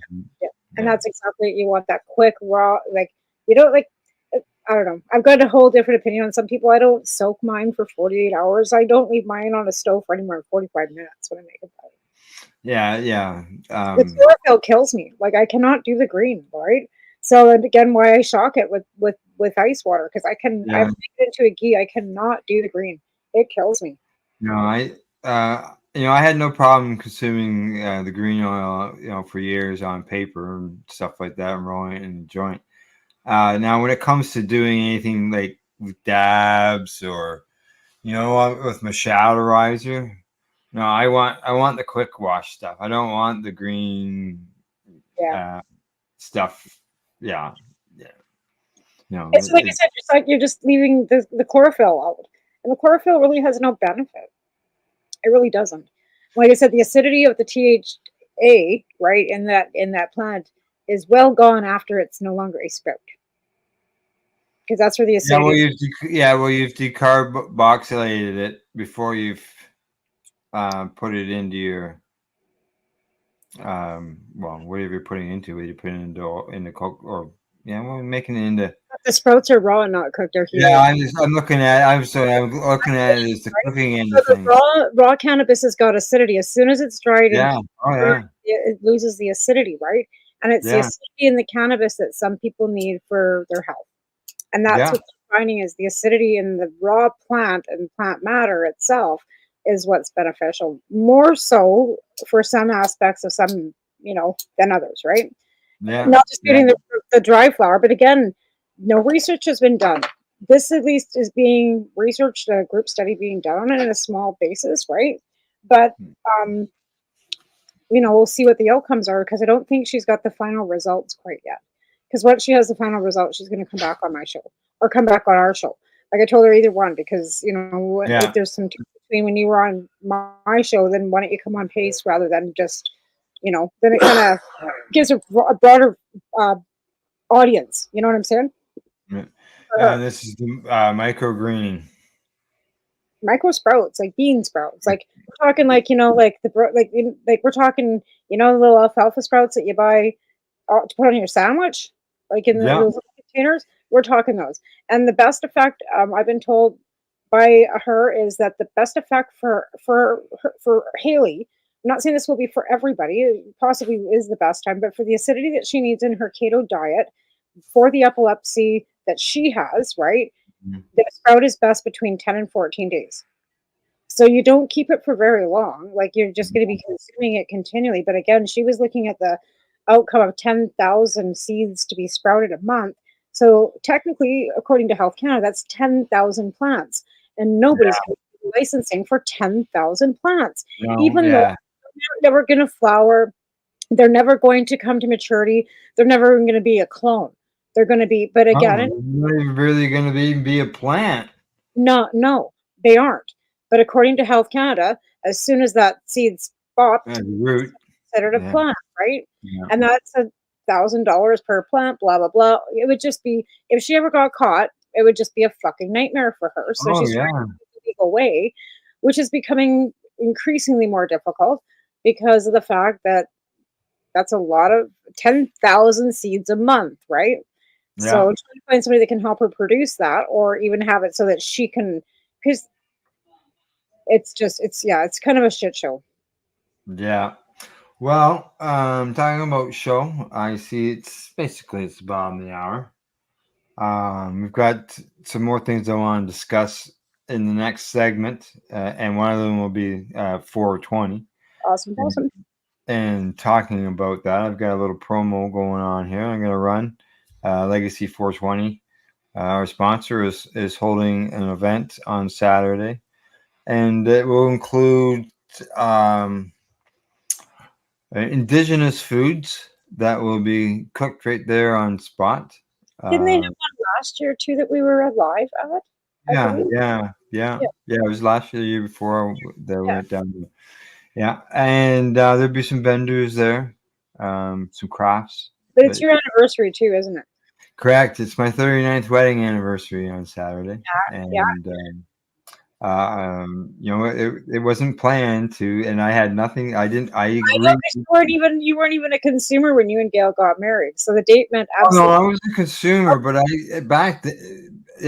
was a consumer, but I didn't know about any 420 celebration. Like as far as like. We probably didn't have it in Canada. There wasn't even a 420 parade. Like I don't think there probably wasn't anything going on. No, there was none of that was going on. Yeah, I knew about the 420 as far as cannabis and meaning cannabis and everything, but as far as parades and things, I don't think that was even really happening at that point. I don't think it really was a thing until because I 2005, I think, really. Yeah, it was right around the early 2000. I got sick in 2003. So I'm going to say 2003, 2004 is when I started hearing about Yeah. them But being done. Levine, I think, did one in Edmonton back in '98. I think that was Yeah. because he was living in Edmonton back then, if I remember correctly. I think it was 1998. I think Malmo tried something at the Edmonton Ledge. I think that's when he got arrested, actually. And like I know when I found out about it, it had already been going on for a few years. Marco from Treating Yourself magazine, Marco Renda, he was involved with it then. There was a few other groups that were involved in it over the years. But yeah, so it's my anniversary, so it's just I'm going to be probably at home, having quiet time. I have to, play both sides of it, right? But you have another event coming up in May, anyways, that you're kind of yes. So yes. that's the thing we'll talk more of too. So let's go. Yeah. You better get to your break. We get our break, and here's a bit of a promo here on what I was talking about with Legacy 420 and what they're doing for Saturday's 420 celebrations. Talk to you all after the break. See you later. Hey, what are you doing this 420? Whatever you're doing, make sure to stop into Legacy 420 because the Indigenous owned and operated organic medical cannabis company is having an Indigenous themed 420 celebration. When you arrive, stop into the vending area featuring the local artisans and check out the fish, corn soup, Indian tacos, and other indigenous foods that are being prepared throughout the day. Whatever you do, also make sure to bring your pets as they have their own area to bounce around in. And while you're there, take some time to talk to Ollie Dog, who will answer all your pet-related cannabis questions. And for you, don't forget to check out the free cannabis-infused samples. This 420, make sure to stop into 346 York Road on the Tioga Mohawk Territory, home of Legacy 420, where the Indigenous medical cannabis legacy continues.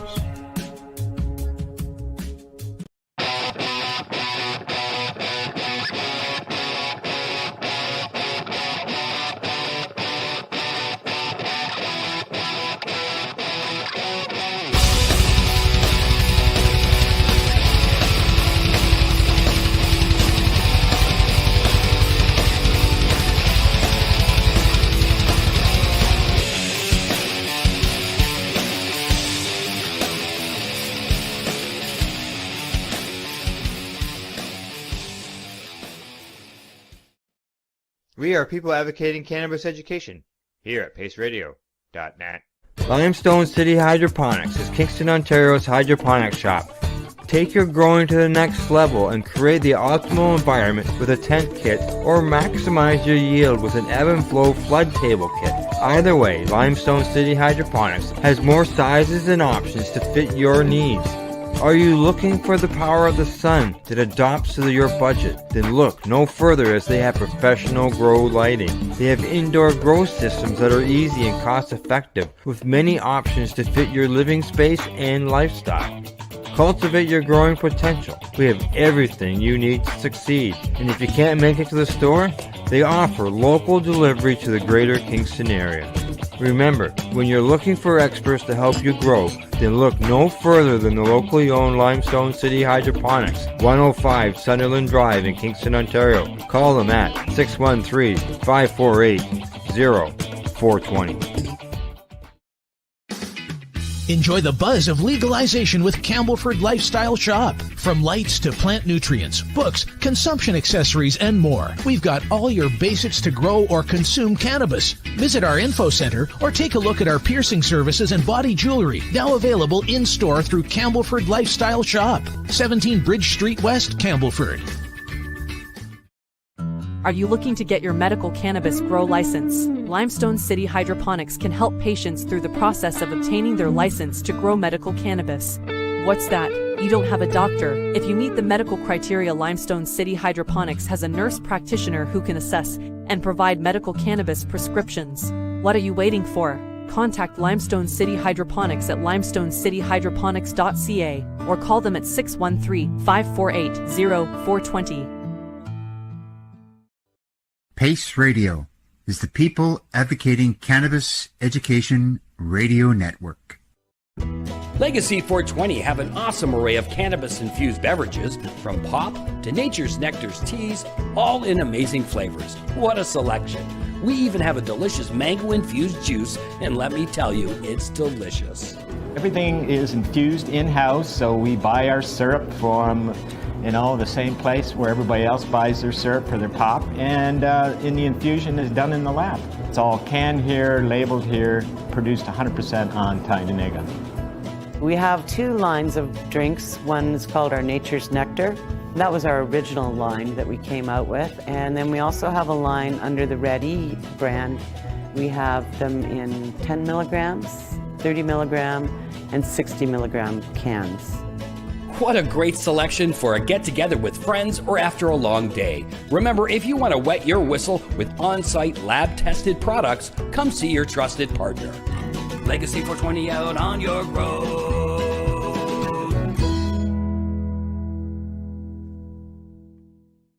You're listening to the Pace Radio Network here at paceradio.net. Hey, you're watching the Pace Radio Show, and if you miss our live shows, you can always catch your broadcast afterwards as a podcast at our website. Well, Tamara, going into that commercial break, I played the clip there on the Indigenous 420 Day down at Legacy 420. As far as 420s go, myself anyways, other than I think out west there in British Columbia, I'm not seeing any big outdoor events like in the past with the rallies that were held, because at one time there was only one in Ontario for the longest time, and that was the one that was held at Victoria Park Avenue and Highway 420. Correct, that's what the highway number is, 420. Yeah. And then went marched down Clifton Hill, the big tourist area down there. And people from all over the country, I would see Dana Larson. He appeared. David Melmo Levine, and others came from out west and came to this 420. And then eventually, more of them came into the province. Like in Oshawa, Peterborough, Toronto, which became very large. But it doesn't seem like there's any of those type of events going on. In Alberta, Keith Fagan of Calgary 420 was kind of my mentor, and 420 was never a big thing for him. We would go to Edmonton sometimes because the Edmonton crew up there would hold a 420, and Global Marijuana March was more of our thing, right? We waited because we were in Alberta in April, the weather could be shitty. We drove to Edmonton in a blizzard one year, right? And then after I got my medical licensing, we did do a 420 in Lethbridge, but it was just gathering at Galt Gardens, marching down from Bob headquarters and sitting in the park and smoking cannabis all together, right? Now I know after I left Lethbridge, there was a big event afterward. Now I'm not sure if it goes on anymore either. Yeah, I'm just trying to find some. I got some pictures here. But yeah, we always 420 was never a thing for, like I said, in Calgary. So I always went to Edmonton. Alvin and I went to Edmonton a couple times for 420. And we all did. We all kind of traveled to Edmonton. I don't know, because that's where our legislation was. That was the capital of Alberta's Edmonton, right? So. Mm-hmm. I know I got some here in my photo album of past 420s that I attended. Yeah. Well, in the early days, it was, I went down to wasn't it like Falls, right? That was the only spot. But the hash mob with Goodwins and stuff, and didn't they throw the great big party in downtown Toronto? Oh yeah. Even at live, there was one year they had a seminar thing, not seminar, but speakers at the Hamilton Library, and Rosie Rothenbaum, the guy who served 20 years for hash in jail there, he spoke about how he worked his business, how he was able to smuggle hash into the country. Wow. So, and then they would have, draws and rallies, not rallies, but draws and raffles Right. at that event. And I'd come home with a box of paper, stoked stones, and Right. all kinds of goodies from buying raffle tickets. Well, I'm seeing some disdain going on at the West Coast as there's a few parties, but in one breath you see them originally, because originally 420 was always held at the art gallery, right? Yeah. Dana decided to go big that one year and have the great big bash on the beach, right? And then after Right. that, they had the issues, and then there's been nothing but issues. Now I see it breaking down once again, where there's a bunch going to be at the art gallery again, and then there's a bunch going to be at this 420 live party that Asia's doing, and then there's other things too going on. And then I saw Mr. Larson saying that he'll be at his mushroom store. He's not going anywhere. Yeah, I seen that. Yeah. Yeah. So I don't know what the actual FDD double hockey sticks is going on out there, but I'm glad I'm not Right. there. The here, this is some pictures I've got here. Okay, here we go. And this is from a Peterborough 420 rally. This was from 2013. I know, So right? 9 years ago, this was the beginning. Like, we were all at the park, which was like a block south of the police station. There, you can see it says Peterborough Police, and we were just a block away from them, and we walked up past the police station and Taking on the the thrill away. You know what it is? Before we'd walk down there and we're all like anticipating big, bunch of cops. We're all going to get busted for smoking a joint, and the adrenaline rush of all the cops being there. They've taken the thrill away because now it doesn't matter. well, yeah, yeah. Like, But that's the thing. There is, it anymore. yeah. But you can see here, we're not thousands of people, but we've got a group of us that are going around and make our way past City Hall. There in the photos, and we're heading downtown with our group there. Flags are going. We're downtown there now, through the lights, past the businesses. There's Pipe Dreams. I've been to that store. Yeah, I sure bought- you have. Look at that. Hey, come in. Get 420 off. That's the Peterborough head shop that I went to with Vicky when I went out there for my Right. first trip, my second trip actually. I bought my first cute boxer. Yep, Yeah, it's still there. Still there. Yeah. awesome. Yeah. Glad to hear that. With legalization, you're kind of worried about some of these places shutting down because they sell bongs and papers and everything in the stores too, right? But I'm glad to hear that they're still Right. kicking. That's good. So the sign says come in for 20% off. So you got 20% off on 420. Awesome. Okay, whizzing along. There we go. Still downtown, amongst all the traffic, and everything was good. Even in Lethbridge, Yeah. we never had any issues with the cops. Even with the global marijuana march, like we didn't impede traffic, we didn't hold up traffic. They didn't even really give a shit. That's what we were told. Like, as long as you don't, cause any traffic Yeah. impairment, you guys can do whatever you want. Like, and I mean, not like they didn't want to smoke it out. We were, kind of mindful about smoking in public.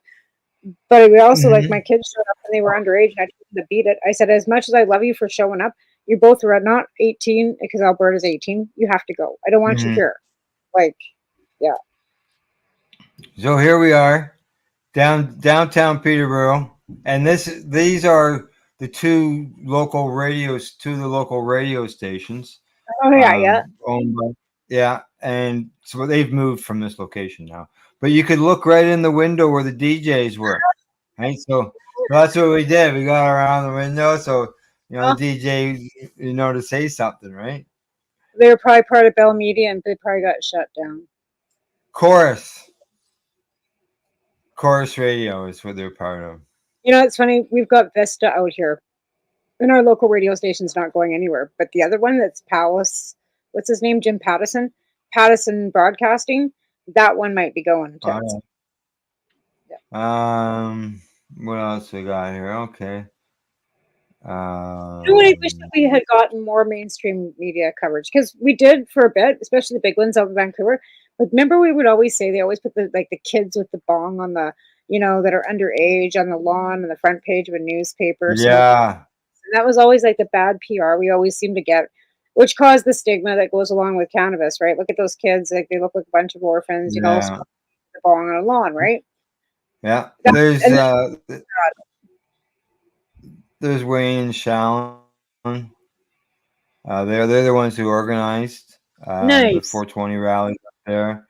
They're also the Campbellford Lifestyle Shop that advertises here. That we run a promo for them. They own. Yeah, he's always been really supportive, right? Like even when you first were asked a place to put the grassroots and for on TY Magazine, he was more than happy to take your propositions, right? The information. Yep. Going to the different flea markets and stuff, and you can see right here in this photo where the ladies are here handing out information through from Pace, and and then you can see the people standing around the booth there that Shay and Wayne are in, and you see the people all standing around. And this is, like I said, this is like just a block south of the police station. Mm-hmm. That was well, having so it was always a good time. And then I had when I was going to Niagara Falls, I got to I don't have any photos of it because it was so long ago. That I got to speak twice. I was one of the speakers, and that was because of partially 1 year was because of Wendell Grant, the reefer reporter on the Belleville terrestrial radio station. So they had me speak about that situation, and then Marco had me come down and speak 1 year on behalf of Treating Yourself.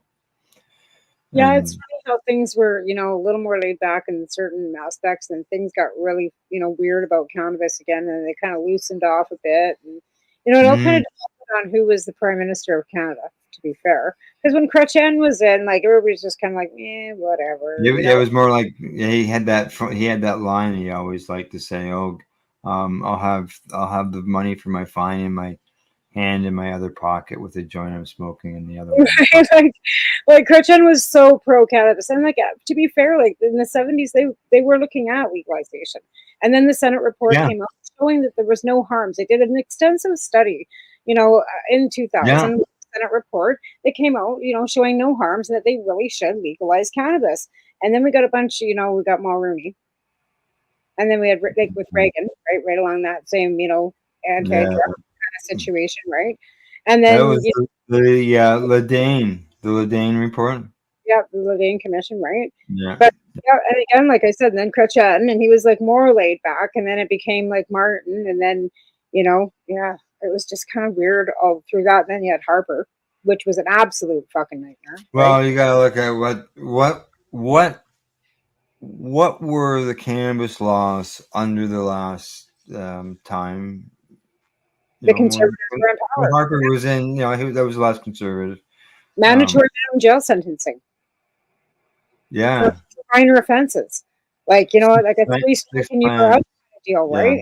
Liberals said plans got you 6 months in jail, mandatory minimum. Yeah, and I know people that actually did the time for that. Wow. Right. So again, in the 90s too, who was our prime minister in the 90s? Who the hell was that? Before him would it be Joe Clark? Yep, that'd be it. He is a pretty hard ass. Conservative yet, conservatives have always been against it. Anything. I just shared today on Facebook. It was a quote from Rona Ambrose. Oh God. Yeah, I showed it on my All Facebook. all of a sudden, it's like, oh my god, a flashback. I remember that douchebag. She's like, oh, well, because because macros, right? Jan and Bob Sear, and she was, yeah, she was an instrumental like nightmare for them because they got busted. It was the first Compassion Club in Edmonton or in Alberta, right? And Jan Right. is still, Bob's passed away now, but yeah, like she was a fucking nightmare. Yeah. Here we go. Rose, why It did was that? the letter of the day. It was letter of the day. This was April the 17th, 2015, 9 years ago. And it says Tories oppose selling marijuana in stores because it harms kids. That was the title of it. That was the undertitle. The main title of the letter says, "Put a lid on pot." So, and normally those come by the person who is not submitting the article. It's put by the editor who's doing the layout and all that stuff, right? Doing all that stuff. But it says, as health minister, I'm very concerned about the health risks associated with smoking marijuana, especially for kids. Kids aren't smoking cannabis. It's not for kids to smoke cannabis. No, and we weren't pushing it ever on children. But here's the funniest thing No. you found out after the fact. Her great grandfather was a hemp farmer in No, Northern really? Alberta because Jan and Bob would go to the farmers markets with their hemp products, right? And Right. Rona Ambrose's grandparents. Oh. They didn't like her much either.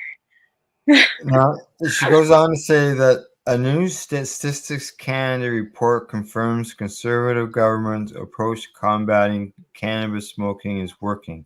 It states that the past year, use has gone down by nearly 1/3 of youth aged 15 to 17.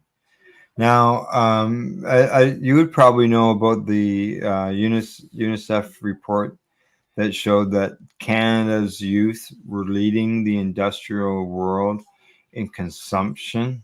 Right. Right. And to be fair with that too, like they were actually the study I think was done like on age groups between I think it was 14 and 24, right? So it's not really little kids.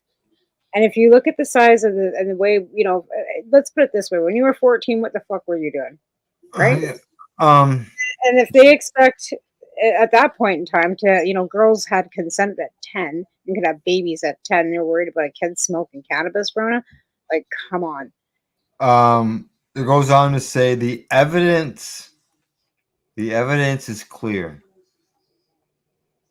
that when you smoke marijuana, their risks of developing mental health issues, including psychosis and schizophrenia, increase, and that regular long-term use in youth can harm concentration, memory, and the ability to think and make decisions, can also produce anxiety, paranoia, fear, or panic. Where's this research? Because as far as we know now, there hasn't been any done. There are some people that, have some issues, and there's some people that I would say that are, predisposed to some conditions, just like cheeseburgers aren't for everybody. Cannabis isn't for everybody. No, it's not everybody's cup of tea, and nobody's Correct, exactly. And if you, It doesn't mean that it's the cause of no, and it shouldn't be restricted for everybody. It'd be like restricting chocolate, correct. coffee. Coffee. So- Coffee. At one time, coffee wasn't a banned substance back in like the 1600s or something, Right. because So of the fact that it was a stimulant. Right. So where are you going to where the prohibition of anything has never done anybody any good. At the bottom end of things, it's prohibition, right? And you always know that when you tell people what they can't do, they want to do it twice as much. So why just? Oh yeah, for sure. Yeah. I mean, I know we have to you can't murder, steal, and do bad things. But I mean, if you're not harming anybody or even yourself for that matter, what does it matter? She goes on to say that we oppose the Liberals' deeply irresponsible scheme to make it easier for our children to access cannabis by selling it in stores. Yeah, just like they can access liquor more, efficiently and easily too, because they sell it in stores too. What's that? Alcohol. They sell that yeah. in stores too. But that's going to be more appealing to children, and they're going to be able to walk right in and get it. If you got age restrictions. Yeah, our provincial government has announced that they are changing our alcohol laws effective in 2026. Alcohol will be eligible to be available in corner stores. I thought he was doing that before. No, it's in some grocery chains locations, like Walmart, for example. They have. I know the one in Belleville. It has an alcohol section. What's the benefits? What's the purpose of putting liquor into corner stores? What's the benefits to the people for that? So it's more accessible, so you can just more accessible. Use it more. So you can have more abuse of it because it's more accessible. So they well, I know here in Ontario we have more cannabis stores than we do. We do too. Like, to be fair, we've got more cannabis stores than we do liquor stores too. Yeah. But again, I just don't understand the purpose of that. Like, what do you think it's going to do? Oh, I guess they're looking at more access. Access. More tax. More taxes for their liquor. Well, okay. Is that now something that that people could say? Well, okay, if cannabis is, if alcohol is now available at convenience and corner stores, why can't that same person ask for ID for someone who wants cannabis? You should be able to. If that, yeah. But again, they've always said they will never put cannabis and now liquor in the same. Well, no, but they could use that same model in a convenience store. Yeah, absolutely. I think if you're selling tobacco, if you're selling tobacco already in your convenience store, you should be eligible to be able to sell cannabis at the store because you're already registered with the gaming and tobacco. Like same thing for cannabis, it's still all under cannabis, alcohol, gaming, and tobacco. Yeah, you still have to know how to ask for ID, right?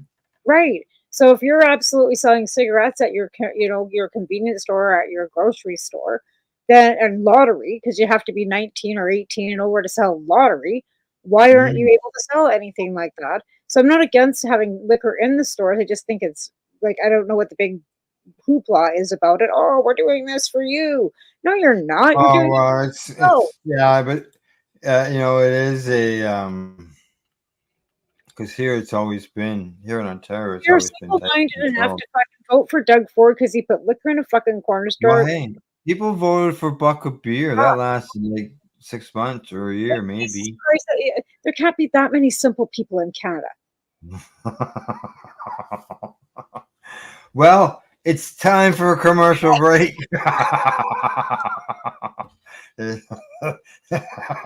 There must be. People are voted in. People vote for it.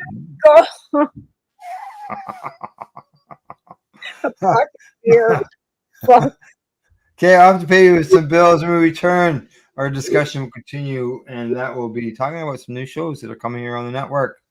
Awesome. You're watching the Pace Radio Show. We're live here at paceradio.net.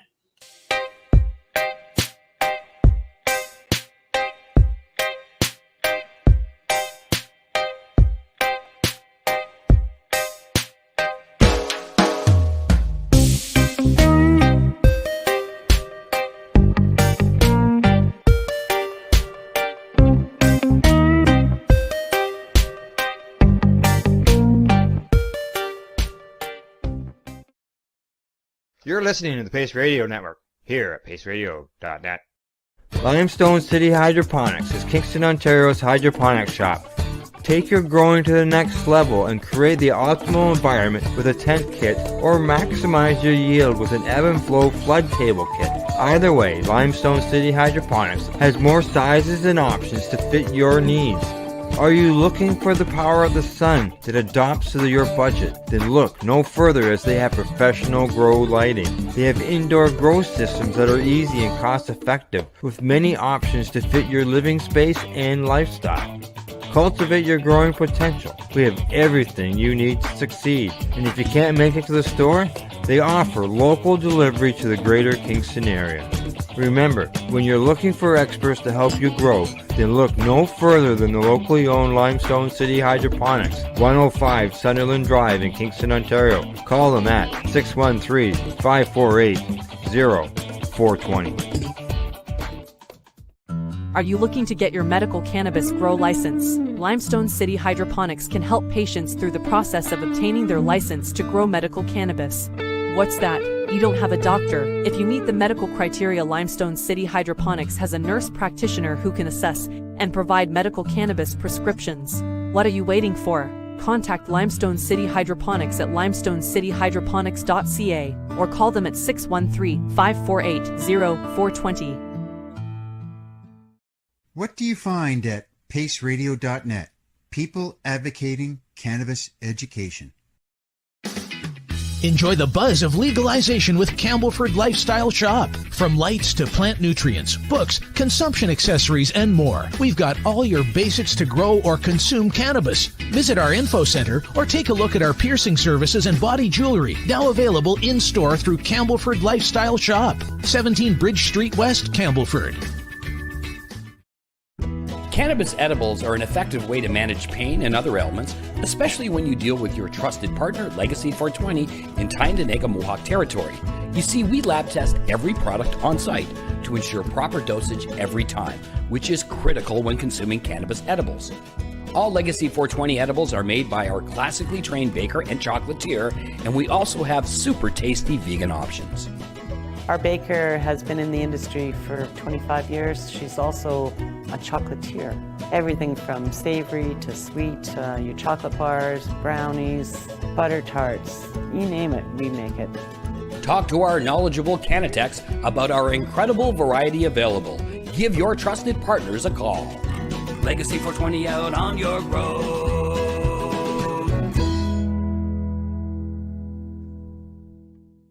You're listening to the Pace Radio Network here at paceradio.net. Hey, we're back. Hey, what you doing? Taking a picture of us? I'm doing a video for TikTok so that we can promote the show on that platform. Oh, okay. All right. Yeah. Well, hey. Yeah, I'm trying to get, at least enough people so we can start going live on this medium too. So, yeah. So I'm just doing okay. All right. Well, and I'm just telling everybody they can watch us on the Pace Radio Network and on Roku TV. And I'll be turning this off and we'll go back to the show because we're live. And or if you're live, yeah, you can catch us right on our YouTube. Yeah, we're live on YouTube. We're live at our website as well, paceradio.net. We're live there as well. There you go. So paceradio.net. So if you want to watch us live, come on down. All right. So we're just gonna post that. Yeah. So I figured why not show the commercials and stuff and do a quick little video. Okay. So I just do like videoing the commercials and stuff, and now I'm gonna put a video up and it'll go onto TikTok. Oh, okay, to go on TikTok. All right. Okay. I think because I do that with my show too. Like I advertise, like say, hey, if you want to see me live, I'll be on, at this time. Is she texting? What's she doing there? Right? I was trying to do this. Yeah, trying to do a video of commercials. Maybe you're getting a selfie with the mountains behind you. Yeah. No. That was no. My intentions was people we can maybe get some audience going and add some more. Add some more people because the more people, the better. Yes. Right. Okay. All right. I have got everything I think that I need here. Okay. All right. As far as what I talked about before the break, and that was the fact that we've got some new shows coming here on the Pace Radio Network, and I'm just trying to line up the one here, and that way I get everything right. First up, this is the Veterans Action Council. Yeah, you can see it there. Okay, I got it up there. You can see that they've got a bunch of different interviews here that they've Awesome. done. This weekend, you can see right here, this one's Chris Conrad. He's been around for many years doing advocacy in the U.S. Right. He's coming up. You can see here Chris Bennett from British Columbia. Well, now Nova Scotia or New Brunswick.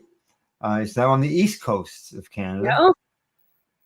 Yeah. Al Byrne.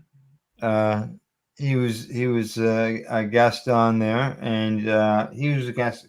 Al Byrne is a guest on the Pace Radio Show, and Al, who is the one who connected me to all three of these broadcasts that we're going to discuss tonight.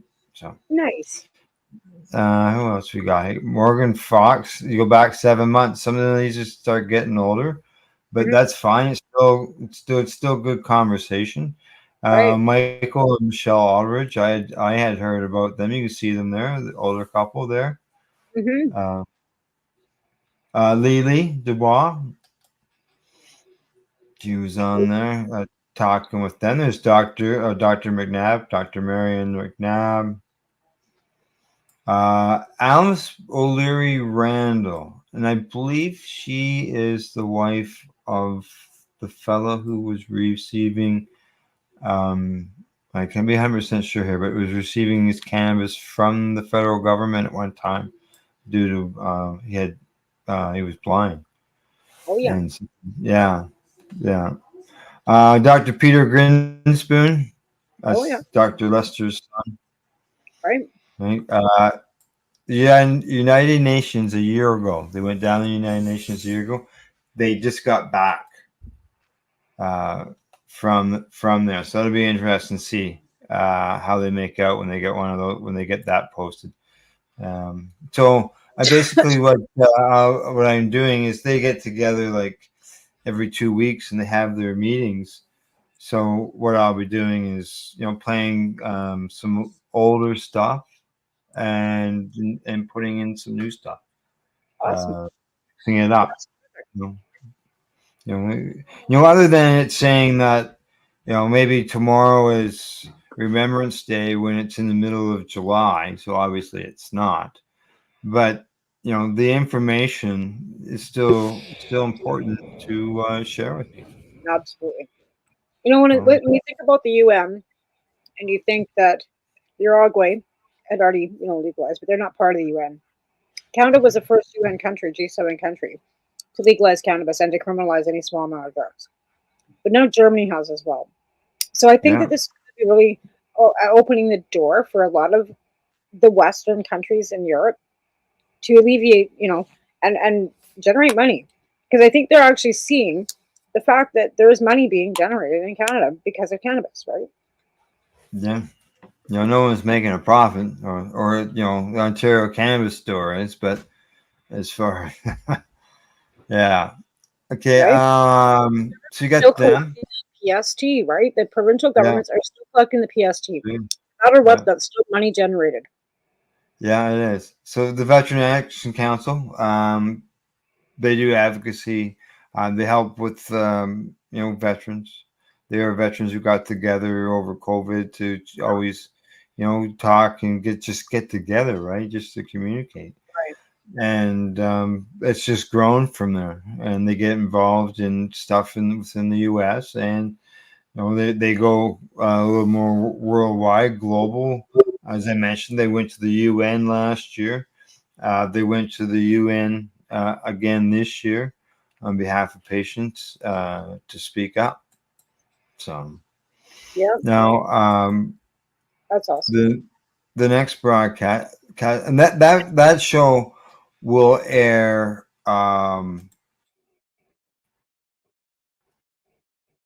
Sunday nights at 8:00. Okay. Now this next show, this is called the Humboldt Legacy Project, or the Humboldt Grace Project. It's connected. Lily Dubois, who I mentioned in the last at the Veteran Action Council. She's also a past a past guest on the Pace Radio show. She's involved in putting a series of these interviews together with host Kevin Jodry.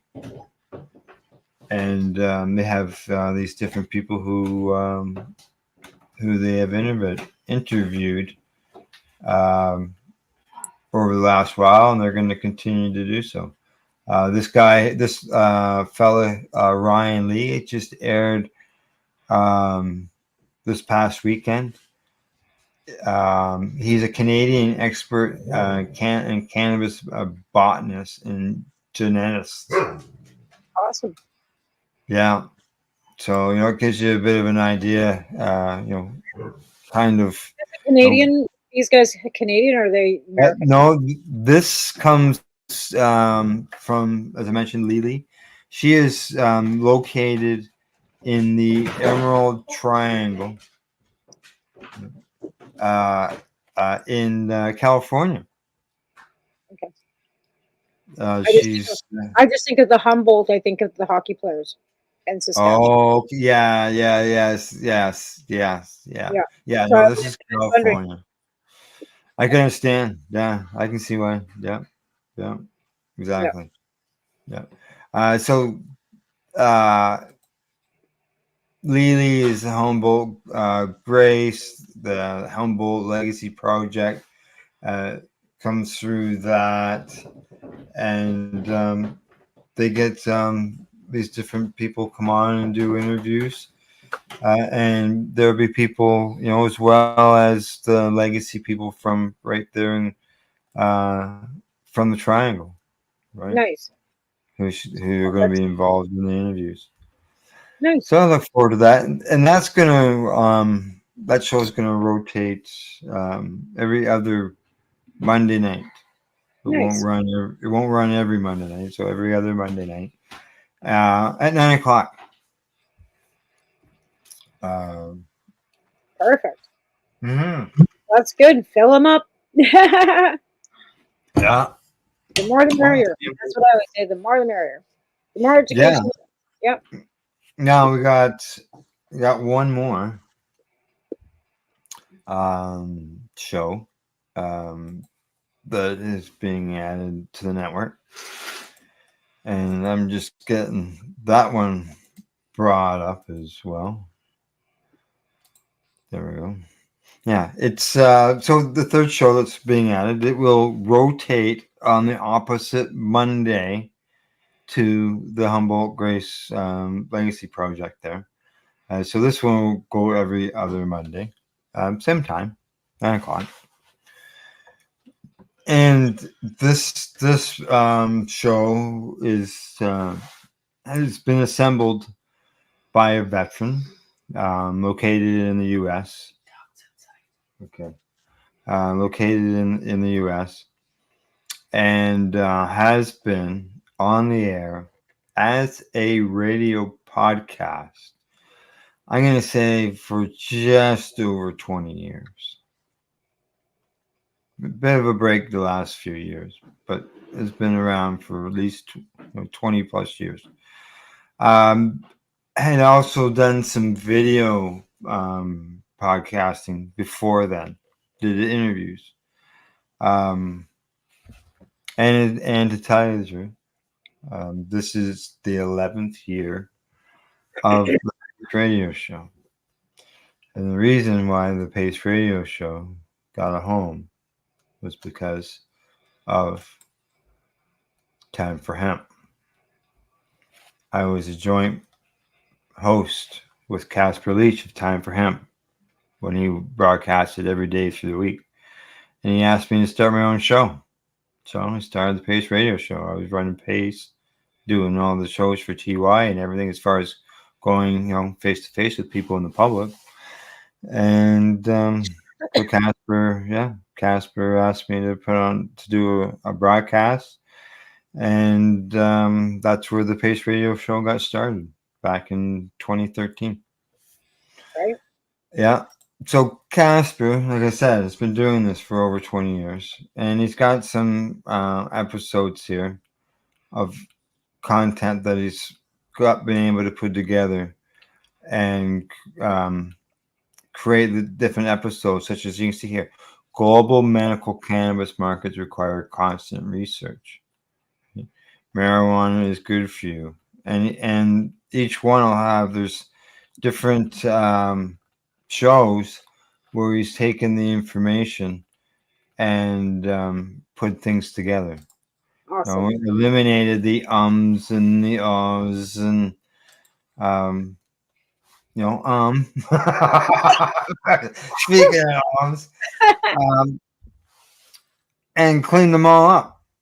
There's stuff in there that is older, can be older stuff, but the information is still important and relevant to today.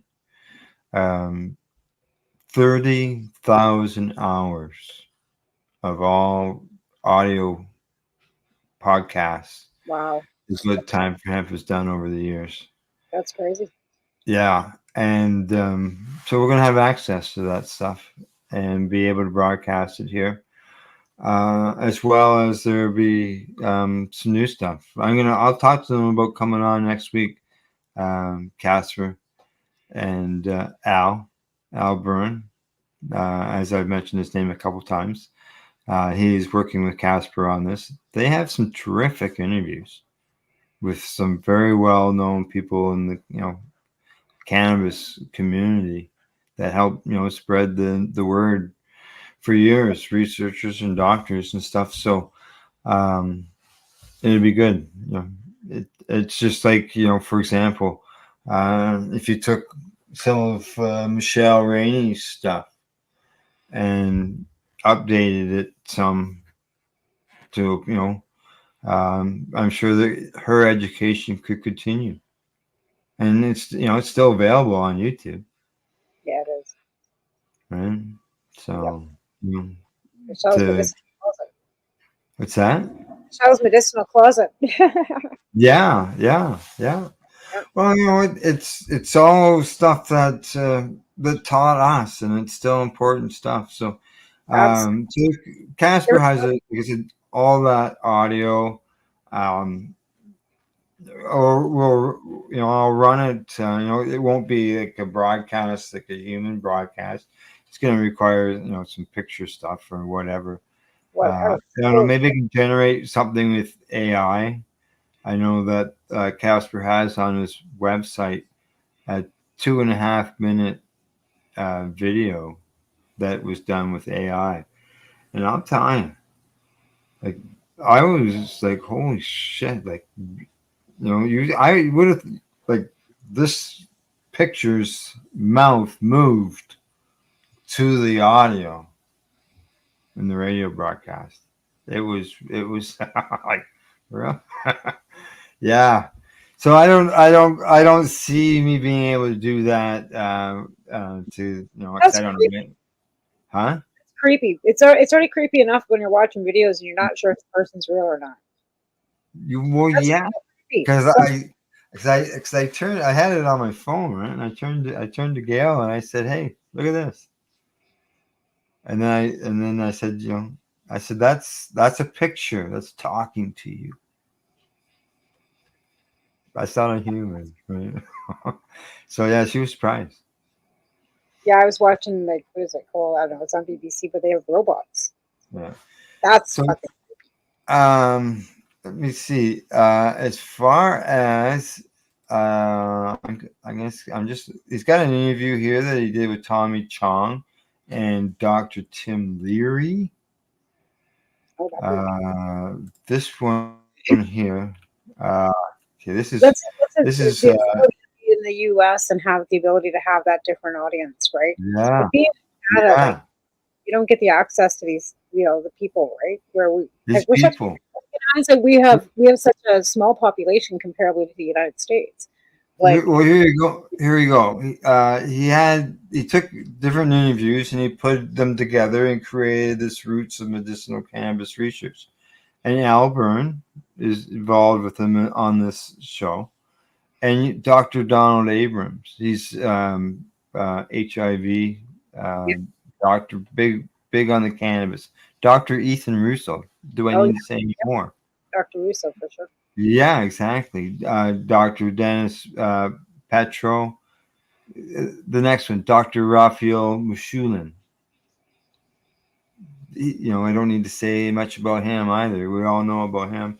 Dr. Andrew Well, Mary Lynn Mathry. She's a nurse. I believe she's a veteran, but I'm not 100% sure. I believe she is. That Patients Out of Time, I believe she was involved with. Right. And lots of knowledge, obviously, with some of those doctors' names that I mentioned that were on his broadcasts over the years. And I've never looked into Dr. Russo. What his actual medical credentials are? Are they medical? Are they naturopaths? Like, what are oh, okay. Well, if you just what do they? What are their stances on other Just- medications? Right. well, I can Is it tell all- you. Like I'm all for a doctor that's all about helping people get access and information about cannabis. But I also am not into a doctor that's anti-vax and going to tell you to use oregano oil for meningitis, right? Like, Yeah. Doctor Izzy. I'm just waiting for the page to do I its know there's thing. lots of stuff that's come out. Dr. Russo says about cannabis, which is terrific. I always want to hear the information. But again, what else is he prescribing for people? Is he prescribing? Oh yeah, yeah. Is he prescribing? Yeah, unfortunately, StreamYard is taking its time on my computer right now. That's right. I can't bring it up. I have to. I've never actually looked at that, and just because of the whole thing with vaccinations and all these people that are not willing to vaccinate their kids, and meningitis and all these, and measles and all these other regular diseases are coming back. Oh, I lost him. I don't know what the stance is on that. Oh, Al went away. I don't know what happened to Al. Good grief. Obviously his internet must have went down, which sometimes happens for him out in Ontario because he's out in the rural areas. So yeah, we were talking about Dr. Ethan Russo, and I was kind of looking through stuff. This is not Ethan Russo, permanent girl, Dr. Ethan MD. So it looks like he's a medical doctor, certified by a medical doctor. This is not Ethan Russo that I know. Oh, maybe. He looks way younger than I thought. Interesting. We'll have to bring that up. I thought Dr. Ethan Russo was old. This guy doesn't look old. Prague, Czechoslovakia, Czech Republic. Medical director. Oh, there you are. I thought, yeah, you must have disappeared. There you are. I'm back. I figured your internet must have went down. Now I found Dr. Ethan Russo online here, but it doesn't look like the same Ethan Russo that we would be talking to. Oh, okay. Well, on my website, okay, at pace-online.ca, which is, if you went to paceradio.net and clicked on the menu, you would see the homepage for pace-online.ca. And within the menu, on the drop-down menu, you'll see a tab that says Cannabis Researchers. And if you go in there, it has a bunch of researchers like Dr. Robert Mellman. Oh, I know, like that. Yeah, that's great. I know that all that, but I mean, I want to find out what his credentials are. Like I said, well, I'm thinking that might help you here. Yeah, well, I'm Google, and Google's showing me some young dude that's not. Okay, well, here you can see right here it says Dr. Ethan Russo, full-time consultant with GW Pharma. This was when I told you. I don't know how update. This information might be a little bit off. Yeah, well, that's what I'm looking at too, right? Yeah. But I thought that Dr. Ethan Russo that was advising us on, remember the old list? Was a lot older than this. No, I don't know. Maybe I was just misconception. I thought he was Yeah. some old dude, and he's not some old dude. Yeah. Well,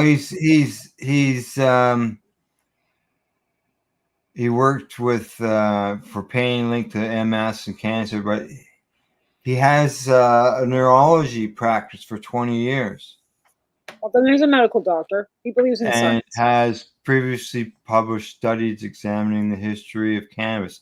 So to learn more about him, I've got a Google and a YouTube link right there. All you have to do is just click on them. All right, I see them now. All right. He's talking about hypermesis syndrome, cannabinoid hypermesis syndrome. I don't know what he's talked about lately or today or anything like that, but that's some information on him. I know. Okay. Is what but I got all kinds of doctors listed on here. Even Dr. William Brooke O'Shaughnessy. You know what he discovered? No. He discovered. Okay, there we are. Back in here. Okay, in about 1940s. Okay, 1840. 1840s. So like 185 years ago or 183 years ago. Okay. It says right here. It's just O'Shaughnessy established his reputation by successfully relieving the pain of rheumatism and stilling the convulsions of an infant with cannabis. The convulsions of an infant. Right. No, I look at that as like this guy knew back then that there was a benefit to cannabis. They say the old LDS Mormons out here at Bountiful, the polygamists, they all have, and I've used CBD oils and tinctures and stuff with cannabis for decades, for menopause, for menstrual pain, for. I've been told that, but the Duke of Orange too, apparently. Okay, there we go. Well, there we go. We talked about the microwave weed. That's still just ridiculous to me. We discussed some old 420s. And there are events happening in Toronto. There is the Canna Crawl that's going on in Hamilton. But yeah, there's no organized that I'm aware of. Yonge and Dundas Square or Nathan Phillips Square is in the past. I don't know of anything that's organized. Some people might just show up, see what's going on, right? Yeah, I don't know. I haven't heard anything.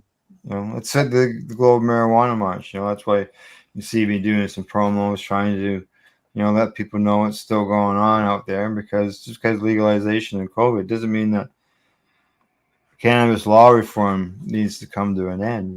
We still need to change laws. Right? Shouldn't be any laws. Yeah. Right? Yeah. Okay. Other than that, it's just about the bottom of the hour, and time for us to say goodbye. Right? How was the dub? It's awesome. That's why I'm chewing on candy, because now I got the munchies.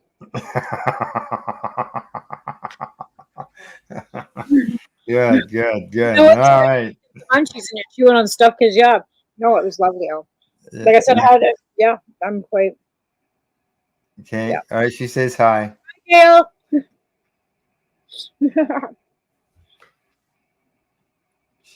I think maybe she's in the shower. All right. She's around here somewhere. Maybe she took the dog out. Yeah. All right. Other than that, we're done. We're heading home, and we'll be back next week. See everybody on Monday. Huh? Monday, Coffee with Marijuana. I'll see everybody then. Yes, exactly. With your broadcast. And I'll talk to Casper about joining us next week. That'd be terrific. And other than that, thanks to the sponsors, Legacy420.com, Camelford Lifestyle Shop, and Limestone City Hydroponics.ca, who are a sponsor of the Toronto Globe Marijuana March. Yay. This year. Thanks to everybody for tuning in to the broadcast. And before, as we say goodbye, here's just a reminder about the Indigenous Legacy 420 event. See you later. Bye-bye. Hey, what are you doing this 420? Whatever you're doing, make sure to stop into Legacy 420 because the Indigenous owned and operated organic medical cannabis company is having an Indigenous themed 420 celebration. When you arrive, stop into the vending area featuring the local artisans and check out the fish, corn soup, Indian tacos, and other Indigenous foods that are being prepared throughout the day. Whatever you do, also make sure to bring your pets as they have their own area to bounce around in. And while you're there, take some time to talk to Ollie Dog, who will answer all your pet-related cannabis questions. And for you, don't forget to check out the free cannabis-infused samples. This 420, make sure to stop into 346 York Road on the Tiogananga Mohawk Territory, home of Legacy 420, where the Indigenous medical cannabis legacy continues.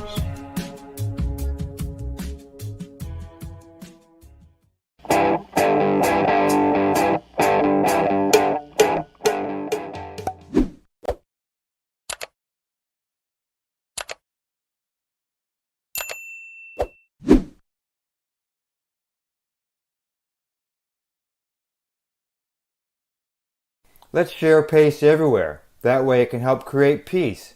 People everywhere advocating cannabis education. You're listening to the Pace Radio Network here at paceradio.net.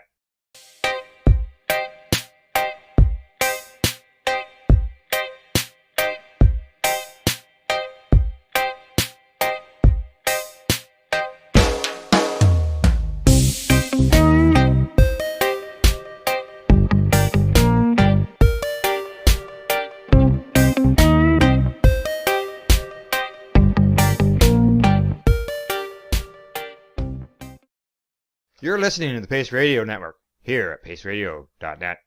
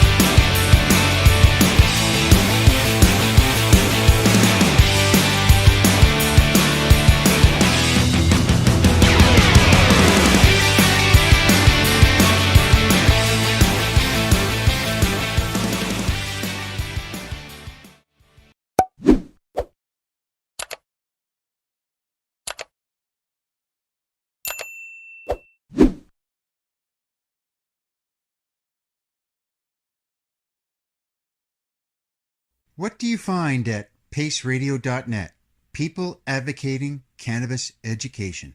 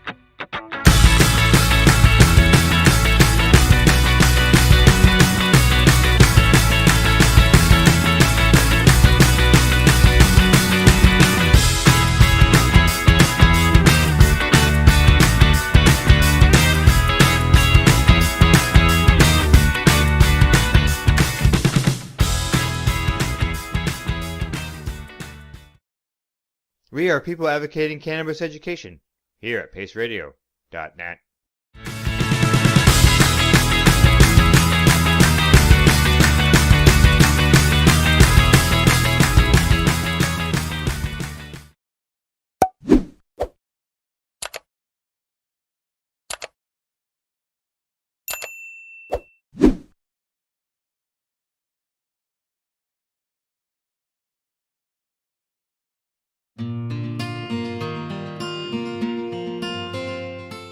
You're listening to the Pace Radio Network here at paceradio.net.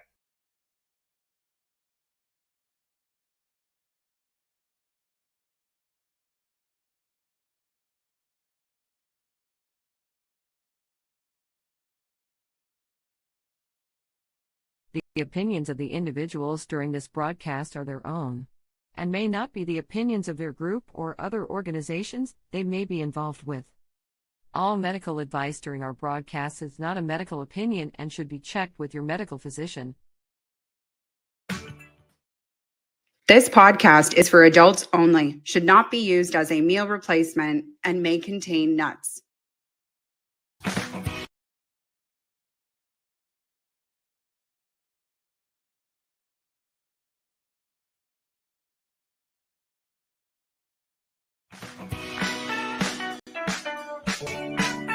Hi, I'm Timmy. And I'm Mary Jane. He's the newbie. She's the doobie, and this is the show where we toke cannabis. Talk. From both sides. Is that even possible?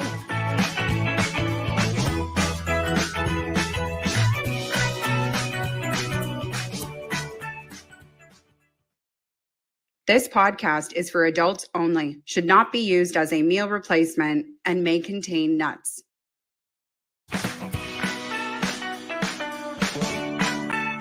Hey, and welcome back to another episode of The Newbie and the Doobie. My name's Timmy. I am the newbie. Mary Jane, also known as the doobie. On today's episode, we're going to keep it a little bit shorter because I just celebrated my birthday, and tonight is the celebration day. So let's get right into this. We got a little bit of word of the week, and then we'll be bringing in our guest from High Magazine Canada. No. High Canada Magazine. Yes. William Sy. No. Cy Williams. Cy Williams. Cy Williams from High Canada Magazine is here as our guest. Yes. But we need to get to your word of the week. Because yes. Mary Jane has been building us through the learning word process, and we got to make sure that that ladder keeps getting built properly, or else I might fall off. You fell off. I might fell off. You newbie, you. So let's get into word of the week, ladies and gentlemen, here on another episode of The Newbie and the Doobie. What do you got for us, Mary Jane? Okay, so my word of the week is going to be the very first type of concentrate extract that I'm going to talk about. I'm going to talk about 4. Okay. At least. See, you think I've got this all planned out. I kind of do, but I don't. So, anyways, the word of the week is keef. Not Keith. Keef. K-I-E-F. Keith Richards, one of my favorite Rolling No, Stones. like Kiefer Sutherland. Oh, what about that Kiefer guy from Big Brother? What Kiefer guy? Remember from Big Kiefer Brother? Canada? I'm kidding, Ah. Kiefer. Everybody loved Kiefer. Everybody did. He actually won like top. Wasn't he like I think top he was the fan most favorite? Fan favorite, Yes. yeah. I think we're gonna have a vote on this show too. Yes. Whoever gets the fan favorite vote, you or me. Oh, I don't want to do that. Okay. So I win by default. Yes. So she got out of the competition. Yes. Thank you very much, everybody. No, thank you, MJ. Thank you, MJ. Yes, you're welcome. For winning the first fan favorite award. Thank you. See, I won. Okay. Okay. All right. So keef is also known as crystals Okay. or cannabis dust. I don't like to call it that because I feel like dust is kind of like angel dust. Yeah, it does. It sounds more Right? It sounds more druggy. Exactly. More druggy. It sounds more druggy. It's true. It does have like a weird like sound to it. So basically what keef is it's a collection of trichomes. So as I taught you before, trichomes are the resinous, sticky part of the bud that protects it from the plant or from the sun and the bugs when it's growing. What you do is you can separate the trichomes from the dried flower by sifting it through a screen or something called a pollen box, which has multiple layers of the screen, and you can just you can also actually get keef from. Do you mind passing me that grinder behind you, the one with the peace sign on it? Oh, this is a grinder? I thought you were gonna. No. No. That's only my kids, right? The Oh. gnome was looking after it. I thought you were just gonna say the gnome was looking at you. Okay, so if you look in here, in this grinder, you will see that there. If I can get it open, there's a screen in the bottom. Okay, yeah. It's Or like a in the little middle. sifter. That's exactly what it is. It's a sifter. So that way all of the keef or crystal trichomes will go through the screen and collect in the keef catcher. Okay. That's what we call them, the little yeah, keef catcher. that's- Seems fairly Makes sense. straightforward. Yeah. Then you can take your keef and use it. How? I was waiting for you to ask how. So you can sprinkle it into a joint. You can put a little bit on top of your bong. You can compress it into little tiny pucks and Okay. bricks. And that's actually another form of concentrate called hash, which we'll be talking about next week. So this is an addition to so you put flour in your paper and then you sprinkle this on top of the flour? So you can. So it's where most of the THC is in the trichomes. Okay. So that's the highest form of the highest concentration of THC. So what a lot of people like to do, now you're going to love this.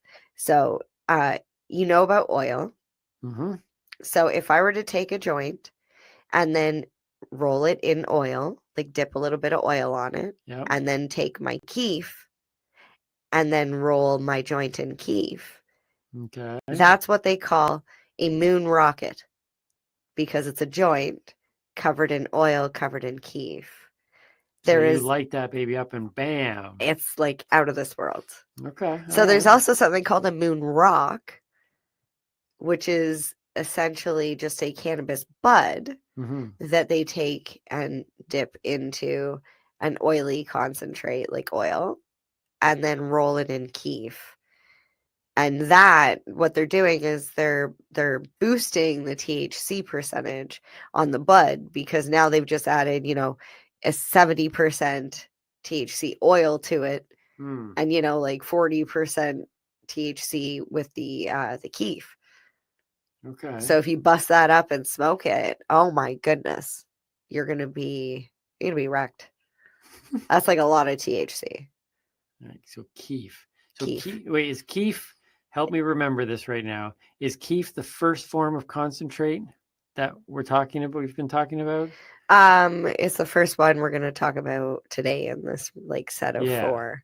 Because I've got keef, hash, resin, and rosin.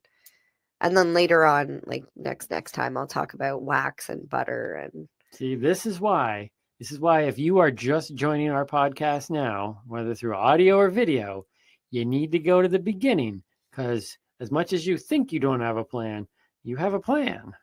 I do and I don't. Well, I make it up as I go along, but it's really hard for There's a me flow. because I've consumed cannabis for as long as I can remember, to the point where it seems like second nature.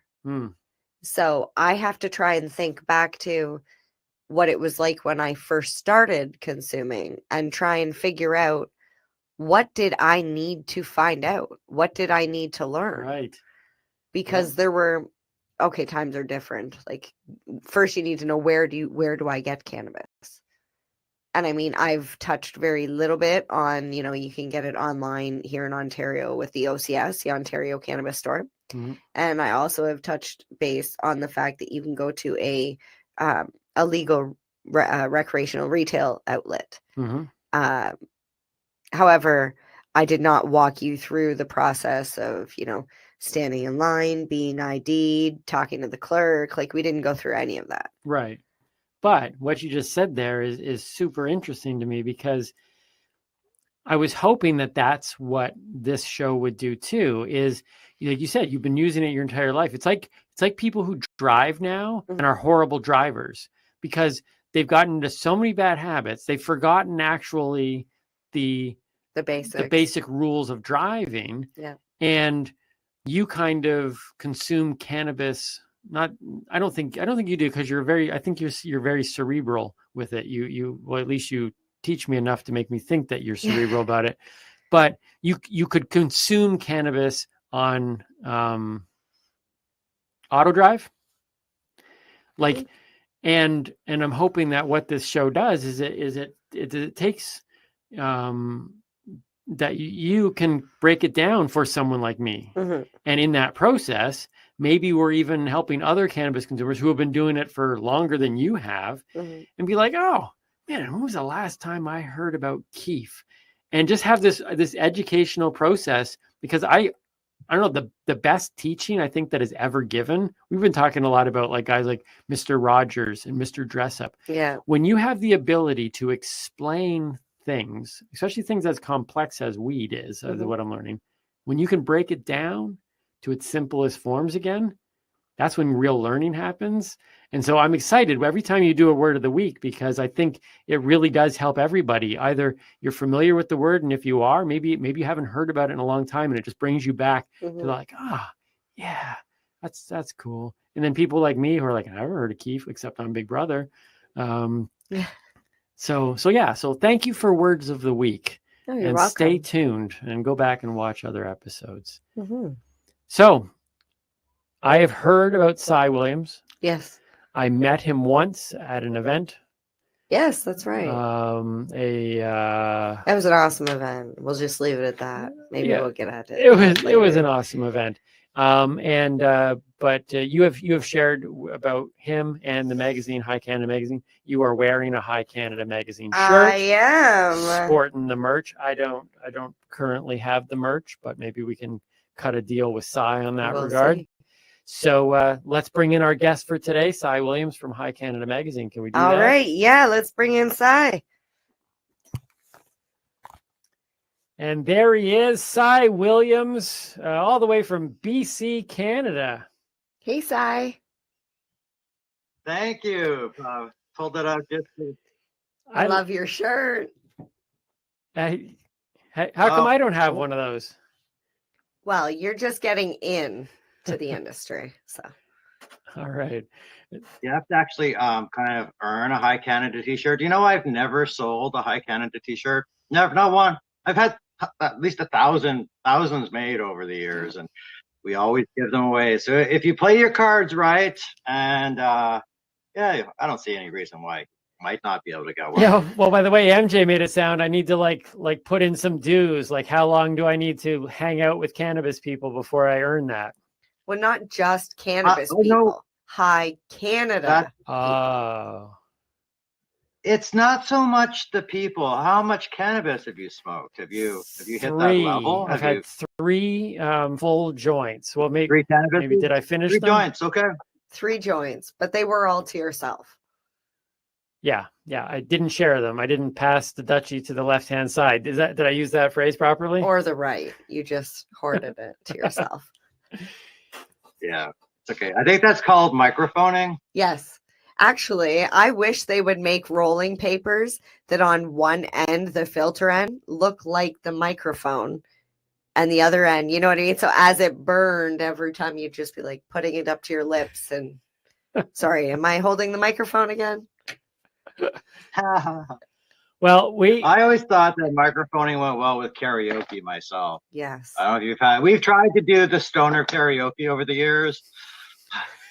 We haven't got it right yet, so we'll keep working on that. Well, based on all the stuff that I see in your setup here, you could probably teach me a lot. Like Mary Jane has been, this has been probably more educational for me than anybody else during this podcast process. You look like you could probably teach me a ton of stuff. Well, I have to say, I just want to start by saying I'm a big fan of the show. You guys have made me laugh out loud, like seriously in real life. A chuckle. I love watching, Timmy, your education into the cannabis community, because the cannabis community is one of the most complex entities or cliques, industries, communities that is out there, and there are more contradictions than actualities. And it has been so much fun watching and listening to MJ kind of fill you in on things. So props to you, MJ. And Timmy, how are you feeling? You feeling like you're getting the gist of what she's laying down? I think so. Any hurdles? I have learned a lot, but I think this is the thing that I'm most impressed with, and it's been a growth process. But hear me out here, Cy.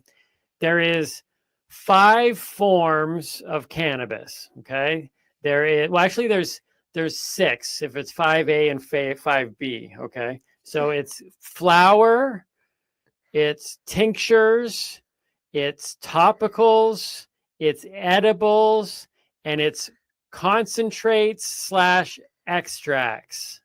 Did I get it? Yeah, I've seen them on the little dissolvables that go on the tongue as well. I have suppositories in my fridge. You never told me about suppositories. Let me think. I think you're going to say there anymore. Well, a suppository would technically be a concentrate. Okay. It's still a concentrated form of cannabis, but you're using it rectally or vaginally. Timmy, how many, besides the joint, have you tried any other forms of cannabis? No. But MJ is currently working on getting me we're going to do like an edible test. Yeah. Well, especially with the legal cannabis being 10 milligrams per package, some of those packages have 5 pieces in it. So that's only 2 milligrams per piece. So it's an extremely low dose. And now that you have your, I blanked out there. Okay, I actually have a question for Timmy, if that's okay. If I could jump on your please do. Screen. Timmy, that first joint you smoked, tell me about it. The first one I smoked. This is a good story. The first one I smoked was down by a river, no van included, and I felt nothing. Now MJ would have to give you the exact things about the joint, but I felt nothing at all, and I was severely disappointed by that. Oh, I'm so sorry you smoked shit. Yeah, right? What about your second joint? Yeah, we did purchase him low dose. It was about 12% THC the first time. The second time we got him about 19% THC. Oh, then you got on the good shit. And he smoked 2 joints in a row because he said, "Oh, I didn't feel anything the last time," and I felt disappointed. So he smoked 2 joints in a row. And this was the day we went bowling. Yeah. Okay. So we went bowling that day, and I am a really good bowler, a couple 300 games and 5-pin, and I saw my bowling score get deeply affected, and I was already then getting the warning signs that cannabis isn't going to be for me. Like, I can't risk my bowling score. You don't understand, Si. So you did not find it to be a performance enhancing drug in any way? Imagine that. Quick, call the Olympics. Really? You found it was very difficult to bowl after smoking those two joints? Yeah, there was no performance enhancing at all. Now, that being said, I bowled better than some people I know who weren't high. So technically, I'm performance enhanced above them. That's funny. So, Timmy, stepping away from that experience and looking back, would you say you had fun? No. Oh, come on. You kept laughing about how your legs felt fuzzy. Yeah, I was laughing because it was unique, and I was trying new things, and I was kind of enjoying the moment. But I was absolutely inside very, very, I was frustrated. I was a little concerned. So there was a mix of emotions. Score, though. It was over the score. It was the fact that I couldn't function the way that I functioned. And it was kind of funny to me, but it was also very concerning and off-putting. Okay, so the third time you must have decided, geez, I'm going to give this one more try. Third time. Tell me about your third time. Maybe Timmy does everything in threes. Yeah, so I had to go through three. This time we were sitting at MJ's house, and she... it was 23%. Okay, so so I jumped up to 23. We were having a conversation. Okay. Really good. And I kept phasing out. I think I was like thinking about unicorns at certain points. And all of a sudden I would come back into the conversation, but realize that I didn't know anything MJ had said over the last 10 minutes.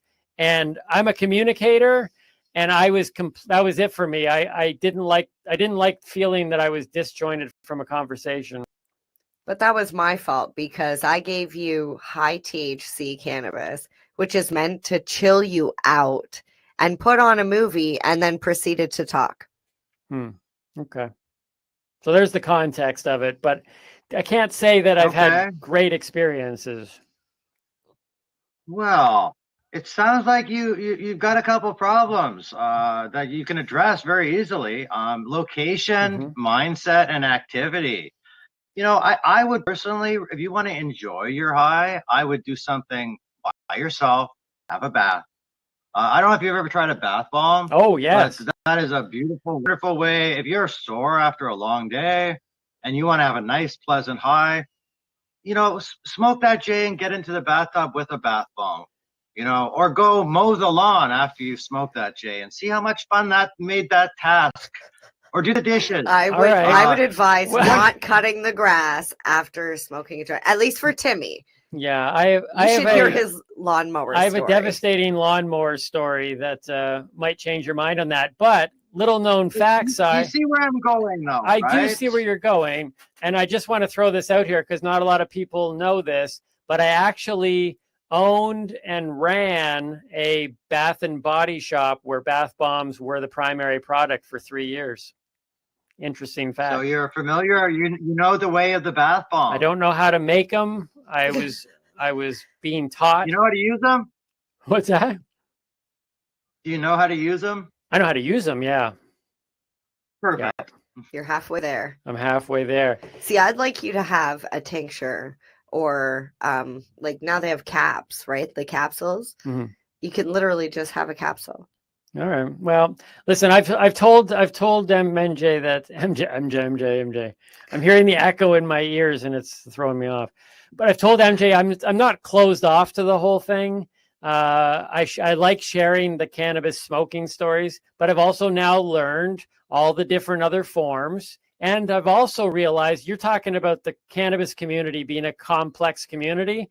I have recently began to use the phrase weed doesn't equal weed. It's a very complex plant that I am learning about so many things and dose size and form. And like you're saying, where you're with, who you're with, all those things play a role in how you can enjoy it. And if I could mention, there are a lot of people out there who are THC sensitive, who want to enjoy cannabis and all the benefits that come with cannabis, but you know what? They don't like or can't handle being that high. They're not comfortable. A little bit of THC goes a long way. And I know a number of people, but they're still find ways to recognize that the cannabis can be great. And, microdosing is a big thing. Not always, maybe if you have three to five bad experiences smoking joints, maybe switch to a pipe. Or, I wouldn't recommend dabs for you, Timmy, but when I come to Ontario, I would love to sit down and teach you how to dab before you go to any of these big parties and someone's going to drop a gram on your poor ass. See, we've discussed that. And I'm like, that's the nastiest thing somebody can do to another person as cannabis users. I'm like, don't do that. I'm a baby hitter. I use my shatterizer, and most people are like, did you even smoke anything? And I'm like, yeah, man, I got some. I got baby props to the lungs. shatterizer people. Me too. I love my shatterizer, and I don't like being dabbed out. And I walk up to the counter, and they go, "Oh, look, it's the publisher of that magazine. Let's see what we can do to them." Yeah. And they drop it. I see it. I'm like, I can't do it. I can't do that. I'll cough for like 25 minutes, and then who knows when my consciousness is actually going to return to me. Yeah. Well, let's take a moment to talk about that magazine. You're the CEO, the editor, I assume, did you found it? I did. And we're talking about High Canada Magazine. So tell us, because I'm interested in knowing, how did you start it? Why did you start it? Okay. So I used to run a gallery in Kensington Market a number of years ago. It was called Cast, and it was for emerging artists within the Canadian artistic scene. Did pretty well, but we had a real hard time finding sponsors for our shows, people to get behind us, finding funding. I was writing grants all the time. We were struggling to keep it all together. And it was about the same time as the emergence of the cannabis dispensary market. And I went to school for fine arts studio and English literature. And I'd worked as a copywriter. I'd worked as an ad man for a big chunk of my career before switching over entirely to art in 2000. And I recognized an opportunity for this marginalized group to find some funding, keep going. And it didn't work out that way, but it got me in. And I'd smoked cannabis my entire life since I was a teenager. Okay. And it was a big part of my life. It's been a big part of a lot of the things that I've done over my life. And I've never had a problem personally with the plant. And I have a problem with people who persecute people for using a plant. And I've always maintained this. It belongs to the people. We should be allowed to use it however we want. There's this level of legalization or regulation, even back then. And back then it was an illegal dispensary market. Mm-hmm. So when I realized that I couldn't merge the legal art stuff with the emerging black market dispensary markets, I saw there was an opportunity. I looked around and there was nothing. I had heard of a magazine called Cannabis Culture, never actually seen it. There was the Treating Yourself Expo had gone on around that same time, and it was a big thing in the cannabis community. It was the first time we ever had a show out here that was well attended, good vendors, good education, good information. And that was Marco, and he was based at Big. I don't know if you ever heard the now defunct vape shop or lounge, Vape by the Lake on Lakeshore. Yes. But he had a Treating Yourself magazine that was devoted to educating medical patients about cannabis, and this is where nobody knew anything. 1 in 100 people you spoke to would have heard of cannabis in a medicinal way or a way that wasn't associated with stupid potheads or lazy hippies. And then I found some old copies, and I realized Marco had left the country and there was a vacuum. There was nothing. So, I was a creative person. With the gallery, I wound up leaving the gallery and partnering up with one of the bigger cannabis groups in Toronto at the time. the Marijuana Information Bureau. And The Men in Black. we started MIB. Men in Black, right? We did the scavenger hunts at High Park and did a lot of those crazy events. We went through I was involved with Nuit Blanche as an artist, and we as underground artists. So I tied it in, and we did a Nuit Vert, where we rented some space at Spadina and Queen in the buildings behind. And we got this hotboxed bouncy castle going with like stoner movies going all night. Because sure enough, 500 people showed up to bounce in our stoner bouncy castle, our hotbox, which is a lot of fun. So I ran Rolling Stone magazine, which was a totally in-your-face.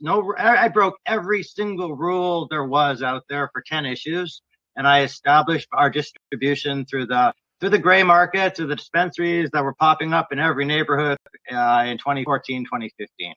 And then I was asked to stop using the Rolling Stone name. I got a very nice request, which I thought it was time. I had just taken, I had applied for and was successful in, I was one of the 10 for 10 Nuit Blanche artists. With Nuit Blanche, I don't know if you know what it is. It's an all-night arts festival that runs in the city of Toronto. So I was chosen to be one of their 10 commemorative artists for their 10-year celebration, 10 for 10. So that I was given the Badish Museum at Spadina and Bloor, and I built an installation there.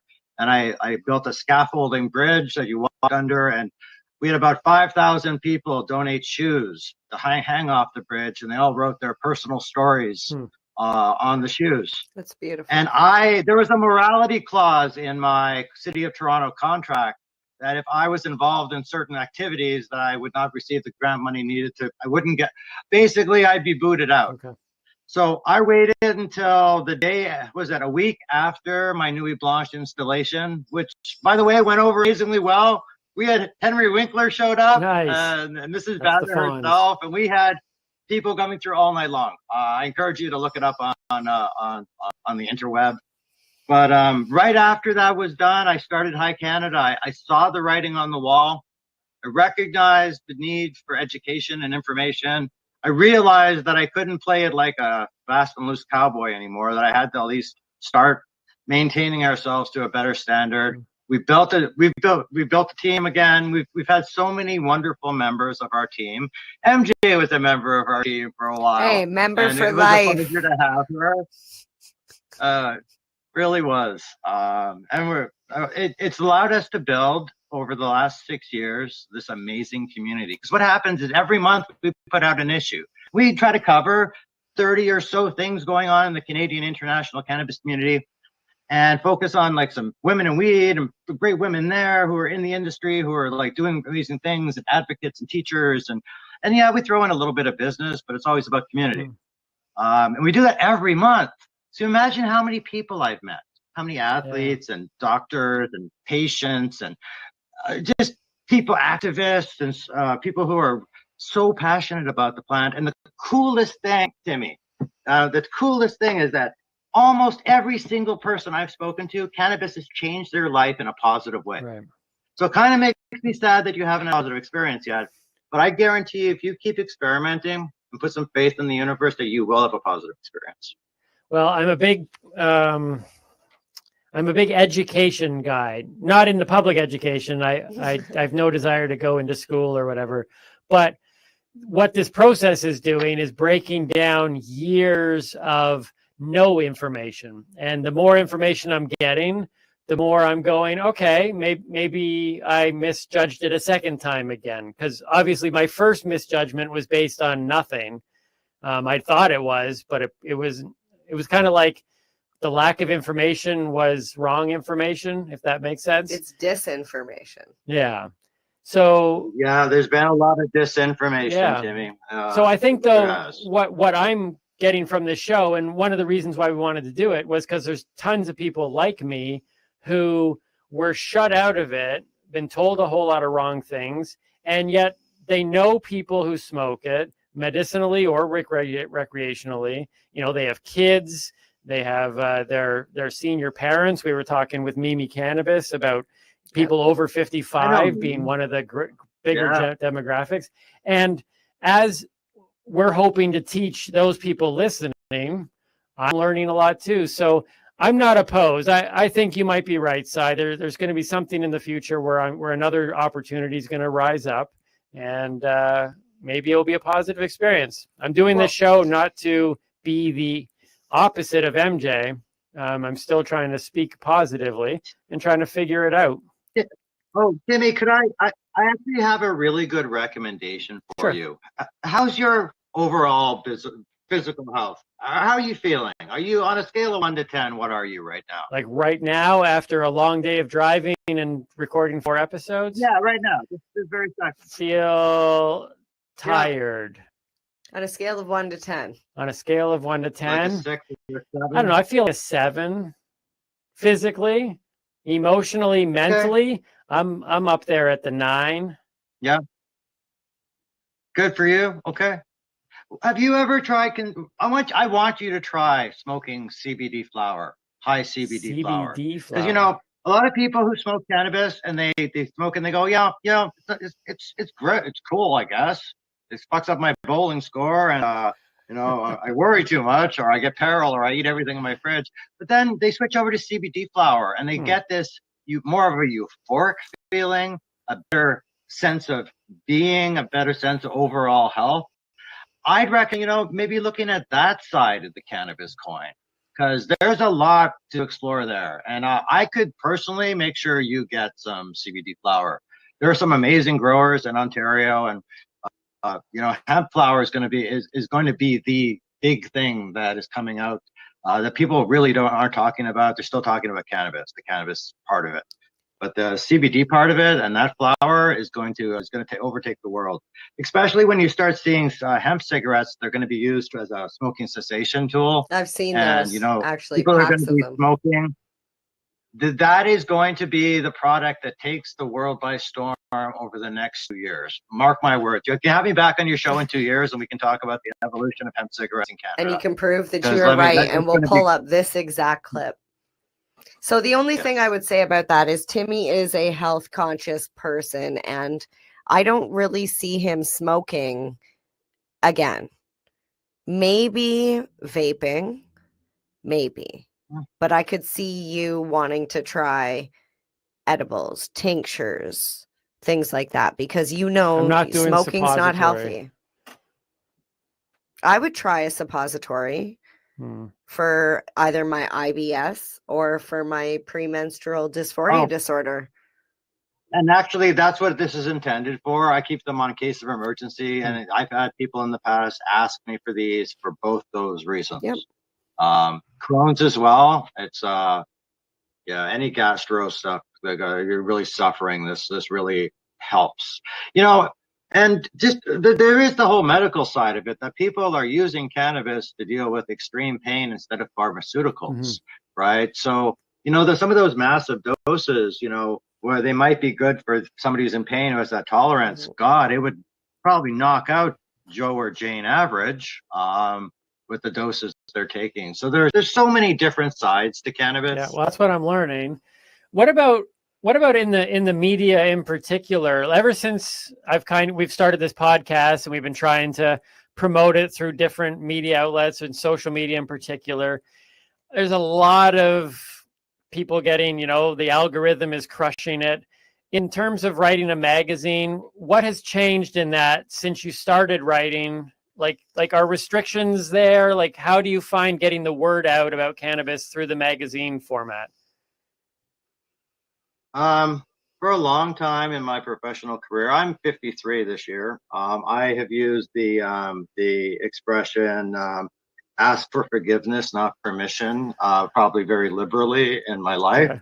And I know for a fact, and you can go check this out if you like, Health Canada has never issued a financial fine to anyone for breaking any marketing rules. If there have been marketing letters put out there to companies, they're never been publicized from companies like all the big LPs. If you go in bathrooms and nightclubs across Canada, you walk around Alberta or Edmonton and you see legal cannabis advertised on bus stops. And, when we went to okay, I should actually finish. Do you mind if I finish the second part of my High Canada origin story? Oh, sure, yeah. Because we had a transition around legalization. Yeah. Okay, so when legalization rolled around, we were told to comply. That we were giving a list of marketing rules and regulations. 90% of the businesses, the entrepreneurs, the people that I had worked with for the last 3 years in the capacity magazine editor, most of my advertisers were told, you come to our side or else. And it changed everything. And a lot of people thought they would be grandfathered in. There were companies out there trying to purchase regulated brands with the promise that they would protect them and umbrella them in. There were tons of people, scores of people who worked in underground dispensaries who had done this for the last number of years, who had built up skill levels where there was no education out there for this or training for this kind of work, who had suddenly found themselves unable to work in the legal industry. So with that one issue, we transitioned and did our very best to transition over and comply for since October 2018. So now it's 2021. I watched so many advertisers, friends of mine, companies fall to the wayside after that legalization and now after Corona. It's very, very disheartening to see. And when we made that transition, we did it with the best optimism, the most optimism we could have. It's not just me. We have a big team of people, contributors, or people who put into this concept and idea of High Canada magazine. We run it like an arts collective, so there's a lot of voices and a lot of moving parts. But to see so many of those moving parts get thrown to the wayside and see so many people who picked up charges because they were a bud tender at the wrong place at the wrong time, unable to transition over. I have seen more people turn their back on cannabis, the cannabis community over since legalization, than probably any other time in my cannabis career. And that was a little disheartening. So after 2 years plus of trying to follow the rules, we are finally, I threw up my hands about 6-8 months ago. And I participated in the online cannabis store, which is an online cannabis dispensary, remembering our cannabis roots, thinking about the online cannabis dispensary market is still huge. Sorry about that, Sai. I think we lost your feed for a little bit. Could you just go back and kind of recap some of what we may have missed? No problem. I was probably speaking at length about our second transition around legalization, where we as a group decided to try to comply to the best of our abilities to all the new legal marketing restrictions. As a result, of the legalization, I know we saw the rise of the new legal dispensaries, the rise of LPs, but there was an entire industry built up to that point of entrepreneurs, a lot of people who took charges for simply being bud tenders or working at the wrong place at the wrong time, the wrong grow, because they were involved in unregulated cannabis. And we made a really good try of it. We tried to stick to legal topics, but you know what? The legal market was pretty much, well, you've worked with the black market. We can't advertise with you. I know so many legal producers, people who work with the setting of a legal producer. I have friends and work at so many different companies. And every time, besides content, after we tried to comply, it always came down to what the lawyers had to say. And the lawyers were never cool with licensed producers advertising or promoting or even having any sort of branding in this sort of magazine. And so we were working under that there was no legal revenue stream for us. And at that point, we unfortunately had to say goodbye to all of our black market advertising, which pretty much sliced our throat financially. Luckily, we had the foresight to start our High Europe magazine brand, which focuses on cannabis on an international and with an international focus. And that has been very well received. We've done a 5-city tour that got canceled, unfortunately, at the beginning of the pandemic. We're due back there in August to do another 5-city tour. We're media sponsoring the International Business Cannabis Conference, the ICBC, that's been able to sustain High Canada. At the peak of the crisis, we were our printers' needs and our lack of advertisers pretty much dictated that we had to go to a digital-only platform. And we've been a digital-only platform for about 9 months, and I have to tell you, it sucks so bad. And we still get great engagement. We still have this magazine, but we've over the last couple months we've really had to decide that we've had to restart it one more time. So I've been working diligently through the crisis, building new partnerships to take High Canada Magazine into as a true legal magazine. We're not going to just be a free magazine that's available at dispenser or black market dispensaries or at head shops, or quite possibly if you get it mailed out to you. Now we're going to be 100% all new, all legal. We're shortening the name from High Canada Magazine to HCM. We're going to be distributing our new magazine, our new legal cannabis magazine, through legal shops in 7 provinces. We have licensed producers who finally now they're open-minded enough after so many years, so much time, to start working with some groups like ourselves. So we're once they're contemporaries. Once I realized that a lot of the advertising restrictions do not apply to shows, so all licensed producers and all their brands are allowed to put placements in all those show catalogs. And then I noticed that there were a few smaller companies, newer magazines, that were also distributing through the legal shops. And I found out that it's an in-house magazine, so a lot of the restrictions that we've had poured upon our shoulders for the last 2.5 years no longer apply. Mind you, it means that we can no longer talk about our black market roots, our legacy roots, or our friends in the or in the unregulated community, because in order to play in this particular playground, we have to follow every rule that there is, which is great. And I'm happy that we're able to make this hopefully third and final transition with the High Canada Magazine brand. We're bringing with it 6 years of community, a dozen High Canada Magazine correspondents and representatives across the country. So we're really excited about this new move. I'm hoping we're working on the new issue right now, this first legal issue, and we're looking at having it in stores in 7 provinces by probably mid-August. So actually, you heard it here first. We've been keeping it pretty quiet. We had a giant yearbook issue as our last final unregulated last issue. We had pretty much, it was 300 pages of photos. And to be honest, it could have been 1,000. I'm a collector.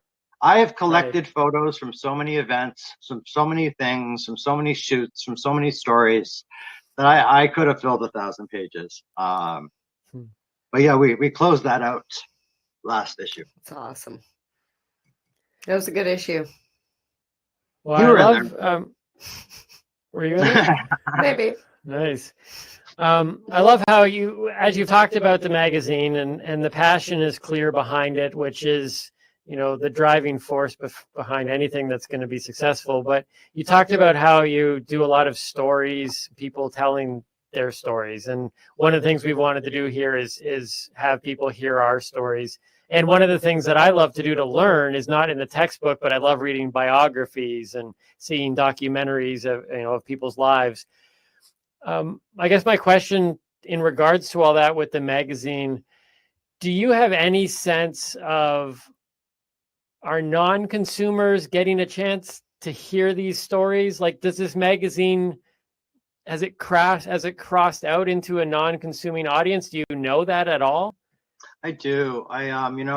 It's funny. We had an interesting evolution of our audience. We started building subscribers with Rolling Stone magazine, where it was consumers purchasing from black market dispensaries, and then we transitioned over when we transitioned over, we started. I noticed we're 60% of the people, because we were doing all the shows, it was B2B. So suddenly we had all these B2B readers and subscribers, and 60% for a number of years of our readers were businesses within the cannabis community. And there was a big rise of entrepreneurs a number of years ago. And everybody and their dog was getting into the cannabis game, my friend. And a lot of people lost money on that, but a lot of people made some money too. It was a lot different than it is today, where you have to jump through a lot more hoops. Luckily, with the new magazine, we are some of the groups that we've laterally connected with are helping a lot of legacy brands step up. And that's really important to me, to see that people who worked in the legacy market, from growers to bud tenders, manufacturers, anybody who's been in there should be allowed the opportunity to step out. And work in this market and not be shut out or penalized or placed in jail. I have a lot to say on that topic, so I probably should. I know we don't have a lot of time. Wow. Well, we do need to start wrapping it up. MJ, do you have anything you want to add here at the end? I don't, actually. I'm a little slow today, can you tell? It's really hot in here, and it's the end of the day, and I'm really hungry. What we need to do is go get a nice place out where Sai is, which looks so peaceful and chill and relaxed. Yes. Oh, We need a studio where I can smoke. Oh, see, I love my place. I can smoke anywhere, and I love that. I can smoke while I'm walking around the lake. I can smoke walking down the road with my dogs. I can smoke anywhere. So, hey, but the only downside is, you know what? I get love letters from Domino's. We miss you, Sai. Come back to us, Sai. I used to live in Toronto. I would order Domino's 16 times a week. They miss me. I miss them too. Domino's, if you're listening, get me delivery. That's funny. We'll use our many contacts and figure what we can do. Thank you. I need Sai, we want to thank you for spending time with us today and for sharing your story and for talking about the magazine, and from one artist to another. I can't speak for MJ, but it's just so awesome to see somebody who's so passionate about what they're doing, who's being able to sustain themselves doing what they love. That's so encouraging for me. And I just hope you can continue to tell the stories, because I think stories are more important than stats and all the technical mumbo jumbo. So tell the stories, and hopefully more and more people will understand more about this complex plant and the community. I agree, Timmy. It's been a real pleasure. And you know what? Who knows? Maybe I'll be able to participate in your cannabis journey to some degree. Well, technically you already have today. Oh, thank you. That's very nice of you to say.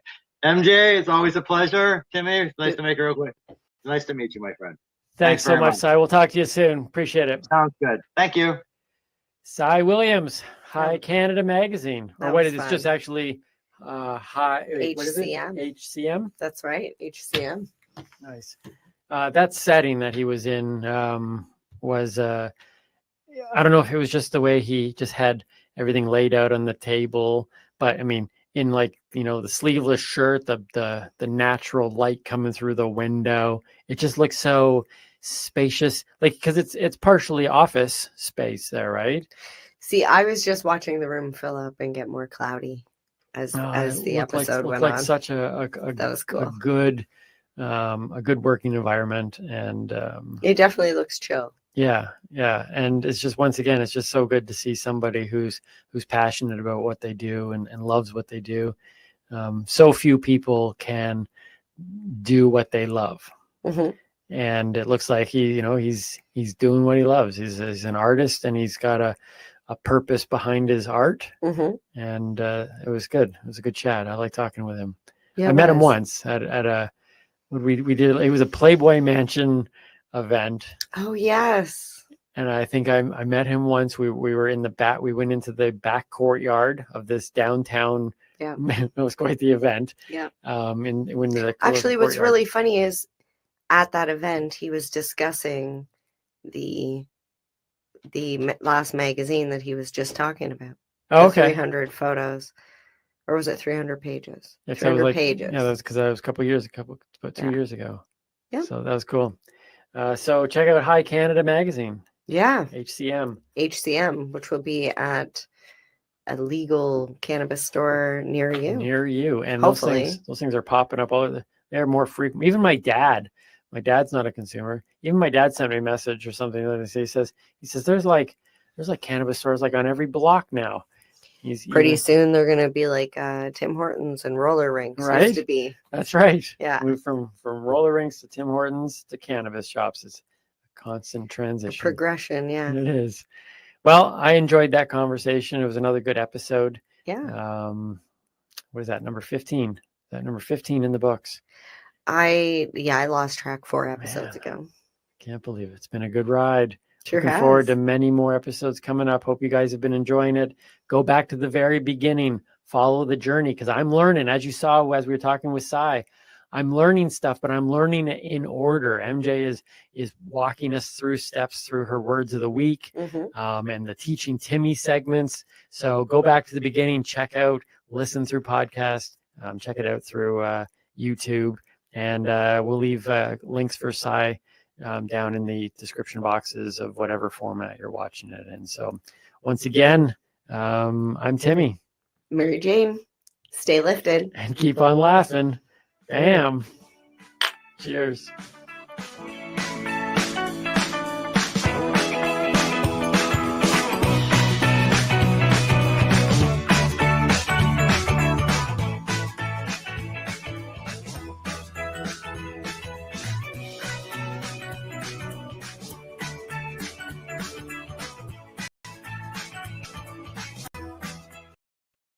The opinions of the individuals during this broadcast are their own, and may not be the opinions of their group or other organizations they may be involved with. All medical advice during our broadcast is not a medical opinion and should be checked with your medical physician. You're listening to the Pace Radio Network here at paceradio.net.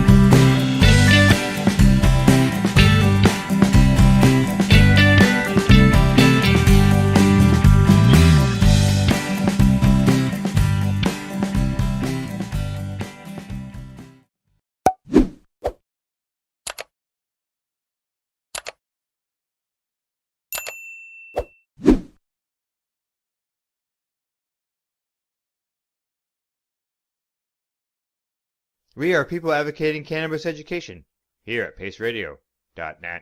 Limestone City Hydroponics is Kingston, Ontario's hydroponics shop. Take your growing to the next level and create the optimal environment with a tent kit, or maximize your yield with an ebb and flow flood table kit. Either way, Limestone City Hydroponics has more sizes and options to fit your needs. Are you looking for the power of the sun that adapts to your budget? Then look no further, as they have professional grow lighting. They have indoor grow systems that are easy and cost effective, with many options to fit your living space and lifestyle. Cultivate your growing potential. We have everything you need to succeed. And if you can't make it to the store, they offer local delivery to the greater Kingston area. Remember, when you're looking for experts to help you grow, then look no further than the locally owned Limestone City Hydroponics, 105 Sunderland Drive in Kingston, Ontario. Call them at 613-548-0420. Enjoy the buzz of legalization with Campbellford Lifestyle Shop. From lights to plant nutrients, books, consumption accessories, and more, we've got all your basics to grow or consume cannabis. Visit our info center or take a look at our piercing services and body jewelry, now available in-store through Campbellford Lifestyle Shop, 17 Bridge Street West, Campbellford. Are you looking to get your medical cannabis grow license? Limestone City Hydroponics can help patients through the process of obtaining their license to grow medical cannabis. What's that? You don't have a doctor. If you meet the medical criteria, Limestone City Hydroponics has a nurse practitioner who can assess and provide medical cannabis prescriptions. What are you waiting for? Contact Limestone City Hydroponics at limestonecityhydroponics.ca or call them at 613-548-0420. Pace Radio is the People Advocating Cannabis Education Radio Network. Legacy 420 have an awesome array of cannabis-infused beverages, from pop to Nature's Nectar's teas, all in amazing flavors. What a selection! We even have a delicious mango-infused juice, and let me tell you, it's delicious. Everything is infused in-house, so we buy our syrup from the same place where everybody else buys their syrup for their pop, and the infusion is done in the lab. It's all canned here, labeled here, produced 100% on Tyndonega. We have two lines of drinks. One is called our Nature's Nectar. That was our original line that we came out with. And then we also have a line under the Ready brand. We have them in 10 milligrams, 30 milligram, and 60 milligram cans. What a great selection for a get-together with friends or after a long day. Remember, if you want to wet your whistle with on-site lab-tested products, come see your trusted partner. Legacy 420 out on your road.